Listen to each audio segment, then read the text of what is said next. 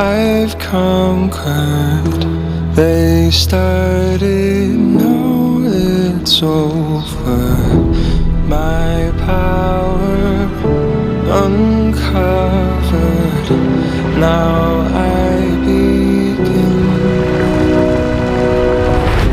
Fates are mortals, only the brave know. Fighting the unknown, siding with bravery. I will prevail. I cannot fail.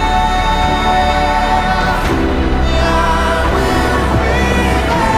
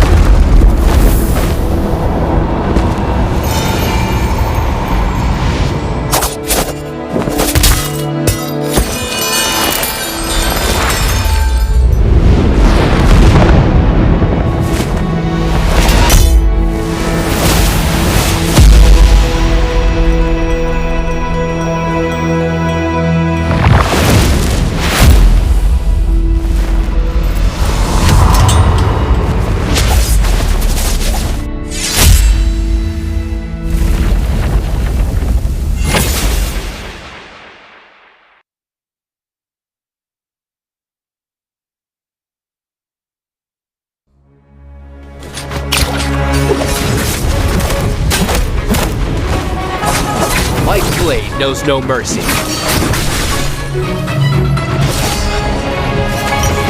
You or many, you will die all the same.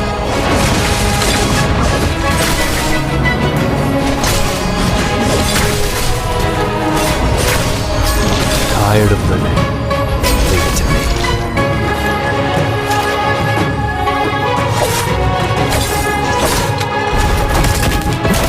White blade knows no mercy. You shouldn't have come here.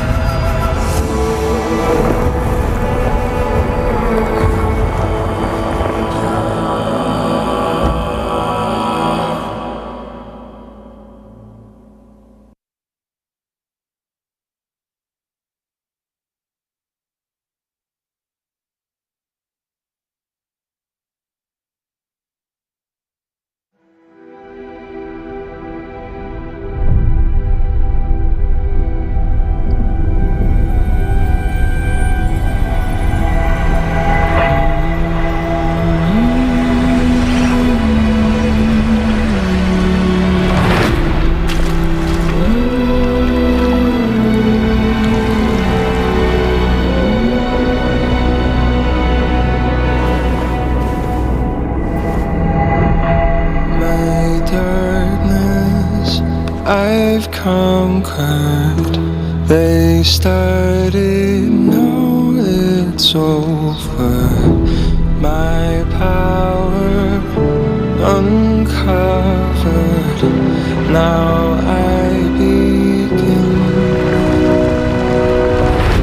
Fate's immortals, only the brave know. Fighting the unknown, siding with bravery. I will prevail. I cannot fail. I will prevail.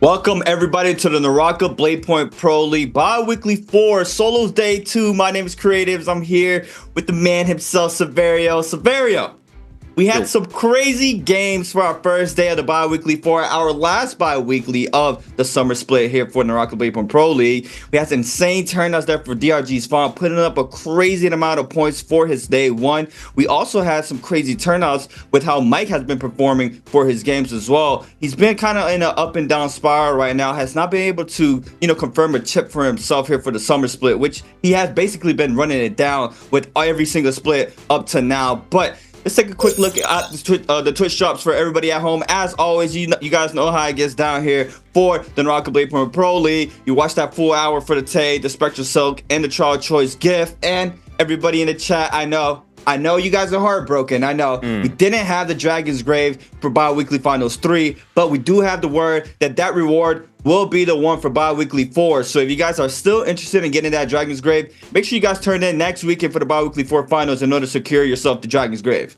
Yeah, Dragon's Grave going to be something you guys have been looking forward to, and I've been looking forward to for a while, but hold your horses. Next weekend, that's going to be where finals ends up going through, Saturday and Sunday. That's where we're actually going to be having that reward to be handed out. I know everyone got the bubble, so you can use that in game, just like how you can get the Viper head from the mobile game in terms of your gameplay style. That is going to be equipped to everybody, because that's just something for you guys to get if you've been logging in through 3 days in terms of the 7-day sign-in. But regardless, we're going to go back into that point, right? Mike's been having a rough outing this week. This whole season, it feels like, in terms of it. He's been keeping his upkeep in terms of the overall points, in terms of ranking for the weekly ranks.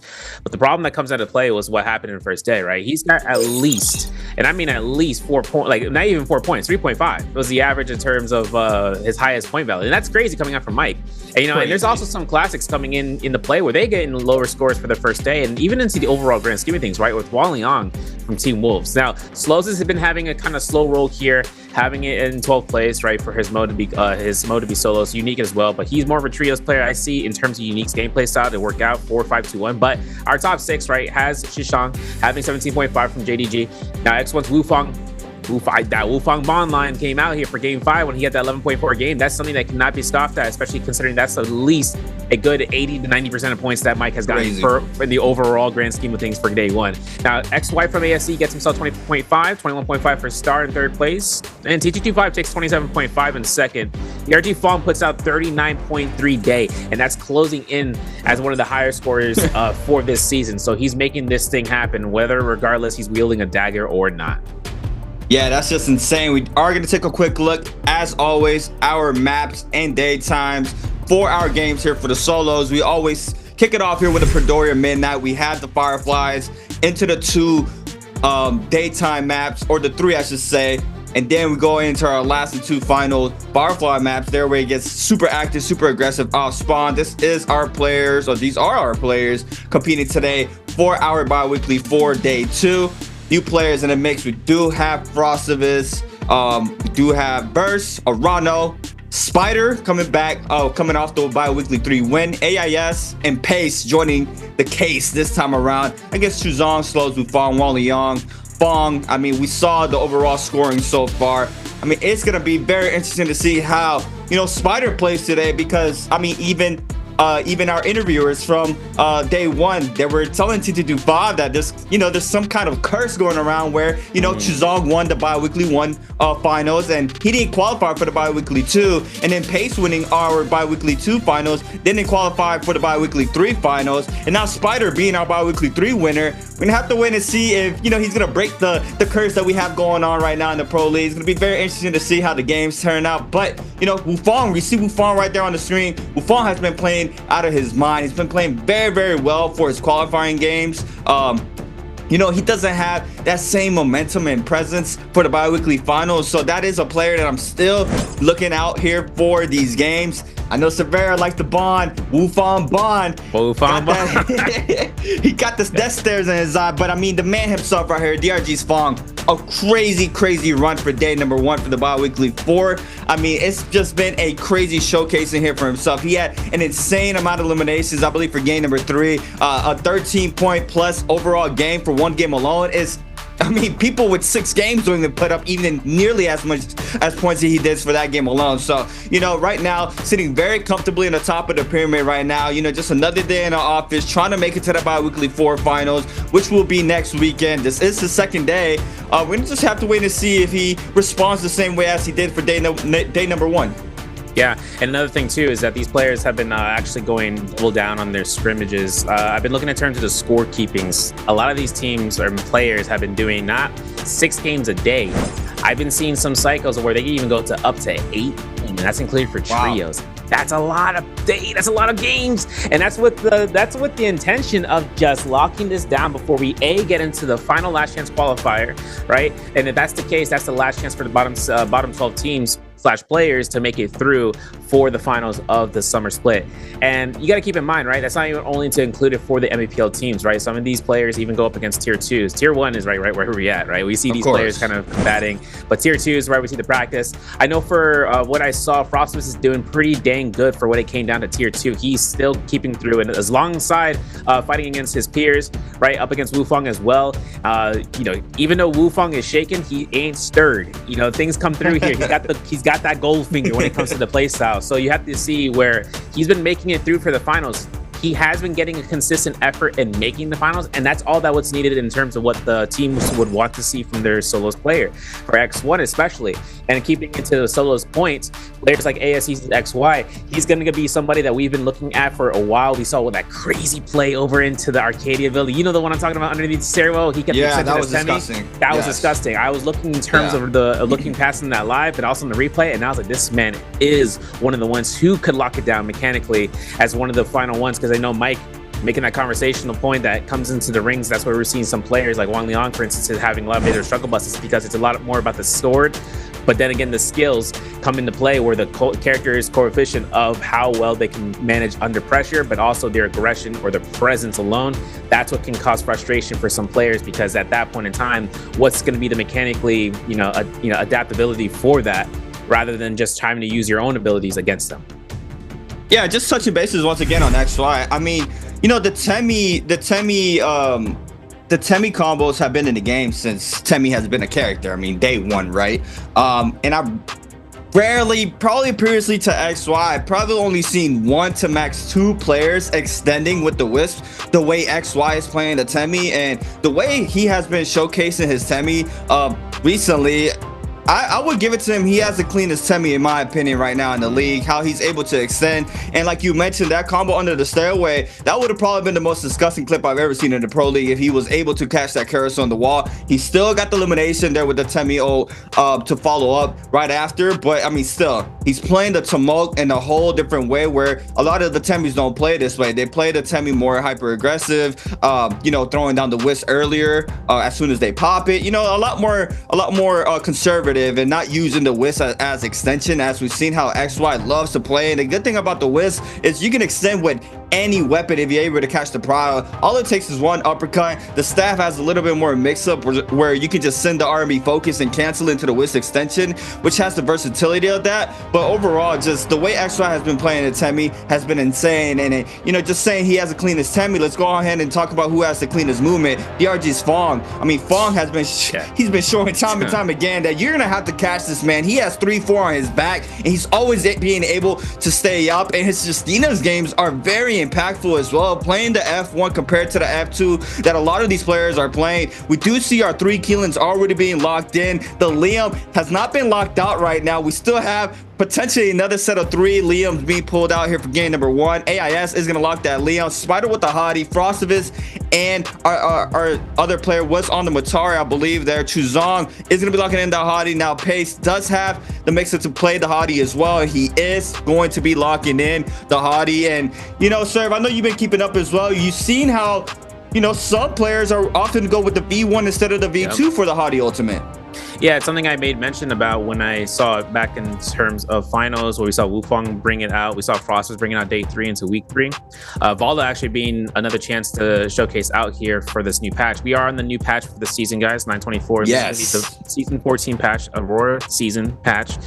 That means omnidirectional parries or 360-degree parries around you, as well as just a lot of balancing in terms of Immortal War and whatnot. But back to the point, right? Hottie's V1 being utilized as a way of disengagement. It really, I've always kind of been that favorable player of wanting to see V1 be used in solos, but it really does come down towards a player, right? Someone who has strong disengagement, but also re-engaging. And that part right there, taking the fight back into your own hands after you disengage from a fight, depending on how you want to do that. Are you going to use a ranged weapon? Are they going to drop down blue? Everything kind of leads out towards the players and what they want to kind of decide upon using that. Frostbus was the first to kind of come through in terms of the Nbpl that we've seen so far, to my knowledge, but also to what we've seen towards ranked matches that are happening into CN right now. Players are using V1 because they realize how much changes can occur where they up against a Keelan. But V2 is where I would see as having that more predictability of being used, just because it has the burn DPS that comes through. Even though the ultimate's in 20-second duration, having a chance of just having a little bit of extra burn ticks is going to be one thing. The only thing that can change that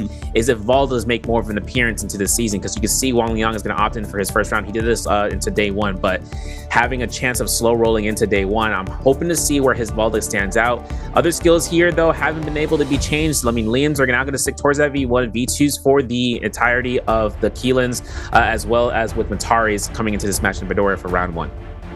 Yeah, I mean, with our interview as well from 2225 from day number 1, he was saying that the Valda, it was just not the play, and then we saw it in multiple instances that the Valdas are not respected in these lobbies. Everybody does not care if you're playing Valda. Wang Liang is going to be taking that risk once again for his first day of the game, playing that new Valda.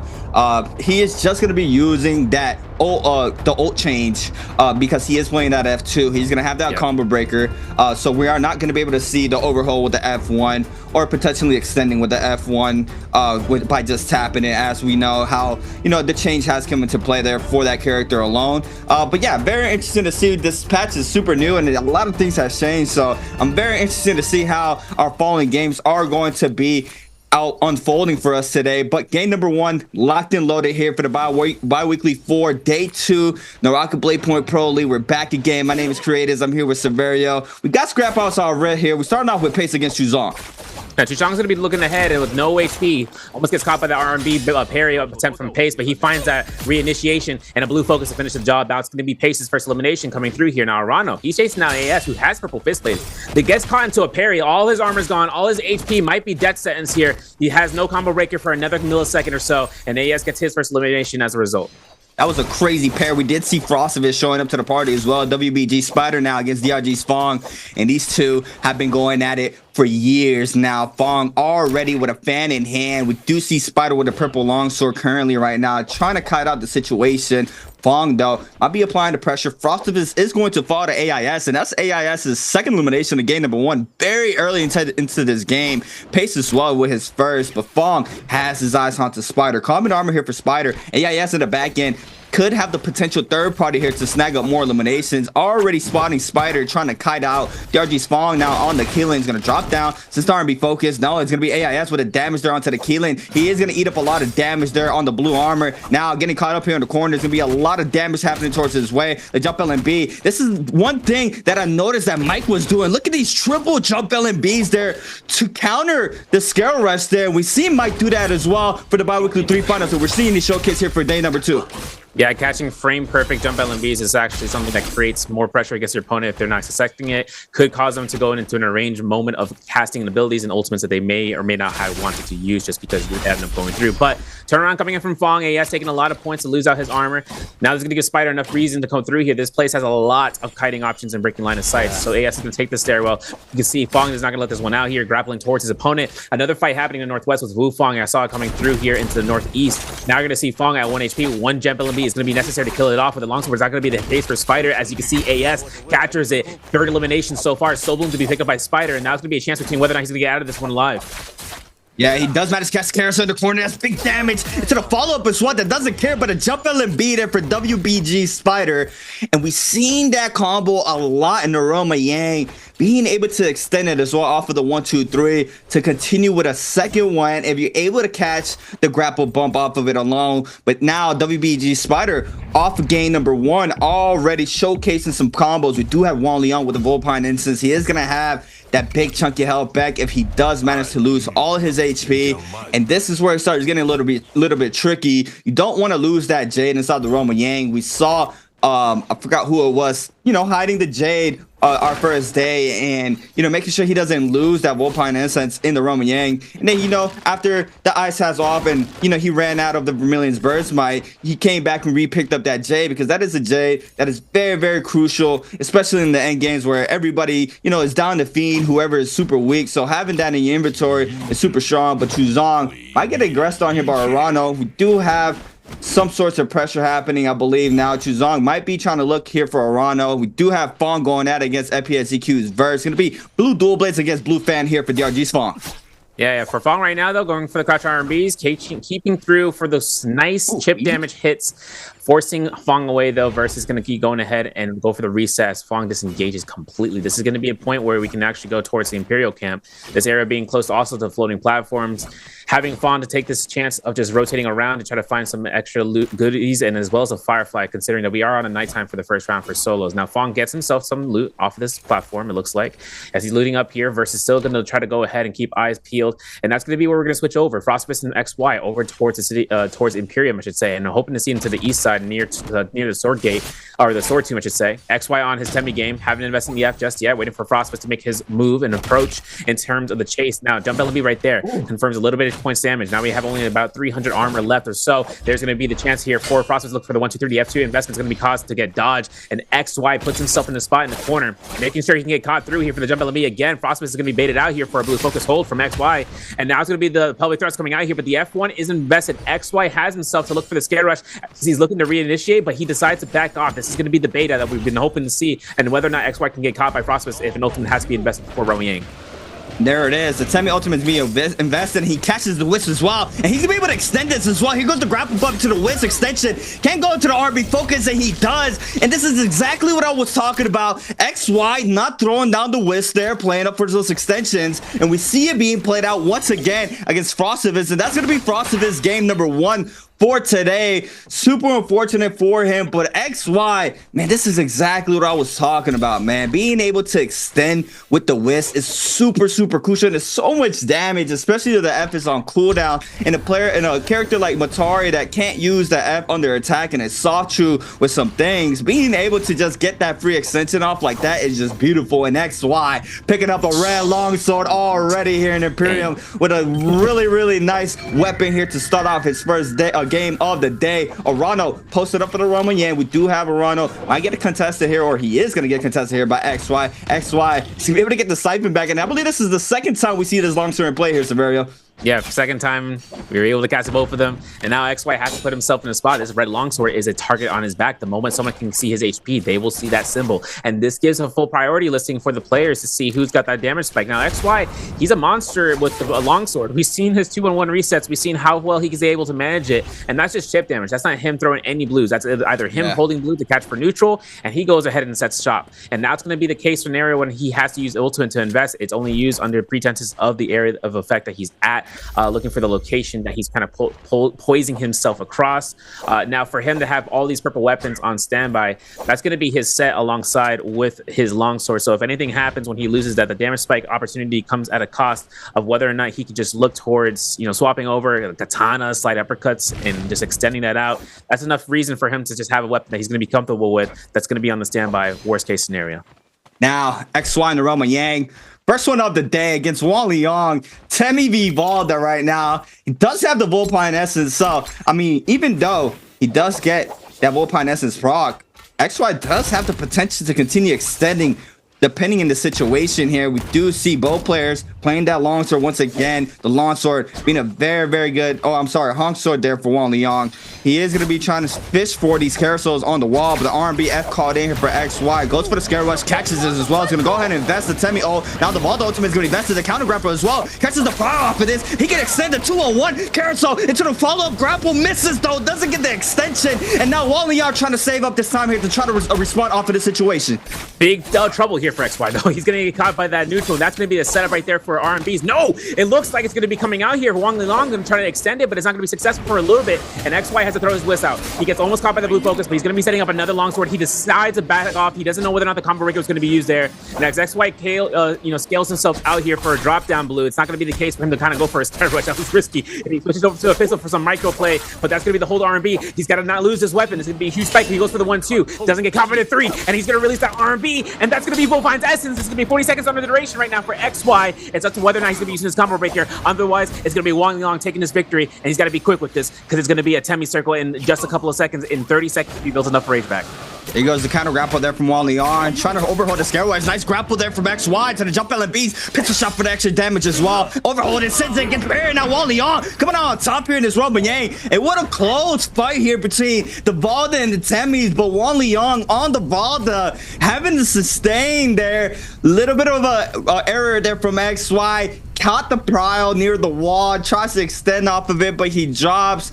Rare drop there from XY. Spider winning his Aroma Yang as well as Pace. Now Wang Liang, the third one here with the Vermilion's Bird's Might buff, is going to be able to snag up the red longsword as well from XY. So that was a very, very risky blue there to let loose there from XY, but still in the mix here. Has about 3 minutes and 50 seconds to be able to cleanse his Yang depletion timer, and he might be going down aggressive there onto Chuzong in the back end. Yeah, Jishang hitting himself to a shot, buying some supplies here. Double purple armor for both of these guys. Purple fan, Jishang is right next door.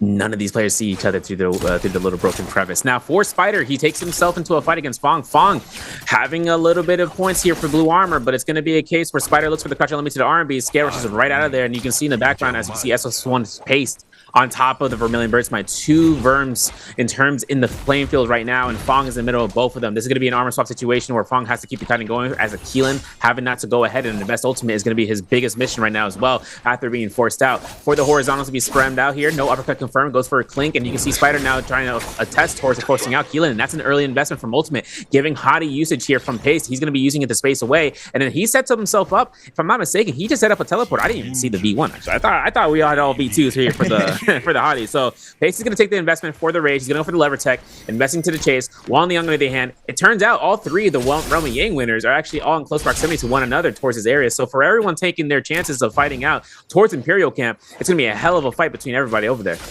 Now Slows here. We're gonna wait to see how it responds for the day. Already getting caught up here by the power from XY. Goes for the slide uppercut, caught the first one to the 2-on-1. R&B focus on XY with a big elimination there onto Slows. Slows falls once again. No eliminations. Does not pick one up for his first game of the day. R&B product from Wang Liang. There goes the F invested there from Fong in the back end. Now trying to cut out the situation. Wang Liang full throttles in, trying to see he can find the pile. He does manage to do so. What's going to be the extension here for Wang Liang? 2-on-1, R&B, jump LMB misses. Could have gone for the R&B 2-pick, but decides to go for the jump LMB. And now Fong has a second opportunity to continue his kite here near this tower. Now he's got himself at 70% rage. He found a Firefly somewhere in the midst of fights, and now he's taking a little bit more time and chipping damage away at Wang Liang. Now Wang Liang's longsword having enough chances here. He's going to force ultimate proc here, making sure he can commit towards his kill elimination. 18-second duration. That's the new Volta duration in solos for the buff in terms of season 14 for her V2. And now Wang Liang puts himself in the spot, trying to go ahead and not invest any second spear or the first spear. He has 0 grapples available for him, and this is where Fong can turn this around. He knows the duration of the aspect for the ultimate, and he's going to go ahead and send this one all in. Looking for a grapple stack there, gets himself for 1 slash. And now he's at red bar health in terms of consuming HP. He's going for it. He's slamming down. He's going for the 3-piece there. And there's going to be a chance for him to go to Immortality Guard. This is going to be a high risk maneuver here. As we see, Wang Liang anticipates it, goes for the F2, but that slash is confirmed. Vermilion's is burned, and Fong gets himself back into this point, has his first elimination in the game, and still has himself to stay through here for the remainder. With 5 eliminations, AS has just picked up against Spider. That is a nice elimination there from Fong. Spider as well. Vermilion's burst might procs there. He is going to be taking a trip back to the Soul Altar. But verse, Wufong, Chuzong, Arano, all posted up. XY as well. Trying to lay down some pressure there with the bow shot. But Wufong being the one hunted in this situation, very low in the back end. No Keelan ultimate as well there for Wufong. Still, but a lot of players on his show does manage to find a blue armor swap. We got the F procs there from the Keelan after. Just knocking back anybody who releases anything. Wufong in the back end though still manages to create a little bit of distance. Spider now joining the mix. Do see him there with a purple fist blade, but XY wants to take this Roman Yang once again. Might be just applying some pressure there from the Rum Circle. We do have, I believe we saw Nunchuck Meterburn Dragon's War maybe in the back end. Chuzong now applying the pressure once again to Spider. Wufong's gonna fall off of this, and Wufong now is going to drop here for game number 1. We have top 9 now for our first game of the day. Second Roman Yang starting to form on up as we speak. We do have XY with a pass. First, applying the pressure there onto XY, but Wang Liang and Arano are going to be the ones going at it on this Roman Yang. And look at the J setup, or the weapon setups here for Wang Liang. Already kitted out. Arano with just a blue pole sword for the big damage, and does have blue staff and a blue dagger, but it's gonna be Arano taking the skies here against Wang Liang. Yeah, able to read over the Jade. It's going to be a scatter shot. Instead, opting in for the pistol. It's a shotgun weapon in the game. And now Wang Liang here takes himself in terms of scare rushing, hiding around here, switching over to R&B halberd, something that Arano was not anticipating. But he's going to go ahead for chip. He get caught by neutral. Yeah. That might be elimination right there. Clean, easy peasy R&B, 1 HP in the dream is going to be the killing. The Mortality Guard to be procced out here and limited slashes. And Wang Liang's going to anticipate it here. Has all the time in the world here. In fact, he's going to go ahead and look to try to throw a V2 water spear if he can, but he gets caught by these slashes back and forth, and that's HP giving back to Arano. But 1-2s in the jump LB, that's all he needs is to get that, secure that victory. Yeah, that was beautiful there. I mean, that's just so much damage there. Headshot there from XY onto Fong. Now, this is another big scrap off here. Hunk sword in hand for XY. The blue dagger for Fong. Jump parry there for XY. It's going to go ahead and off with the LB focus there. It's going to weave the F as well there from Fong. Catches the pro once again. And this is going to be the elimination here for XY.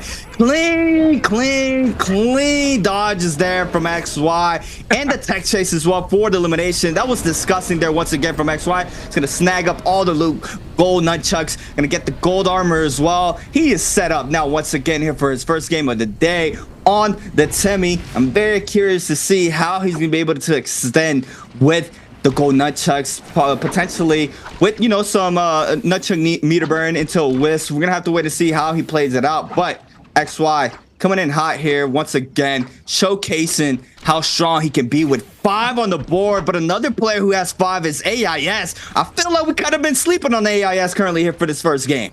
Bro, I want to see how AIS got those kills. I need some replays is what I'm trying to say, because AIS is doing work out this lobby too. I mean, we saw how fast he was able to kind of accrue kills over towards this area with fist blades, right? He found elimination after elimination after elimination in the beginning of the game before first Roman Yang. So for him to kind of stack out here as fast as possible is going to be something he can take through with just the gold amount alone in terms of Dark Tide coins. But Fong hiding out here by the sword tomb, having him chance to kind of go for the res. Spider and Shishang actually on the nearby status. We're looking to try to see whether or not they're going to be waiting for any sort of souls and looking at the soul altars, right? They're peering into the soul of their opponents, and that's going to be where Fong goes straight to a shop looking to try purple armor, and he's successful with it.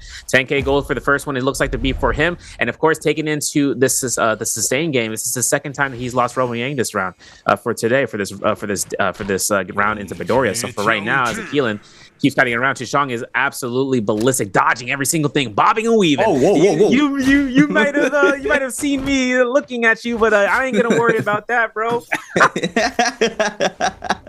That was so funny to see that because you just see his little green icon just moving. But XY getting active against Wang Liang, and I mean he was not happy about losing that red longsword. He might be getting aggressive onto. No, XY is gonna go ahead and pull ahead, trying to seek and find anybody trying to get active because the Yang depletions are in play here for Fong alone. So that player is going to get aggressive onto somebody. Arano snagging up a purple armor this time around with the purple pole sword, starting to move on in.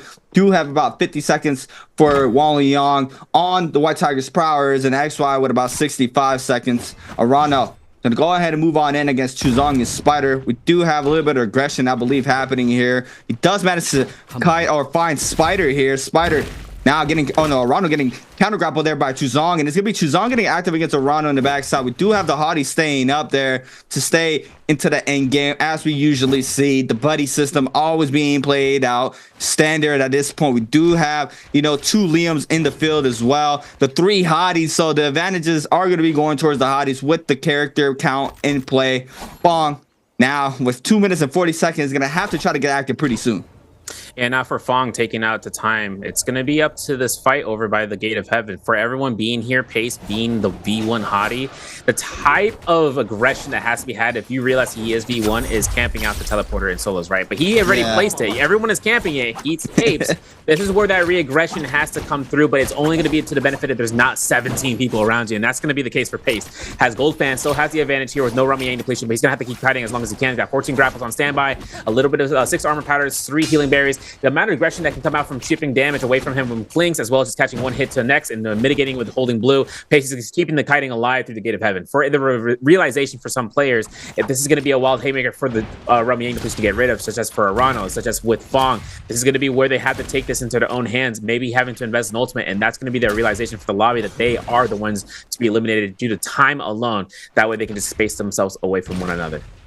Yeah, I mean, we saw those quick scale rushes there from Pace. Now XY might be getting a little bit of pressure towards him, the lone Temmie for this game. And we also have the lone Valda chasing down in the backside. They are going to be trying to stick together, though. They are the off picks here for this game alone. We do see the Keelan still with, oh no, we had Arano as well with Yang depletion timer. So it was 2 Keelans with Yang depletion timer, Fong and Arano. We do see them are going to try to get active. So this could be bad here for the Keelans because it's both same characters. F invested for Arano in the back end. We do have a lot of pressure happening there. We got the cannon shots flying on in. Fong picks up elimination and the bloom as well. Managed to set dodge roll out of it. And he is going to cleanse as well. So he's staying up for this game, but the pressure's still going to be going towards his way. Yeah, big chances for Arano to get caught out there, and that's exactly what Fong was seeking out, to see whether or not he is also the one with less time and takes the risk, takes the bait. Was showing Case to be someone to be teaming up with the Keelan in terms of survival rate because of the same character, but it looks like Fong takes it into his own hands and got the elimination, got the soul bloom.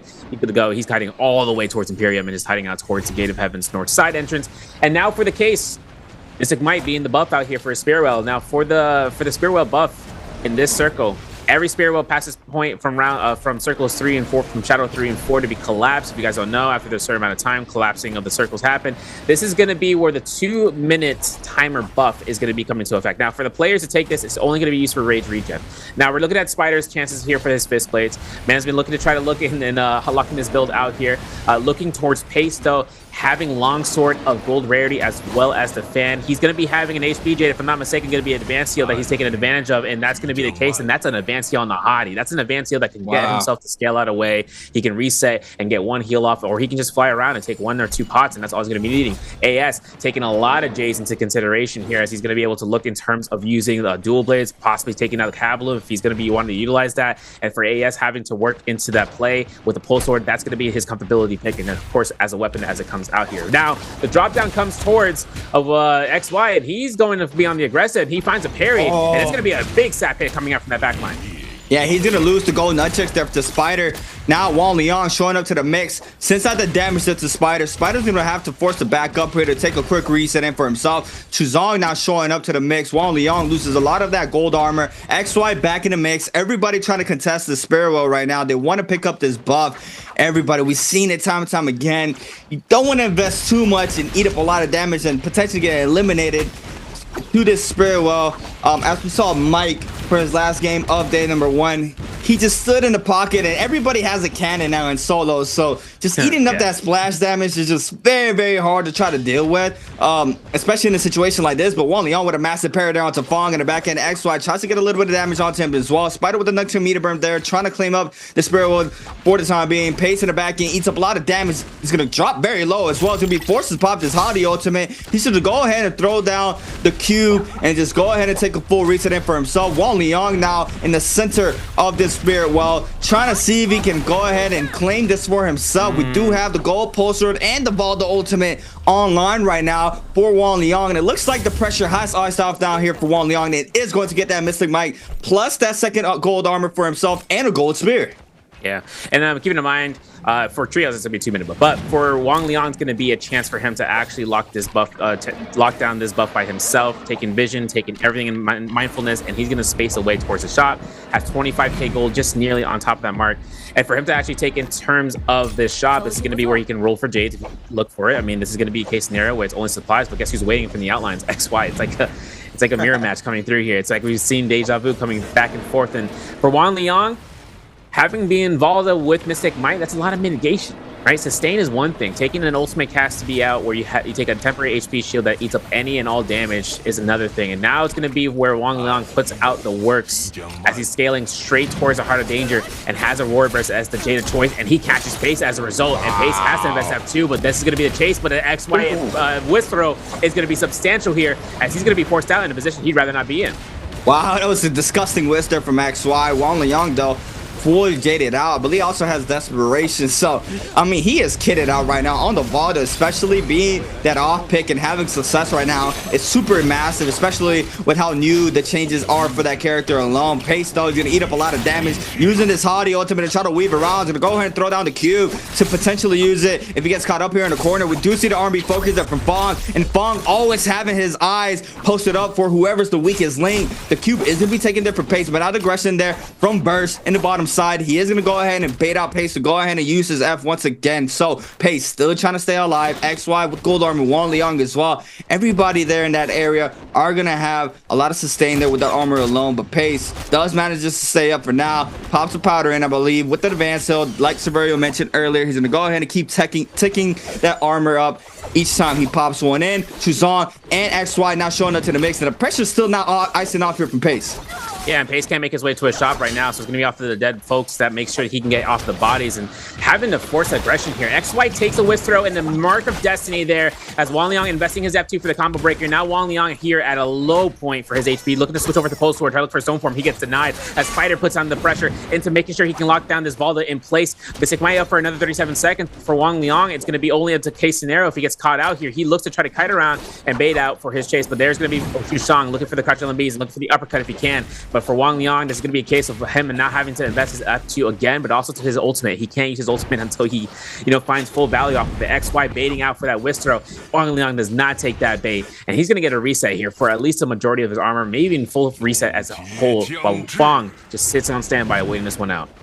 Yeah, Fong's still up. The lone killing here for this game is still alive right now. XY, though, with 5, as well as AIS, as we mentioned earlier. Spider with 3, Burst and Pace, as well as Fong and Wang Liang with 2 eliminations on our board here for our top 8 for this game. We do have eliminations a little bit scattered there. We do have 5 for 2 players, but Spider right behind them with 3. Is going to be able to still be able to contest this MVP if he's able to find some success here in his last and final moments of this game. He is there on the 3 stack of Hadi, so he does have the advantage in that department. But now we do see them posted up there on top, trying to lay down some range pressure. XY now might be contesting this, has to whisk online, looking for a whisk, doesn't connect there onto Spider, still applying the pressure onto Spider on the backside. Now AIS and Fong all start to move on in. Burst still with candy on in hand, is going to get aggressive there from Fong. AIS is going to go ahead and wait it is out to find a potential scale rush, and here with the purple rarity on the pulse sword, he's gonna be able to do a lot of damage. We see one R&B there onto Fong, checking out 2 blocks of that purple armor, and that's just so much damage there off of that weapon alone. Yeah, he's also got Blistering Edge to hold down onto Standby. We're going to see an ultimate investment here from XY, losing out all his armor and making sure that Spider can hold blue in the opposite direction, doesn't get caught by any sort of attempt for a parry. XY's going to be spamming out these twists in this corridor. As long as these opponents can try to not look and peek out, they may not get caught, and that's not going to be someone else to look for a background blue focus. And XY is now looking for the kite out. Gets caught by a grapple in midair, having no combo breakers. Got to throw that whisk as fast as possible, but a mid-air meter dump from Spider connects for 2 hits, and XY is caught again. And now Spider switches up, and he goes ahead and keeps his uppercuts alive. And this fights are happening between both XY and Spider, and in the background you can see in the other side of this gate of heaven, this is going to be a chance of everybody looking to survive for themselves, and we have a lot of players alive. Everyone in this endgame circle stays through, and it's going to be XY being the first one down in this scrap off before the next minute and 10 seconds start entering into these final moments. And there it is, Spider with 4 on the board now, does manage to get some damage towards him from Fong. He's going to be forced to pop Desire. Super unfortunate there for the attempt. It's just super rough, especially with a terrain like this where we do have a 2-piece low ground and high ground. It's super rough, especially if you're forced to pop the ultimate very early. So super unfortunate there for XY. Was forced to pop it, does manage to go down, but Spider still getting pressure applied to him there by Fong in the corner this time around, trying to stay up. Does manage to scare rush on up. Does manage to find a little bit of area here to take a quick reset in for himself. We do see him now going to go ahead and full top off that purple armor. Pace and Verse still going at it on the top side. AIS still fishing for some damage off the Poor Sword. Wanliang and Fong on the bottom side, both going at it there. The Valda and the Keelan, the 2 lone characters. We got Pace now investing this Hadi ultimate. Go ahead and throw down the cube. Gonna go ahead and cancel the I believe, or probably stays. Yeah, he stays on it, pops the cube. Now Spider as well, taking flight there on the Hadi ult. Chuzong as well. Everybody, big damage there from the Keelan ultimate. We do have Fong dropping very low though. 3 slashes there onto 3 players. Wanliang with the Valda wave, picks up 1 there, falls up, picks up another. No, that's Bert. Fong now with another one, and now 3 players up. Wanliang with another one, and now that's a massive game here from Wolves Wanliang on the Valda, showcasing why this character can't be in the meta here for the Pro League, and Wanliang showing out here for game number 1. We got to see whether or not his plays there was an echo chamber. I would assume that the Liam setting up that knockback with his Auric Sword fusion came at a cost, and that's for everyone involved. And then with Wanliang taking high ground position, having water spears gives us a thumbs up of assurance, like, yeah, everyone's gonna be playing Valda after this one. Now listen, things can happen when the echo chamber is going to be had. The players have a huge understanding of when a character has a superseded points. Their coaches will let them know, and taking into consideration about where the value of it leads. Now, taking into those fights, we're going to go ahead and review afterwards, just looking past. But Wanliang takes a full position lead, takes out his second day of playing, but a full MVP with a 5 elimination spread into first place. That's going to be 9 points that he's taken to this game. So with that, that's a good chance for him to lock down in terms of top 12. And there's still 5 games to be played, considering that we are entering into Hollow Rock next, and having to watch out for whether or not Valdas will make her appearance, whether in just Firefly maps or if she's going to be coming out for the daytime maps as well. Wow. Crazy game there from Wanliang. I mean, especially doing it on a new character like Valda, where we even heard from T225 that, you know, it's not even a great character to be played out in the server. But now Wanliang shutting that down very quickly for his first game of his second day. That was a beautiful showcasing there for the Valda. We did see him scaling on up early in the game as well, winning the Roman Yang, snagging up the red longsword. That is going to be our second red longsword that I personally see. We don't really see the red longsword in play a lot here for the Pro League, but it's always nice to see, especially seeing, you know, how well that weapon works here in these games. Now we do have a question for everybody at home, and this is where we start going a little bit easier on everybody here for the Summer Split random gifts. If you guys are on YouTube, make sure you guys swap on over to Twitch here for the question. Yeah, the question's gonna be coming through here. Who won the game 1 today? You know, I mean, listen. It's easy. It's easier said than done. I ain't gonna read the answer because I read the answers because you already know. We were talking about him just a couple of minutes ago, really.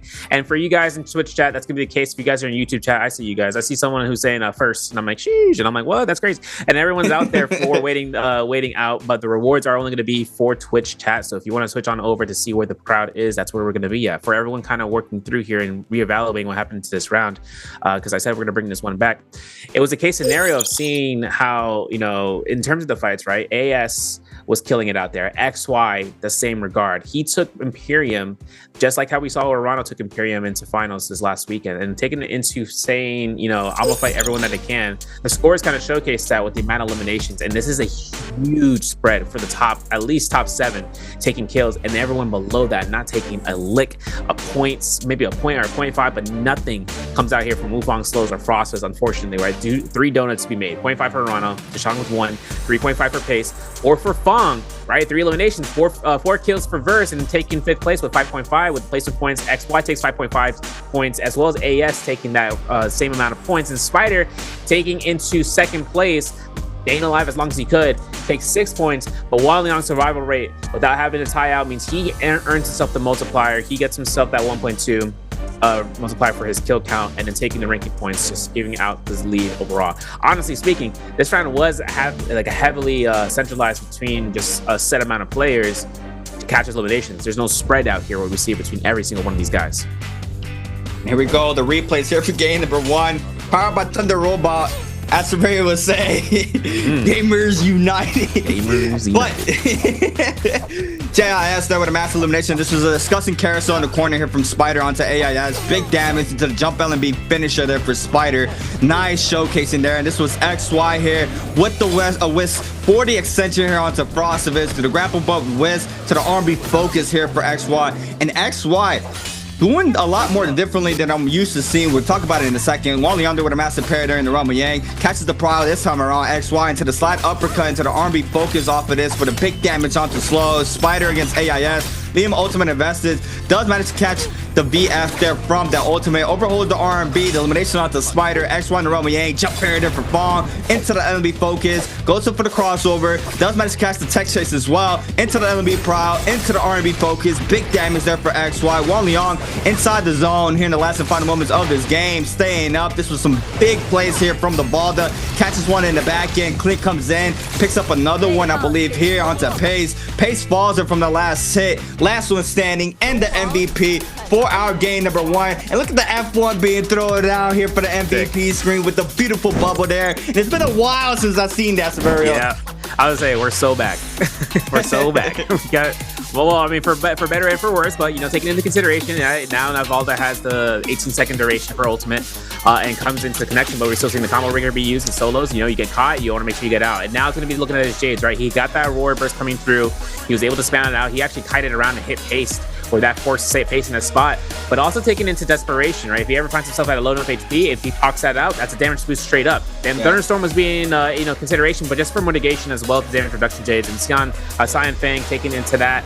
His point values for damage is across the board. Maybe 13k damage may not seem a lot, but it's going to be the average of the weapons that he's using. He went ahead and swapped over to the longsword as it was gained from Roman Yang. Had himself with a Hong sword just because of the catching LB uppercut. Oh my god, this equals so hard. This thing go crazy. Now coming through into Wolves though, finding an MVP. Wang Liang takes it for that game, and I wanted to make mention, right, because this season having changes to be applied, having the White Tiger's prowess be, you know, tweaked out to be nerfed for the immunity effect, right? That's where like Mystic Might and White Tiger's prowess into end circle is something that can come out in solos, where White Tiger's prowess having the 2-second mitigation, you know, 2-second immunity is one thing. It's just catching the healing over time, but having the duration of the spear wells not be infinite in the match, that's another thing that we have to keep in mind about. That's where some players always look to try to opt in to try to go for a spear well on frame 1 basis, because after 3 minutes, right, in the season, it disintegrates. It's gone. It's no longer in the game. It's kind of like Morris. It's like how Morris Blessings work, right?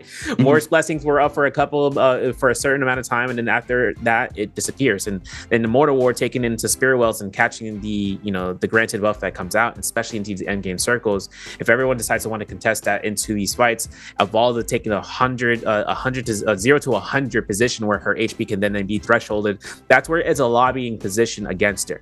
I know that we saw Keelan's going to be stacked up here. We saw Fong and Arano kind of working around, seeing around XY, and seeing, you know, seeing Wang Liang taking their way towards the shop south of the Gate of Heaven and making their way to try to go for solo because they were on Roman Yang depletion. But you can't just kill Evalda. That's the thing. She has combo breaker, especially. We know the changes happen to her F1 where she's able to hold F and then able to hold her skill to enable the 5-piece, the 6 bubbles. But we're gonna look at the highlights coming through here. This is gonna be a way where we can look at the analysis, the gameplay, because look at the position here, right? Wang having dual halberd, swapping out here and looking to try to go for the scare rushes back and forth. I love the segmentation.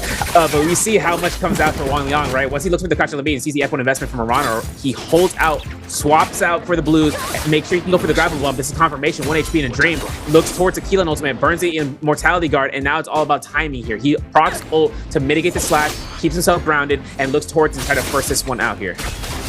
Yeah, I mean, this is another thing I wanted to talk about. Just how well the Valda was able to sustain that killing ult there in the Roman Yang. I mean, we've seen the killings have so much success in the Roman Yang in an isolated fight. As how, you know, the realm is made, just being able to have those walls as well, and you know, people players going up high and getting 2 slashes off of that killing. But I mean, there was just quick damage there from Wang Liang, especially with the gold rarity katana. He was just being able to outburst so much DPS off of that alone, and he was playing my favorite swaps in the game, was on the halberds katana. So shout out to Wang Liang showcasing that once again here. We rarely see it nowadays. We usually just see a lot of the range being played out for a lot of these players, a lot of fans and stuff, but now fist blades. But regardless, that was a crazy showcase in there from Wang Liang. We see the potential that Valda has now in these games, especially in the realm. And if you're able to scale on up, and you have a character like Valda who has that ultimate health once you pop it, I mean, it's just very, very hard to try to knock her out there. We saw the success in the end circles as well for the last and final moments of the game. It was just an overall a good showcasing this time around here for Wang Liang. He did try it for his day 1 and didn't have the success as he pleased that he wanted. But now we did see, you know, the Valda's not getting that breathed or W keyed, as we should say, compared to how it was for the first day. So we might have a change. It did caught me off guard where out of the 3 characters who got changed were the Valda, Farriers, and Zais. I would have expected, you know, the Zai to be played out for these games, so we still haven't seen one for these games. So, you know, I'm still seeing if she might be coming out. I still think she's strong, especially with the F1 change now, with the duration being a little bit longer. It has a lot of mix-ups that you're able to do. You're able to catch prile. You can F into parry. It's an overall really good F, and now especially with the duration on it, it gives you a little bit more of a window to do so. But X White on Temi showcasing once again how he's able to extend with that Tumult F alone there. And you know, even for day number 1, he played Temi 2 times, so that is a character he feels very, very comfortable on. And what I wanted to mention there with XY, every time he catches a wisp, he goes in for the range shot as fast as possible, and depending on the situation, he can get in from 1 to 3 shots in before he goes on in for the prio, collecting that wisp as well from the Temi ult, which we've seen very, very crazy success. Even for day number 1 of the bi-weekly 4, he nearly TOD'd Mike off of that alone, just re-wisping into the range shots. But somehow Mike with 1 HP turns the fight around. Literally, you could have breathed on Mike and he would have been eliminated, but he still managed to stay up. But we do see the mix up there from XY on the Temi, being able to apply the pressure there from mid-range. So if the character does have that combo break, it's very hard to even, you know, pop it in, even though the wisp is online. But still, that was a crazy showcase in there for the Valda, once again, Wang Liang. Yeah, super exciting times now to see different characters in the meta. And now for game number 2, we're gonna have to wait and see what we get for this game alone. Yeah, and also different weapons, right? Taking into this patch into consideration, right? The swap coming in from dual weapons, or rather, I should say, dual wield weapons such as the halberds and the dual blades. They both came to and being a lot more easier to swap into katana with the crouch change that they allow for it to be more eased into. Another thing too is katana versus Hong Sword. Now, katana got a setup changes, right? We know that the second stage blue before, when you threw a single 1.0 or 2.0 blue, right? Whenever you're hold checking to throw out the first blue, your next release, whether horizontal or vertical, will release another blue focus. But for the katana now, the horizontal becomes a common attack. That means there's no blue focus to be thrown out here. And your vertical still stays blue. So it's a setup for a bait out. Another thing to come through is also the fact that when the Hong Sword got a nerf this patch too, you look at the damage cycle, you know, the multipliers between the two now, and a katana takes vertical damage by at least 30% increase. And that's going to be a make or break. We saw even with Wang Liang catching into an R&B with the blue vertical against his opponent, that there wasn't enough to kill. But even then, it would have still been enough for it if it was a different situation in a different world. But for Wang Liang, taking into first round pick selection, he's also going to be tied in here for the XY, and that's going to be the case. hoping to kind of work out in terms of Holoroth and seeing if we have any character changes. Like you said, Zai taken into her F1 change from 2 seconds to 3.5 seconds. That's where she's standing right now for the combo breaker, and that's a lot of time. That's enough time for you to swap your weapon in your inventory without having to have the stress on your mind. Like, am I going to be invulnerable for a set amount? Am I still going to be invulnerable by the time I swap out from here?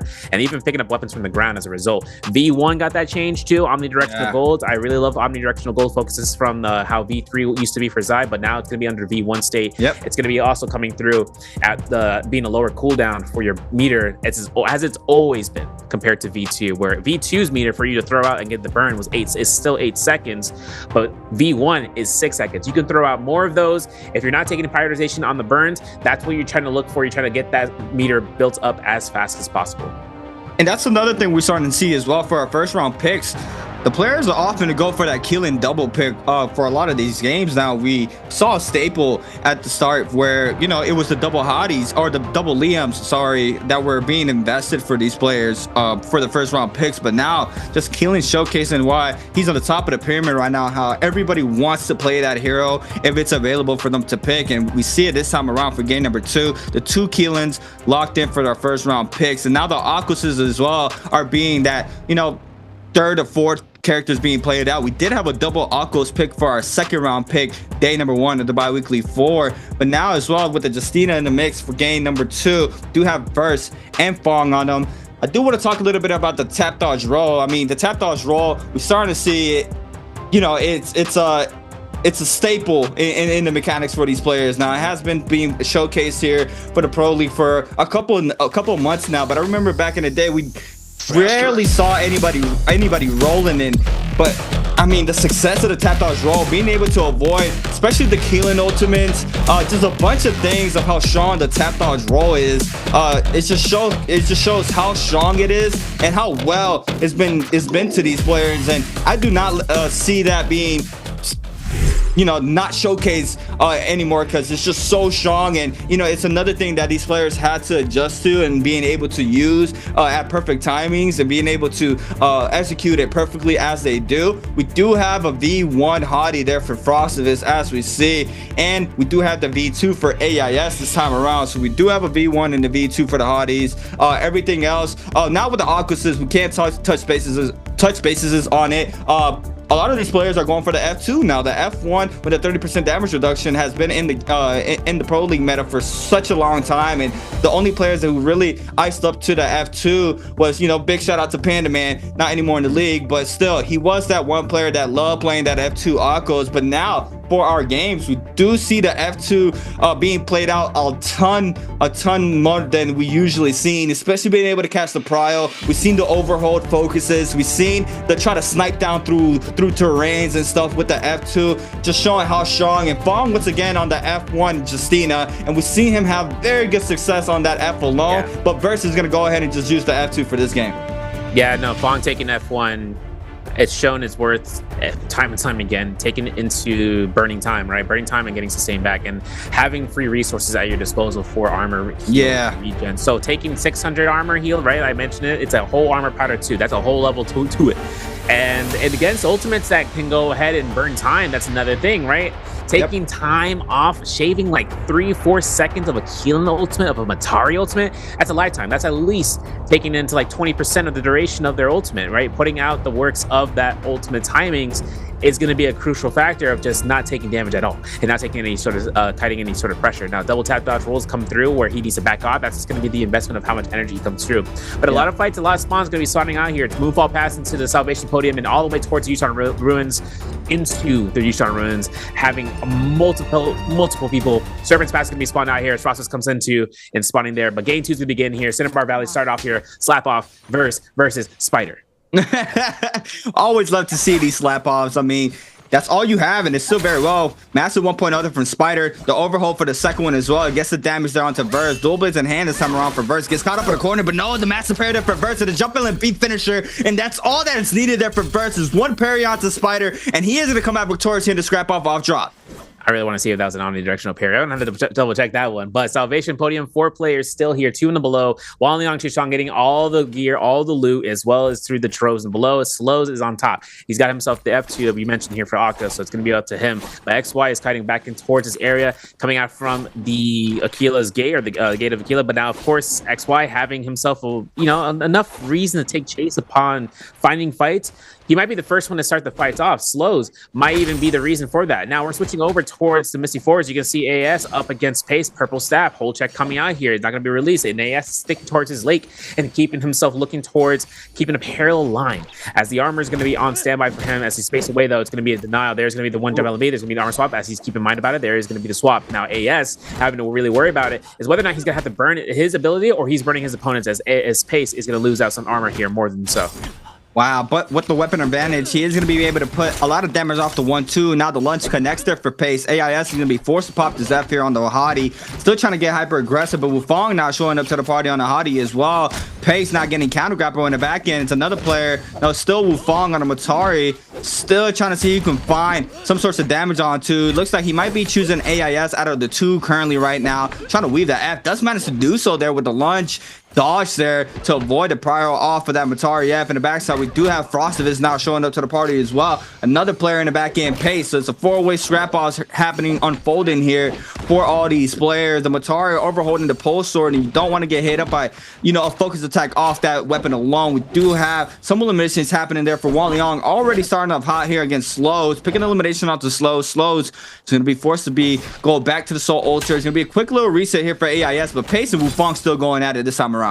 Yeah, a lot of spams coming through here for the Blues, and now Pace is going to be dropping down. Has 95% on the rage bar. Wufong to get 1-2s into the Pace. The 1-2-3 does not get a release to kill confirmation. Pace investing a full sword to try to close gap the distance against Wufong, who does find an armor swap now to chase into the Misty Fours. You can see the Frostfist is going to be the first one in here. Remember, he's got the V1 Hottie, but he's going to be looking to try to not invest anything of that nature. And Pace still has his ultimate active here, making sure he can try to lock down this position, looking for the R&B. Don't hit that snow cone. He's going to be a chance to just try to look for Wufong here, and this is going to be the tower. This is going to be a really tough position for the Kite, as long as it comes down towards the Matari, who may or may not have ultimate in just a couple of seconds.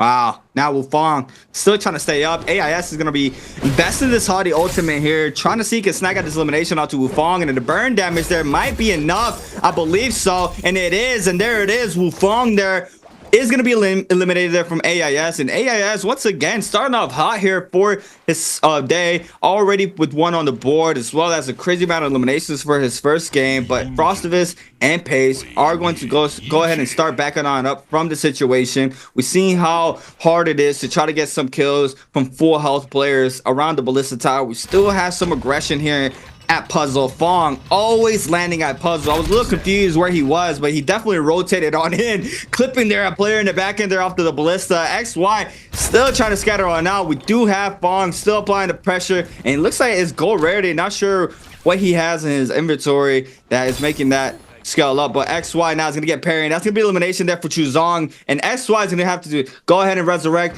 somewhere else, but Fong now sees the elimination and is trying to get active against Chuzong here. Yeah, Purple Pistol looking for some poke damage here and there, and Tushon's going to be spacing out towards the Aquila's gate.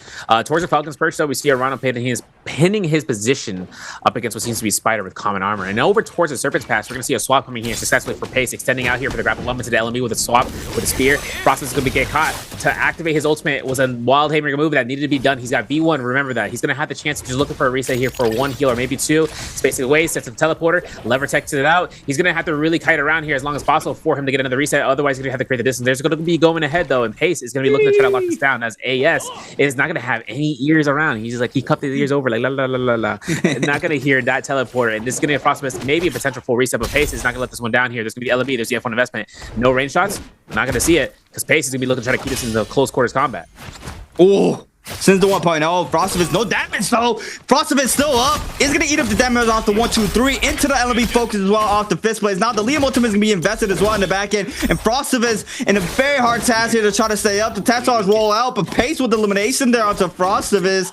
That was a little weird to see there. I saw no damage there off of the pair, but now Pace against AIS. Back-to-back R&B focuses. T225's out there with back-to-back blues. Does manage to get it since the third one. Now the parry there for AIS. He's going to use the F there to get the second one on in, and just applying the pressure. Back-to-back focuses for the second time around into the grapple. LMB just stays there with the melee aim assist.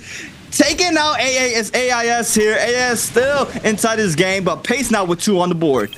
Man's demon, man. Man's demon, taking that. And it's funny, too, because he tried to attempt for an R&B release against Frostburst after the parry, but the terrain is what griefed him. Could have get the vertical, yeah. So that was going to be the case. XY puts himself... Oh, yo, this man's weave. LFB comes out here. Wufong gets caught by Scare Rush. Yes, the Sacker's confirmed. Wow. 1-2s, no combo, no F to be used as a soft. There it is, and he's gonna time out here as XY is wanting to keep the chase on. He's still got his combo breaker, so if anything, Wufong doesn't have an ultimate. He knows that. Maybe perhaps he was a reason that ultimate had been expended, and now you're gonna see Verse towards in terms of this Realm Yang portal. Might see this engagement. He's gonna take any opportunity to get a quick elimination. Oh my god! Scare Rush comes out here, and it's gonna be Verse going for the V1 heal. That's gonna be the damage. But pistol shot from XY confirms the kill. He backs away. He doesn't want to fight at Justina, especially with ultimate active. He doesn't know it's V1 or V2, so it's gonna be up to Verse having to just look back and saying, "This is my Soul Bloom now. I'm gonna go ahead and confirm this." Now, here's the thing he has to keep in mind, right? He can consume it now, takes the risk of not consuming it, but he's gonna do it right regardless because his opponent is right there. He can go to Realm Yang, he gets 100% rage. That's not a problem. It's just whether or not an opponent comes out. If he can secure a kill outside Realm Yang, worst case scenario, he loses. He has that at least for 2 minutes, as long as that Realm Yang fight does not last for like the 90 seconds and it just booms in. But there's XY, takes his entry, and that's gonna be a round 2 situation from outside, now inside of the realm. Yeah, and also the Spear with the change, you're starting to see a lot more in the Pro League as well. We've seen some extension there with the Dragon Slayer. Dragon Slayer canceled to the Uppercut 1.0 off of the grapple. So we've seen the potential how the Spear can be played out in these games now. Just being able to have that different change. But now the scrap out emerges here between XY and Verse. Go ahead and lose a little bit of that purple armors and go ahead and top it back up. But XY looking for an opening here. Range shots pressure here for XY onto Verse. Manages to connect off the Scare Rush now. Overholding. Tries to go for the 1-2. No, the R&B focus there for XY into the killing ultimate now. The F called in here for the Justina. Now he does have this ultimate pot to avoid one of the slashes, but the patience there from XY to read it there. Now needs to be careful not to get frozen off of one of these. There goes the first dash. That one does not connect there. Doesn't matter to tap dodge the second one there from XY. Catches the freeze. So it's gonna be the mix up here. Goes for the LMB, but the F caught in there for the killing. Now the mix up returns here for both players. The killing guard is procced here for XY, I believe. And top side jump LMB for the extra damage. And Burst shot's very low here, and this could be bad for him. Yeah, very dangerous game here. You're looking for the Scare Rushes, and as long as it comes through here, it's a trade-off when the dashes come back one fourth to another. And the killing dashes are no longer in play, but it's all up to chip damage for jump LMBs. Just looking for an R&B holds. Damn. Man sneezed in his face and he died. That's going to be coming through here. Verse is going to go ahead and get eliminated. XY takes himself to get a gold weapon. Now we're seen over towards the cave. This is over towards north of the Ice Shard Lake, or south, I should say, as Arana is right there. Vermilion Burst Might and all. Sea Spider gold fist blades. And this is gold fist blades that can be taken into Arano's hands as an Akos. And for that, with the F2 setting it up, it's getting set up shop. Pace is ready on chase duty as well. All of these players are just launching this down. 2 Vermilions versus Spider right now. Spider does not have ultimate to get an extension chase with the F2s. He's investing his F right there and there. Goes towards the Ultra Tranquility. Still kiting around here as Arano makes sure he can try to get this at 1 elimination from his Realm kill. It looks like Pace is just trying to go for number 3. Those gold fist blades it was either Zeranos or Pace, because they are not happy about it. We do have both of them with Vermilion's Burst Might, so you know one of them had to get parried there for that gold weapon up. Already we do have the second F invested there from Spider. The F2 called in does not clip there onto Spider. Now the Liam ultimate is gonna be invested. Nice weave there from Spider to avoid that killing. Oh, now the second one's gonna connect there on the backside. Spider's gonna be able to pop the no ult zone, trying to stay alive. Josh very, very low though. Sends the one there towards the Akos, overholding, still with a tons of pressure. It's gonna be eliminated from Pace, and Spider did not find a lot of success for this game alone. Is gonna end his run here with 0 kills for game number 2. Yeah, that's 4 eliminations actually for Pace. He's going for the R&B, no meter dump yet. He's had no horizontal block meter to be set up, but he finds that pulse toward R&B after that scare. Oh my god! He's losing a lot of damage. A horizontal blue focus comes out here. The double tap dodge is coming from the shadow steps as both opponents are going to clink off between Fong and Arano. The kill confirmation is going to be met. That's going to be Fong's kill elimination. He finds a parry. He gets a hit. It's going to be a sap jade. He gets a full health reset, and Pace still has that Vermilions, but guess what? Wang Liang comes in, sneaky deaky with the R&Bs, and that's going to be the public thrust to come out here from Wang Liang. It's going to be up to these guys because whether or not the ultimate's going to be coming into consumption outside of this Forbidden Seal zone, it's only up to a 1-ban. With that going to be the case, there's the combo breaker as Wang Liang has to face out against Fong, who does have F1, as we remember, in the choice pick pool. Man, and Fong is just always there, man, at the perfect timing there for those third-party snags up already 2 for this game alone. Running the F1 now. Regressing Wang Liang here. Fist plays out for both players. Both of them with purple rarity on the fist blades, trying to kite this out. We do have Phantom Step for Fong, I believe, in the backside. Now, massive parry for Fong. That's going to be a lot of damage out to Wang Leon. Cannon shots flying on in from downtown from AIS as well. Justina Ultimate invested there for Fong, and I believe he's on B2. It's a pistol shot there for Fong, and he snags up the elimination now, trying to kite out of the situation. The AIS might full invest. We do have a runner now showing back up, but Fong cancels the ult, saves 32%, try to post up for the other Roma Yang right now. But what a showcasing here for Fong, snagging up his third elimination for game number 2. Yeah, he got 32k gold, having shop right next to him at the Falcon's Perch. And the other side of the Plume Castle, XY takes his gold post. So we're going to get a replay coming through from the first Roma Yang as Wang Liang was able to fight out between him and Pace. He took victory off of this. Nice parry coming out here. Double blue focus release. Every single one of those blues. And he goes ahead, invests the F1 to go on the aggression. There's going to be the Wang Liang ultimate for the Keelan. And now it's going to be the whole entirety of this Liam ultimate invested to try to lock him down. And there it is. That's the kill confirmation through the F1. And that's going to be something that maybe gives Wang Liang a slam death moment. And that's going to be the case. I figured it. I sensed it. And I knew it was going to happen. And that's going to be Wang Liang. The reason for that is because he was looking to try to go for the F1 now. Keelan got that, Liam, I should say, had that change of where he throws out the Auric Sword. If someone uses an ability within it, or rather during it, like he can not, like they don't get any affected. Like Shayo left 2, for instances, and that's going to be something that he was kind of looking towards, and it did not occur. So that's going to be an upsetty spaghetti moment. But we're switching on over here. Frost was taking fights against what seems to be Verse, and Verse looking to catch LMBs to the armies. 1-2s, no 3, and Frostbus, he's looking to try to get this Roma Yang portal set up. He's got V1. He finds a parry against Verse. That's going to be an FC from the Justina before the scrap off starts to begin. Into the slap there for the extra damage. Swaps back on over to the fan. Verse loses all that armor. Quick little reset here for Verse. No, baits it out to the swap there from the Hong Sword. Dual Blaze there for Verse. Still applying the pressure onto Frostoviz. Not sure what's the timer looking like on the pass right now. Does manage to pop one powder in. Sends out the R&B focus. Nearly clips him off of this. But Frostoviz trying to tap dodge away. Trying to go inside the Roma Yang. I believe might be up pretty soon. He's going to go ahead and invest his Haughty ultimate. Verse can double dash on up here. Is on the V1. No counter grapple though. Now manages to get the distance here. The first one is going to be weaved there from Frostoviz. Now, what's going to be the mix-up here for Frostoviz? Manages to get some damage onto Verse there on the backside. He's going to go ahead inside the Roma Yang. We are going to have Frostoviz against Pace for this second Roma Yang of game number 2. Yeah, that's going to be a close quarters position there. I mean, we're going to look towards in terms of this Vajra script, though. Purple Fan is up against a purple armor with Paste having that Liam choice. And this is going to be where the lockdown begins for this fight. Now, Paste has his Scare Rush Pulse Sword action on duty. He looks for the hold check, does not get attributed parry timing, so that's going to be with Pace having to invest his F1. This is huge for Phosphorus, at least for a couple of seconds that it's still available. Up whether or not we're going to be seeing a combo breaker or a soft combo use for the ultimate to be cast a knockback. We're going to see Clinks for number 2 as Pace keeps the kite alive, looks for the stanchion, looks for the R&Bs, gets caught by a Clink for the blue focus. This is going to be a difficult chance for here. He's going to go for another stanchion. He's looking for the Sky Pillar move. There's going to be the Vajra skip as mentioned. There's a Pulse Sword swap, and that's just a lot of damage that Phosphorus eats out. Oh my god, just one hit off that Polar Sword, even out the health there. Now the F caught in there for Frostoviz. Pace now trying to fish for the Scare Rush. Clink comes in off the first one. The second one, Clink there. No Stormform release there for Pace. Now the 1-2 there for Frostoviz to the F. Doesn't manage to catch the jump LMB. Overhold. The Liam ultimate now is going to be invested. Frostoviz is going to go ahead and invest the Haughty ultimate as well. Drops very low. Can throw down, but no. The Liam F Blade is going to be avoided there from Frostoviz. I believe he still hasn't thrown down the cube, so he might be taking flight now to try to position it. But now there goes the second blade there from the Liam. He's going to use it to create some distance off of this Haughty ult alone. There goes the cube there for Frostoviz this time around. He's going to go ahead and run out of that ultimate. Sky Pillar not connecting this time around once again. Both players parry. No problems yet. The second parry there for Pace this time around. Big parry there for Pace. Triple parries for Pace. That is a crazy mix up there for Pace. Since the LB follow up there for Frostoviz, takes the cube, and now it's a neutral gate for both players once again. Yeah, Crutch only coming out here. The F1's still available for Pace. Looking for the parry. He finds it. And that's going to be the purple fan. The F2 is going to be invested. And he loses that. But no, he's looking to try to make his way kiting towards it. The blue focus is coming out for the fist blades. F1 investment from Pace. And it's going to be a fan R&B. Maybe Wild Haymaker. Blue focus be coming out here. No. 1, 2, 3. Oh. That's his elimination. That's the first one. You see, Frostbus is going to get his elimination in this game. That's good. That's going to be purple armor. Actually, no, that's not purple. That's gold fist blades per gold armor. What am I saying? And he's going to be picking up himself a nice slew of a secondary fist blades on standby if he wants to have that. I'm just going to say this right now. That's going to be his best play, just to have these weapons, the fist blades, man. Even if they got nerfed out to a certain extent, you know, catching somebody off is going to be one thing. They got new Jades in this patch as well, Sky Punch as well as the Tempest Kick. Now, Tempest Kick a little bit more of the, you hold the ground, you get caught by a blue focus, you need to get parry. But Sky Punch, potential for setup. You know, you can catch a, you know, uppercut to extensions or even look for 1-2s, and it's going to be something where you remove the animation from its previous predecessing, you know, from the vertical.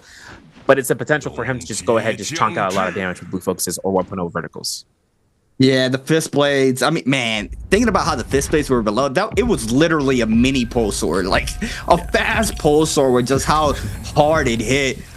Especially having that crazy one hit off the R&B focuses for the parries. We do see all these players pretty much canceling the parry follow up and just offing for that confirmed damage, especially on pole swords, fist blades, and even R&B spears. But XY parry start for both players. A little bit of respect here for both players. Since the R&B focus, their pace putting up a lot of damage onto XY, losing up all that HP. He's gonna be able to swap on over to the common armor swap. The follow up connects there for pace to the LB extension. Now goes for the R&B, doesn't catch the crouch LB, and XY losing a lot of HP right now, trying to overhaul, has the Keelan online, pops it very late. The Keelan F is gonna be invested off the ultimate, now staying up. The second one is gonna connect, gets some type, and it has the F to proc off the F. Another player showing up, AIS, and XY now is in a very hard predicament right here with 3 minutes and 45 seconds to try to cleanse out this Yang depletion timer. Yeah, each target that he hits is going to be HP coming back towards him. But XY is now at a point where he's going to have to really depend on this armor swap. But the thing is, AIS is on that V2, and he catches one burn. That's going to be the same case scenario where we saw at the tower over by the Feather Lake, and that's going to be the burn. That's going to be the kill. That's going to be the White Tracker's prowess. AIS picks up his fourth elimination, finds a solo and pickup. Now it's going to be Pace looking to try to go for the blue focus parry. That's him. He's going to be going ahead and getting that parry. Losing on the pole sword is not what AIS would look for, because now it's going to be up to him to use his full using the fist blades. But he's got 45k gold. If he wants to go ahead to a shop, he can just go ahead and purchase something out. Pace, on the other hand, finds himself the spike. He's got 3 minutes on the clock. As you can see, towards the tower north of the quarry, it's going to be a way off for Chase, but Frostbus in the background there, looking to try to kite around and seeing what the potential is to try to snag out an elimination or snag out just quick damage to be chipped out here to force others to take fights on their own. Yeah, and Pace is going to have to try to get active pretty soon. He does have a bounty onto Fong, I believe, or either Fong or Verse, as we see them starting to move on in. Yeah, I think it's Fong. We do have him. Oh, no, he's going to go ahead and snag one up. Fong already has a bounty onto him from another player, and I believe it's Verse full chasing him down in the backside. But Pace, though, he's going to have to try to go back in pretty soon. I believe Ronald drops very low here. The Aquas for this game. Frostive is in a mix, as well as Fong. Now, nice scare rush there from Frostive. F1 called in there for Fong in the back end now. Lots of damage going towards Ronald's way. Pistol shots flying in there from AIS. Frostive is the first one on the scene.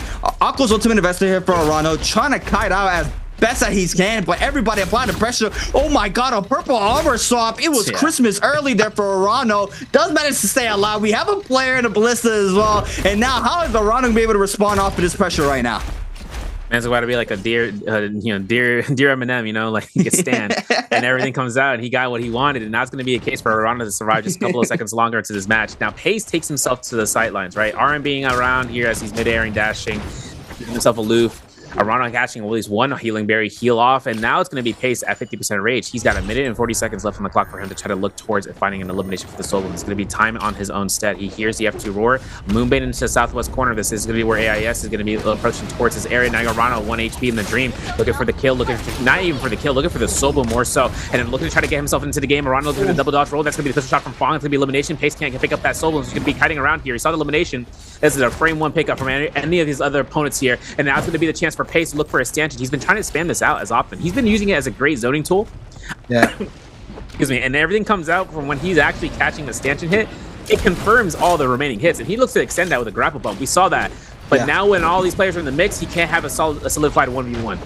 Looks like AIS now is going to get a lot of pressure thrown his way. We do have the Mystic Might Spirit Well starting to form on up currently right now as well. But Pace still needs to cleanse here with 55 seconds, trying to stay up here in the situation as well as the Justina there. Burrs in the back end, applying some pressure there towards AIS, trying to knock out these hotties out of this game. But Pace does not have a target to choose. He needs to go for whoever, and Frostive is going to eat up a little bit of that damage there. But Pace now getting aggressed down here for Fong, catches the power now into the poster, so there's going to be a lot of damage. He's going to go ahead and just dodge away to avoid the damage there from Verse in the backside, but Fawn's gonna be able to get some of that the armor back off of the F alone, catches the bomb for the second time around. The pusher swap in the back end, big damage in the backside. Now the Liam F is gonna be invested there from the ultimate. That's gonna be a lot of damage onto Fawn, but Pace losing a lot of HP as well. And Frostivus with the bow shot does not connect for the second, but Verse with elimination there. And Fong's manages to stay alive. And oh my god, this man is always being able to stay up somehow.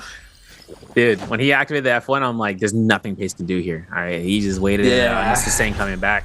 But Base was getting focused in the back. You saw it twice fold where he got caught by the R&Bs. Mortal Defiance, martial art will form hook coming out here though, as AIS has the insurance policy of a lifetime, as well as his armor to be on standby for him for the next 5 minutes. He also finds a Thunderstorm. He doesn't have any katanas to be held out here. He's looking to wield these fist plates for as long as he can though. And you can see Frost was actually getting the chase on here. Phantom's not going to be available coming through here for Fong, as he's able to kind of dodge back and forth, having Gold Pulse Sword on standby too, making sure he has his Sap Jade as well. We saw that coming through where he's able to catch a parry. That's a full sustain route. F1 though, this man is going to live out this lobby before he knows it, but he's got to get caught out by between 2 targets. That's going to be the main position. He's got to be careful about the blues, and that's what he's known for. Look at him kiting around, skywalking with the pistol, having the chance of just looking to see if anyone gets caught in some one animation, just being locked in one spot. He finds an R&B, and the AIS takes that full blunt force trauma straight to the dome.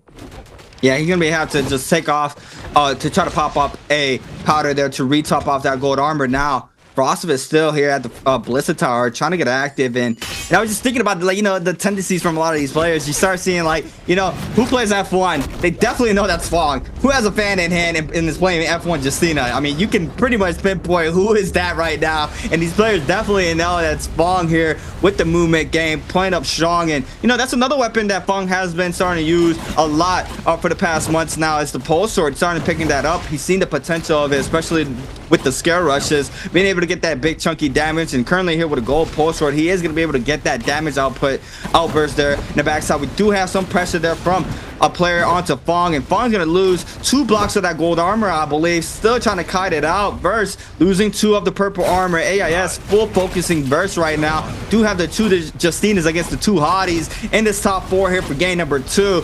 Do have gold fist plates in hand for Verse. Frostov is still with the purple fan that he had earlier in this game. We do have Fong with that gold Pulse Sword. We got Verse. He needed the damage. Oh my god, but Frost is there with the elimination. And that was a Moonbane hit there. Now Frostov is going to get clipped off the Moonbane here. We do have one Justina off, and now it's going to be the hotties up against Fong here in this corner.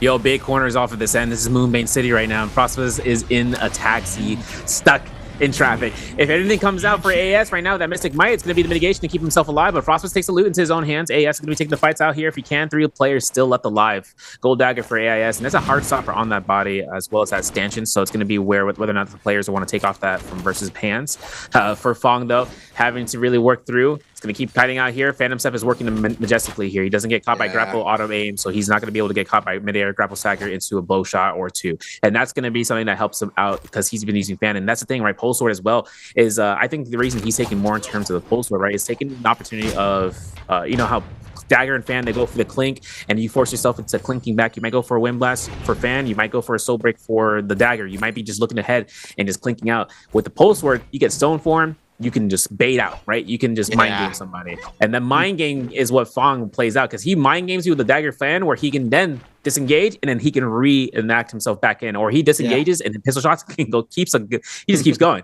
And the Pulse Sword is really, really, really strong when it comes down towards scare rushes. That's why we saw that one patch many moons ago about having the chance of seeing they get nerfed for his scare rushes. Only difference is when you're upside down. I think that's the only exception. But taking the Pulse Sword's moment of taking Stone Form as its one crucial aspect, that's just something Fong has.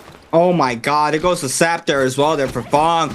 Quick parry there onto Frostov. Now Frostov is trying to kite on out. We do have AIS still in the mix, so they gotta be real careful. We got 4 on the board here for AIS. Frostov is with 2 currently here. There's gonna be a lot of pressure there for Frostov, and that's all it takes is one parry there with a gold rarity weapon to ice off a lot of that pressure that is being thrown off your way. We do have Frostov being able to top off that gold armor once again. AIS is still in the mix with the gold fan, or the gold dagger, sorry. Fong now swap on over to the purple dagger in hand. We got AIS with a little bit of troll here, dropping out the money. Who's trying to pick it up? I'm the bank right now. You see him just throwing out all his coins right now with no buy. Doesn't matter if you have these coins in your inventory right now. So AIS is chilling, vibing right now with a little bit of a, you know, a happy moment here for AIS, waiting out for the next zone to start closing up. Zone 6 already closing, and Frostov is now joining the party as well. He said, money, here comes the money. Yeah, I know Frostov is an XDD, you know, he's like, this is such G and I'm for it.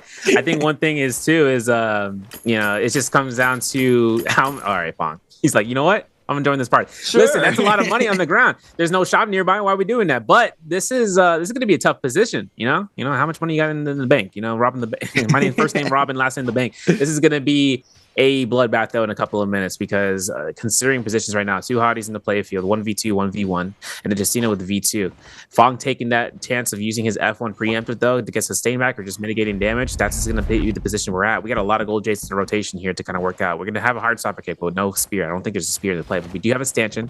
That's the field of our area of effect that we can look towards. Fan, dagger, everything coming out here. It's going to be a lot of blue focuses being spammed out, especially from the fist blades. Sap Jade can cause a little bit of insurance policy of forcing out aggression in your face where you take a blue focus, and then that's going to be where Fong has that. And look, F1 invested. There's a sustain. There's time burn. He's going to go ahead and back off here and making sure they can see what the potential is to poke out damage. AIS burns his F2, gets caught for the hold check, and that's going to be Fong looking to try to go ahead and spacing away because he's the one that's lowest health between all 3 of them. But now AS, he's taking the pressure from Frosty, and this is going to be an R&B blue focus potential 1.0 wild haymaker position between everybody. Wow, and this is bad right here, and the 3-way scrap off right here. There's no buddy system here with a character picks. If you drop low in his last and final moments, you are going to be getting all the pressure as we see here for AIS. Eating up the damage off the LNB focus. Now the Hottie ultimate is going to be invested there for AIS on the top side, running the B2 once again. It's Frostivus on the B1, so to go ahead and try to kite this out. Does manage to pop powder in, trying to look in here for the B2 burn. Doesn't connect out the first slash there. Now the top side, the ult with 22% still up. We still have the pressure going towards his way. Does manage to avoid that R&B focus. You see the ultimate invested there. The V2, but it's going to be Frostivus. No. Oh my god, he had the Mortar of Defiance. I forgot all about it. He is going to be able to stay up. Now the Hottie ultimate invested here for Frostivus. AIS still in the mix right now. The overholds here from Frostivus is going to be able to catch up the elimination there onto AIS. The Bloom's going to go towards Fong's way though. The second freeze does not connect there for Fong. And now with no ult online anymore here for Fong, he's trying to kite it out, but a massive fair there for Frostivus. And the elimination comes into play for Frostivus. And that's 4 on the board here for Frostivus, and he is going to be able to pick up the MVP here for game number 2 as well. I'm in Gangsta's Paradise right now. I'm making that vocal track in my head right now because Frostivus caught his first MVP, if I'm not mistaken. This is that. I remember in the interview we had in the day 3, week 3, he was talking about, you know, I want to focus on LCQs because, you know, week 4 is just week 4 for me to test things out. I love seeing the parries in Hottie Ultimate. I think it's one of the most underutilized things to come through. Same thing with Keelan, right? Like, Keelan has his slashes to come through that's spammed out, you know, like sear on both sides. But the thing that comes out for parries and ultimates, depending on the character, it just comes out at crucial moments when the person least realizes it because they're so used to just spamming out blues against an ultimate that's in hyperactive form just to make sure to capturing that. And that's what Frosty did at that very last second. Another thing too is AS, you know, I pulled a sneaky on you. I don't know if you guys remembered about that Mortal Defiance Jay that come through. I said everything else but the Mortal Defiance be brought back up because that was the one thing that kept the other players on standby of checking of what happens in those last final moments. And that elimination could have went to Fong had it not been for the Mortal Defiance and looking to try to pick that one up. That's a lot of HP coming back into his face. And that was enough time for Frosty to look for a slash as he's finding that last hit confirmation as he has done time again for this match, round 2. The stage lights up green. What a nice turnaround here for Frostivus and a nice start as well for his first day of the last bi-weekly of the summer split here for the NARAKA BLADEPOINT Pro League. What a showcasing overall. We saw some crazy stuff there for our second game of the day. Now we're going to be going over to game number 3, back to Morris Isle. The bread and butter for a lot of players. We see everybody landing Celestial a lot of times or rotating on in and getting their movement game shown. But regardless, crazy game 2. Did see some crazy upsets as well. Wow. Crazy. We didn't get a Vault in that game though, so we were often to see, you know, the Vault is being picked up for the Perdorias and those nighttime games that were going off the staple where they were running for our first day of the bi-weekly 4. But still, it was a crazy turnaround so far. We do have now Frostivus showing up his spinning once again here for game number 2. We are going to be having another question for everybody at home. If you guys are on YouTube, make sure you guys stop on over to Twitch in order to win a summer split random gift. Yeah, question's gonna be for you guys paying attention out there in chat, in Twitch chat, as recommended. Now you guys are, I still see you guys in YouTube chat. I know you guys are out there. You guys are saying sheesh and all that stuff. 3 hottie, lol. But which player used Keelan Zhang in game 2? Is it A, FPX verse, B, X1's Wufeng, C, DRG's Fong, or D, ASXY? Make sure you guys have your Twitch whispers open. You're gonna get some pings coming through here from the NARAKA BLADEPOINT channel. We're gonna take a look at the scoreboard though. We need to take a look at the scene about what the overall is because Frostivus caught his first MVP, most likely coming through in the season, and that's gonna be a 7.8 game for him for 4 eliminations. He was tied in with Fong too with 4 eliminations. It was just who was going to come out here on, or the 3 eliminations to say. It was just a matter of the multiplier to come through until that last kill was earned. AS takes 5.5 points here. Pace takes 5 points. 4.5 given out to Verse. XY from ASC takes now 2.5 alongside with Wolves' Wang Liang for 2.5 as well. 2 points for Arana Shishang with 1 point. 0.5 for Spider. Slows and Lufang though taking zeros, 2 donuts into this game, and tanking out between the final circle up until the tower fights of scaling around. A lot of these players just kept themselves grounded as the footing was to be, tripped over. I know Arana was looking to try to save himself here for his first day of playing, and is playing on Akos here. But once the Akos was realized to be caught out, I was mentioning how the kiting was around. Fossos was keeping his eyes peeled, look for potential for, how he can force in the instigation between other players to force it onto him or towards other people. And that's exactly what happened here. Our middle 6, I should say, though, with our first day of playing is only going to be playing out here between AS and Wufang. Wufang still hasn't earned any points this week. A little bit of a switch up here. 19.4 points given out for his first day of playing, though, in day 1. But AS takes 11 points so far, and this is only his second round. He's doing some good work. I'm knocking on wood because I don't want anything to happen to my boy for the scoreboards, because now it's going to go up to the top 6. Tashang takes out 2 points so far today. 11.5 for Wang Liang. 8 points for XY so far, as well as DRG Fong taking 10 points into game 2 combined with his game 1 scoring. So 49.3. A little bit on the track line. He's going to have Morris Isle next for midday. Whether or not we see Valdes making an appearance because of the many terrain environmental hazards that comes out from Morris Isle, whether or not she makes her appearance there is going to be the case, because it's going to be up to whether or not the players want to try to test things out before we hit into pre-finals and then into grand finals. This is the week to do it if you're eligible. But we get some clips and highlights brought to you by Thunder Robot. Born for gaming, gamers united. This was a crazy opener here for Verse against Spider. Getting that parry there secures him the elimination there onto Spider. Pace against AIS. Beautiful showcasing here from Pace. No, that was a big parry there for Pace. He sends, I believe, the triple T225 there. Yep, there he goes again. The back-to-back focuses into the grapple LMB there for the elimination. Arano and the Roma Yang against Fong. Cannon shots flying on in. Arano with the health advantage right here. Tries to connect off the second cannon shots. Justina's trying to stay up off the situation, but it's just so much pressure there from that mid-range there. AAS reading the F there from XY in this Roma Yang. He's going to be able to get the parry as well. Into the extension there from the parry. Goes for the R&B, jump LMB. Doesn't catch the 2 though. Now the Stormform procs there for XY on the pole sword. Sends it back. Is going to be punished for it as well. And here comes the elimination here for AIS with the aerial LMB. Yeah, now they're going to be in the Moonbane detrimental position that Verse found himself in, scare rushing right into the face of it. Very hard to read when you're so much someone's action and the animation is too late for you. Phosphor still takes that parry to his name instead, and he's going to find Fong. He's going to find the MVP, and that's going to be the case of just looking past his round, trying to assess where he did something, to kind of keep around. Taking the success, right? Looking at the faults and making things right. This is where he found success this round, thankfully, coming into the game 2. MVP for this season, number 1. And now it's going to be up to the stat lines, right? 50k damage coming out, taking the fan, taking fist blades, and using his ultimate as a third tertiary amount of damage. Genshin Sky Pillar picking up from the bodies as it came from back and forth. It came through, like, a lot of people were able to pick it up. He did have Rampage, but he didn't get a chance of using a Hong Sword as much as he was kind of hoping for. The fan was his main source of damage. Having Soul Shatter and Nether Step as well as Stack along the way was something that he was utilizing, especially Nether Step, right? Reduction of stamina to be used while you're taking those dashes, that's something that comes at huge crucial value for daggers and fans. Knowing that the Nether Step can only be unlocked, though, when the corresponding Jade unlocks it. For Nether Step, you need to be able to unlock it. You need to have Soul Shatter.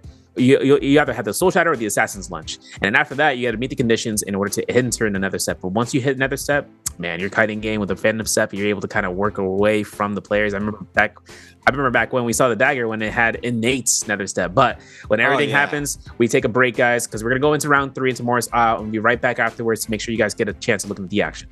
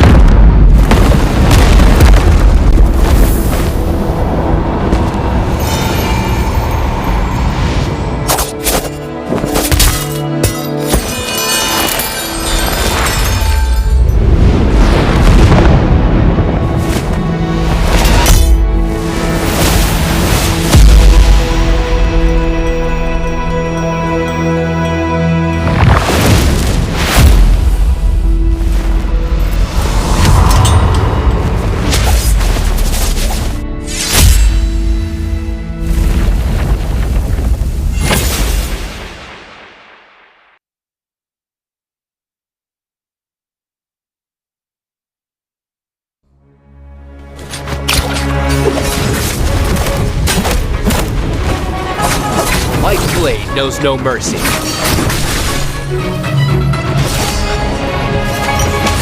or many, you will die all the same.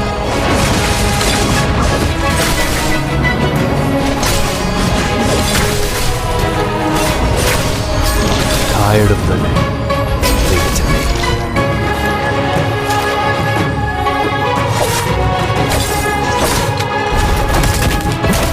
White blade knows no mercy.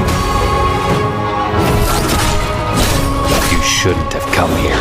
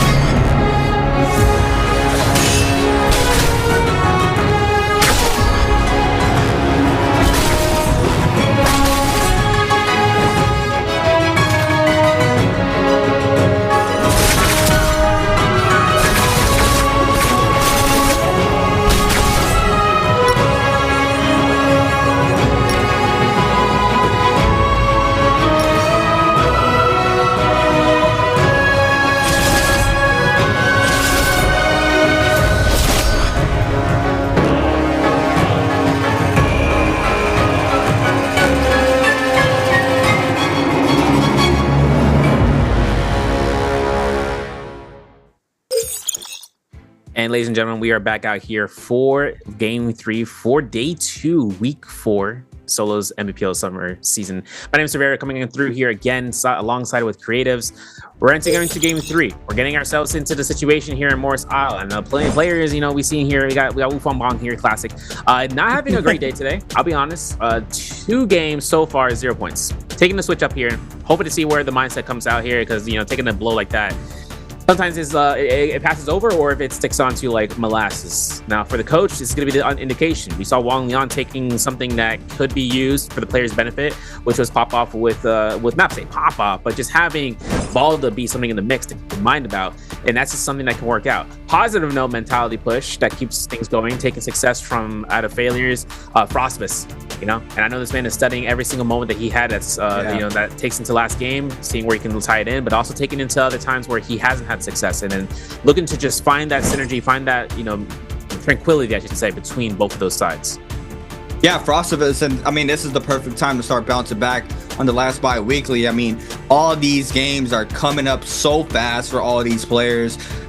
This bi-weekly to the last chance qualifier. If you're not up on top there, you're gonna have to make it through the mainland qualifiers for J-Cup, and that's where all these players are trying to be at for the end of the year. We do have a lot of action still impact here for the NARAKA BLADEPOINT Pro League. We already have our out regions players already who have qualified for J-Cup, so I mean, obviously all of these players are working to, you know, secure that world's spot if they're able to do so. That is the bread and butter for all these players. That is what they're working for at the end of the day. Obviously they want to take chips homes in the bi-weeklies, but you know, there's nothing like being called a world champ, especially if you're in the league right now. That is definitely a title that all these players want to have under their belt. But once again, here for game number 3, our first round selection is going to be going towards the Keelans there for Frostivus and Slow. So big shout out to Frostivus being able to bounce back here for his second game of the day. We do have Spider now locking in the Valda once again. Saw the success there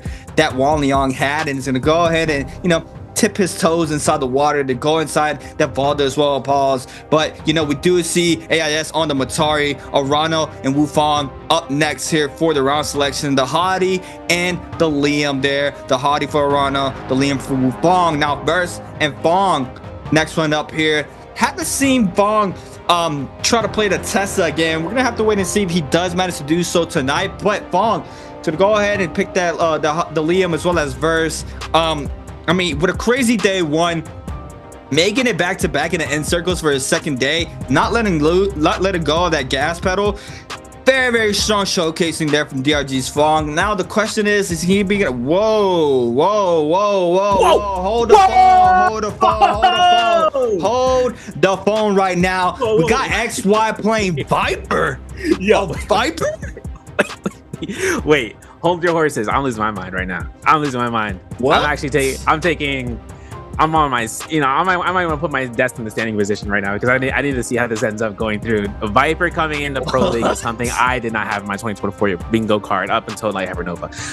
It shows up. I mean, Hypernova, sorry, he's on the caloric side, you know, he would always gonna be like to me, just saying. Swear, man, I'm throwing so many, he's like, another jab, another jab. I'm like, dang, that's great. No, but the thing that comes out here, Viper, bro, I could have a field day explaining why. All I'm gonna say is this: you ain't seen this unless Fong is trolling with V1 Viper that we saw before, right? In the pro because Viper has no sort of way of disengaging, and she has only a set amount of time for her ultimate that kind of comes out for a full send, and it's gonna be V1 F2. Wait, V2 F1. Excuse me, sir. Is this for endgame circle? Potentially, maybe.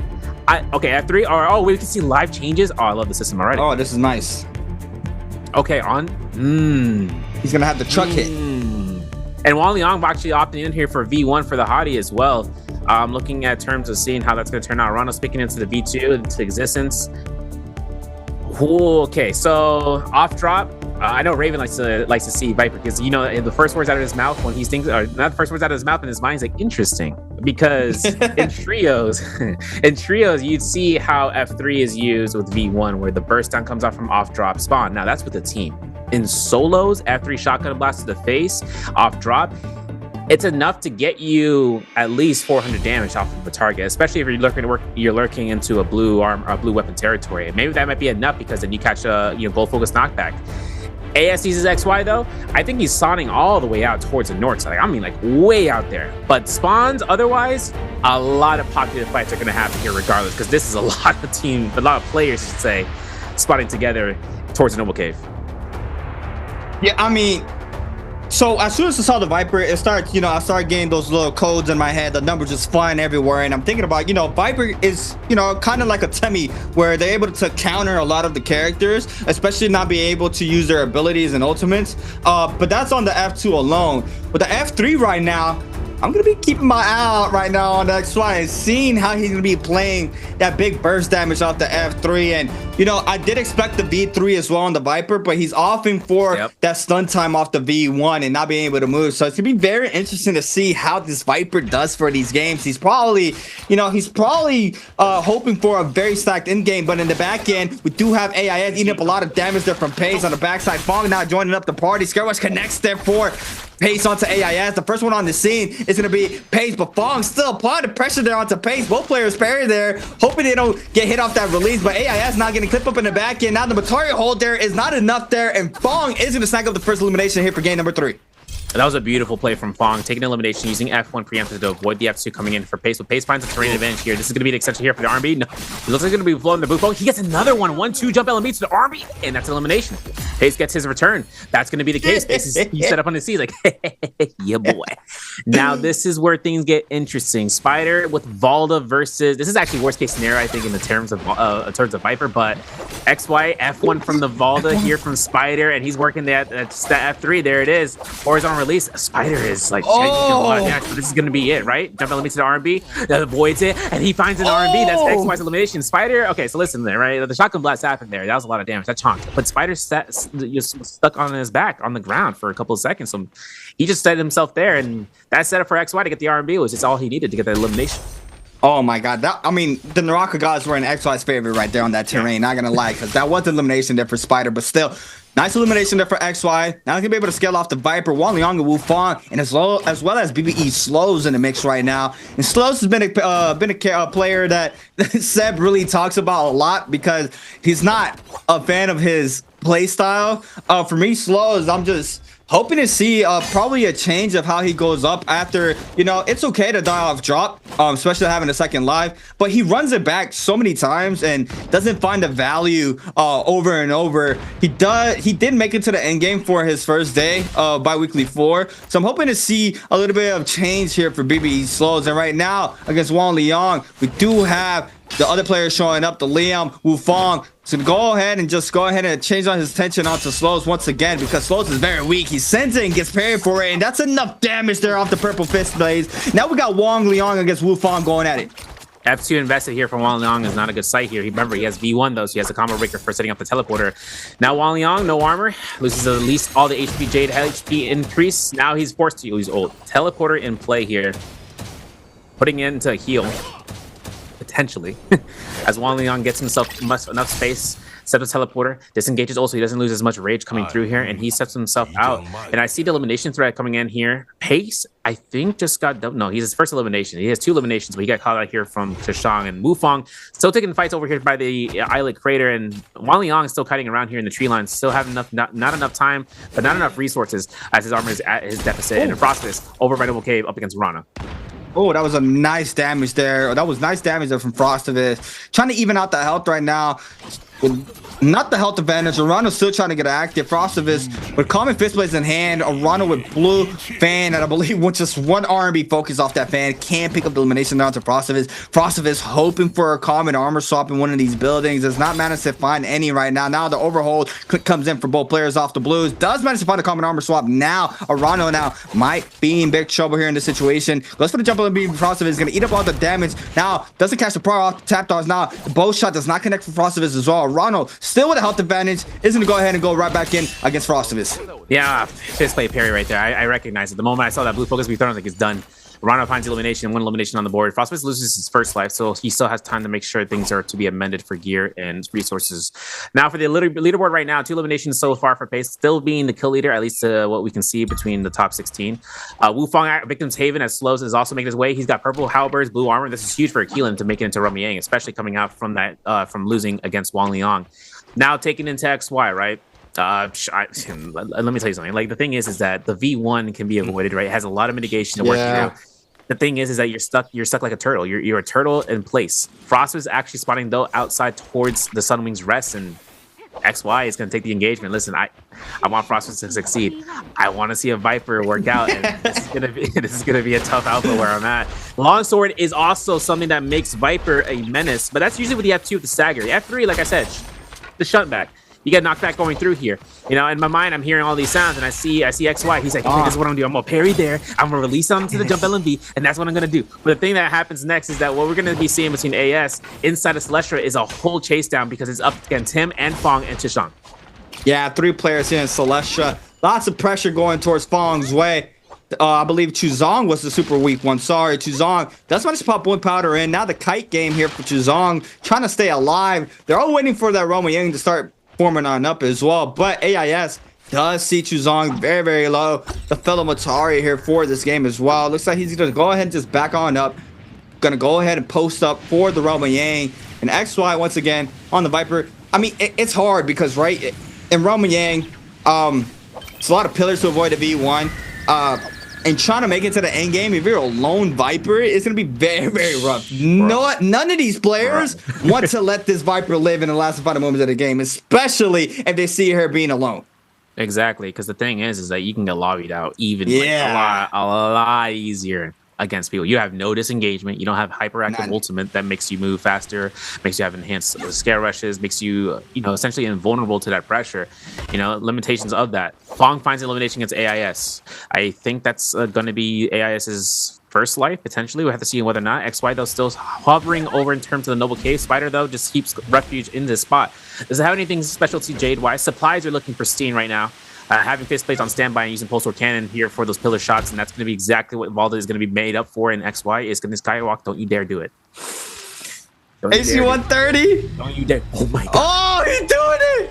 He's actually, no, he's forcing him out of the circle. This is a zone 2. If he gets a stun, that would have been one thing. But look, he doesn't cause anything to happen here. Now there's going to be where Spider has to think, how's it going? I'll see you in there. And it turns out it's not going to be him. It's going to be a slows fight. Oh, man, it's going to be interesting. This is Valda versus, in terms of blue armor. Who we seeing for XY? Because I'm curious about seeing about that one. Yeah, that's going to be very interesting to see. But Spider, we saw the success Wang Liang had on the Roma Yang against Aquila. Now Spider this time around against BBE slows. BBE slows now. So go ahead and try to find some sorts of opening there with the Scarabs. Doesn't manage to find one yet. Now the overhold there from Spider. The F invested very early there for the killing. The F1 call then does not connect off the bubble. Now the Scarabs connects there for slows. The Valda ultimate is going to be invested here for Spider. Now a massive shift parry as well. Is going to snag out the purple halberds as well. Goes to the raw uppercut, into the slash or into the spear. Now the reset off it is into the 1.0 for the halberd. Big damage and elimination there for Spider is nice textbook Valda play there for Spider.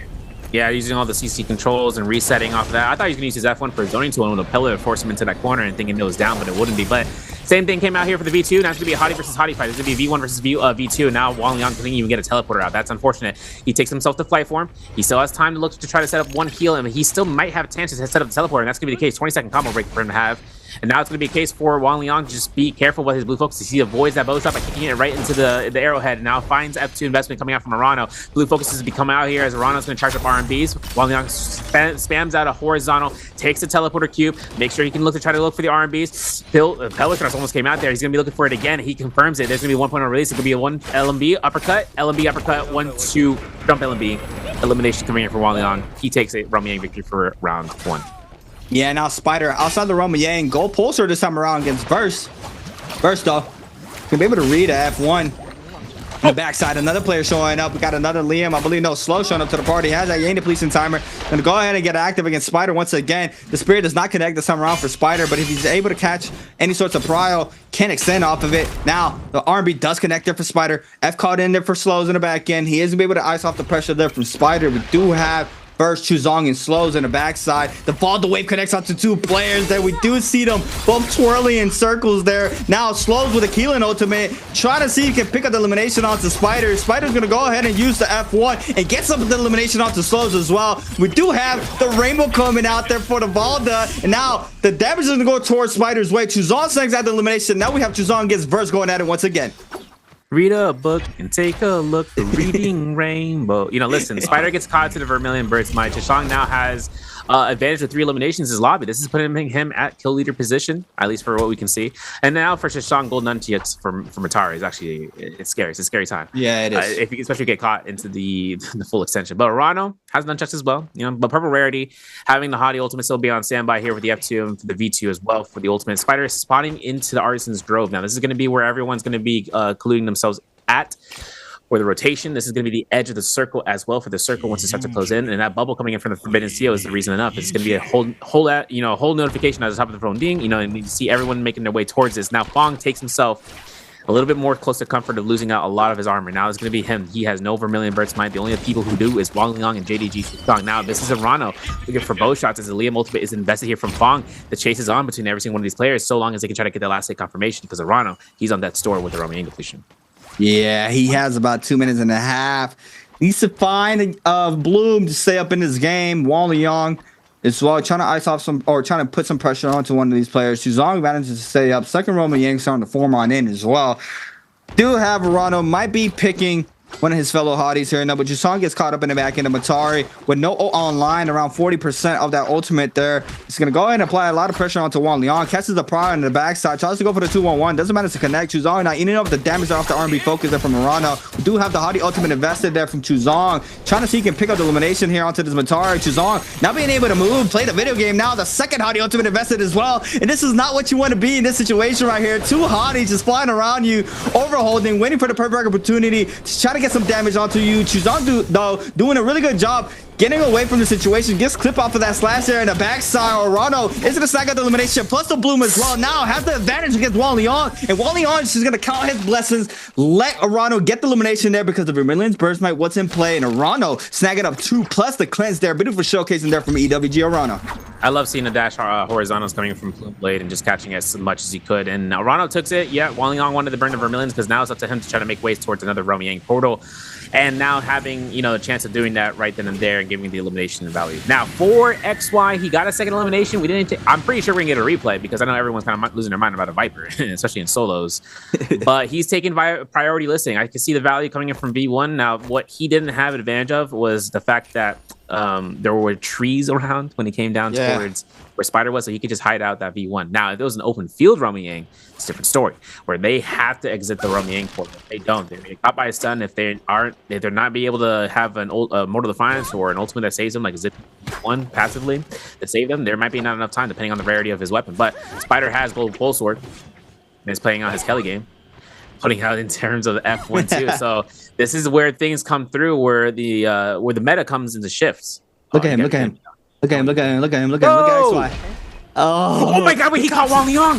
Wait, Wang Liang. No shot. He's got F3 kill confirmed. Nah, he's not going to be able to do it. But it's going to be F2 investment. Wang Liang's going to be a distance and stuff. Yeah, I hype you guys out. I'm trying to make sure you guys are paying attention. You guys awake now? All right, listen. XY puts himself in the spot here where he can confirm this Roaming portal and puts himself right here for the vision of making sure this is going to be the build. Of course, Matari, you don't want to kind of stick around here. If he fights out Matari, it's going to be a Jover experience. You know that Shishang would want to take that fight, though, if it happens. Wow. We saw AC 130 in solos. It's crazy. Not going to lie. Twice. I did not wake up this morning and think I was gonna see a Viper on the field. I wasn't. But Spider now, once again in the Roma Yang, his second one this time around against Verse. Massive parry there onto Spider. He's gonna snag up the gold post sword quickly, recatches the Scare Wish Prowl. Now Verse is gonna have the advantage to the TOD as well. Goes for the LB uppercut and is gonna be good elimination here onto Spider. That's a beautiful showcase in there for the Liam. Verse there with a mass elimination there onto WBG Spider. And this is the fight I want to see, but I'm hoping and crossing fingers. It's going to be XY versus DRG Funk, who has a Liam play to come out here. Just the F3, no hit confirmation. He avoids the pistol shot, the musket shot, I should say. Charging up the blue focus, looking for a Scare Rush here. No kiting coming out here from left to right. Fong is looking to track this one out here, and there's going to be the beta number 2, and there's going to be beta number 3. He's going to be committed towards no XY just burning for time for the F3 to come back up. That's exactly what he's looking for. I see the vision, bro. It's going to be jump eliminated, getting combat the public thrust. There's going to be the confirmation for the blues, but not the purple. Now it's going to be F3, knockback, and that's going to be DRG Fong. It's like we're looking at this from the DAY2. Oh, okay, wait a second. Now the V1 comes out. But Fong gets caught by a stun. Wait a second, he didn't even preempt the ultimate. This is gonna be a horizontal spam. 1, 2, can't go for 3, but he's looking to try to force out the Liam teleport to come through as the Orc Sword number 1 comes out for an investment. Fong looks for self-placed teleport. Nicely done. F3 is still available now for XY, but he's got to be careful about the tap dodges here. F3 is gonna be consumed. He invested it within the binding zone. XY goes down as a result. That's the CC control that comes out, and that's a really strong point of where Liam stands. It's just rough there on the Viper. I mean, I see the potential. Securing those realms, Spirit will contesting it as well. But we'll see how XY responds off of this. Spider with a nice F1 bubble there to avoid that Scare Rush there from Wang Liang in the backside. Now we got some ravine scrap offs here happening in Celestra. Since that'll be focused, Ronald reads it there with a back parry. Beautiful showcase in there. Now Spider getting a lot of pressure thrown his way right now. In the backside, we have another player showing up. No ult online here for Spider. Gonna eat up a lot of damage there from range shots and a pistol shot there from Verse. Once again, he's gonna snag out the elimination there onto Spider, and Verse showcasing now how strong he can be with 2 on the board, as well as Wang Liang. XY with 2, Fong and Chuzong with 3. Pace gets eliminated with 2, and Spider out of this game with 3 as well. But now with everybody pretty much around the same amount of eliminations, we're gonna have to wait and see who's gonna be able to rise on top here with 6 players remaining for this game alone. Verse with gold Hong Sword in hand, trying to see if he can try to pick up this elimination onto Wang Liang. Wang Liang swapping on over to the fan, using the Celestial Temple. As we've seen time and time again from these players, this is the movement ground for everybody, the playground. Got to be able to catch somebody here. XY playing there a lot more conservative right now. Does have the Yang depletion timer, but he's looking for the perfect opportunity for potentially another AC 130. We see him posted up on the top side of the temple. Look at him. He spots Verse. He might be doing it here, Severio. I don't know. I mean, the thing is, he's going to hear fights happening within, so whether or not he can kite around inside the building, you see in the rooftop entrance, he can make his way through there. Either that or through the window. Either which way, it's up to him to find that V1 investment here to be working out, because kiting in this tempo is going to go from X to Y to Z, and that's going to be a lot of angles to be taken. Wang Liang taking one of the signature positions here and taking the hide out of sight, but playing out of mind. XY getting I don't know. I mean, Verse is like looking to try to Scare Rush past it, but XY still has time on his hands. 3.5 minutes. This has to be commitment when he sees people fighting on the ground that he can just commit towards a V1 stun.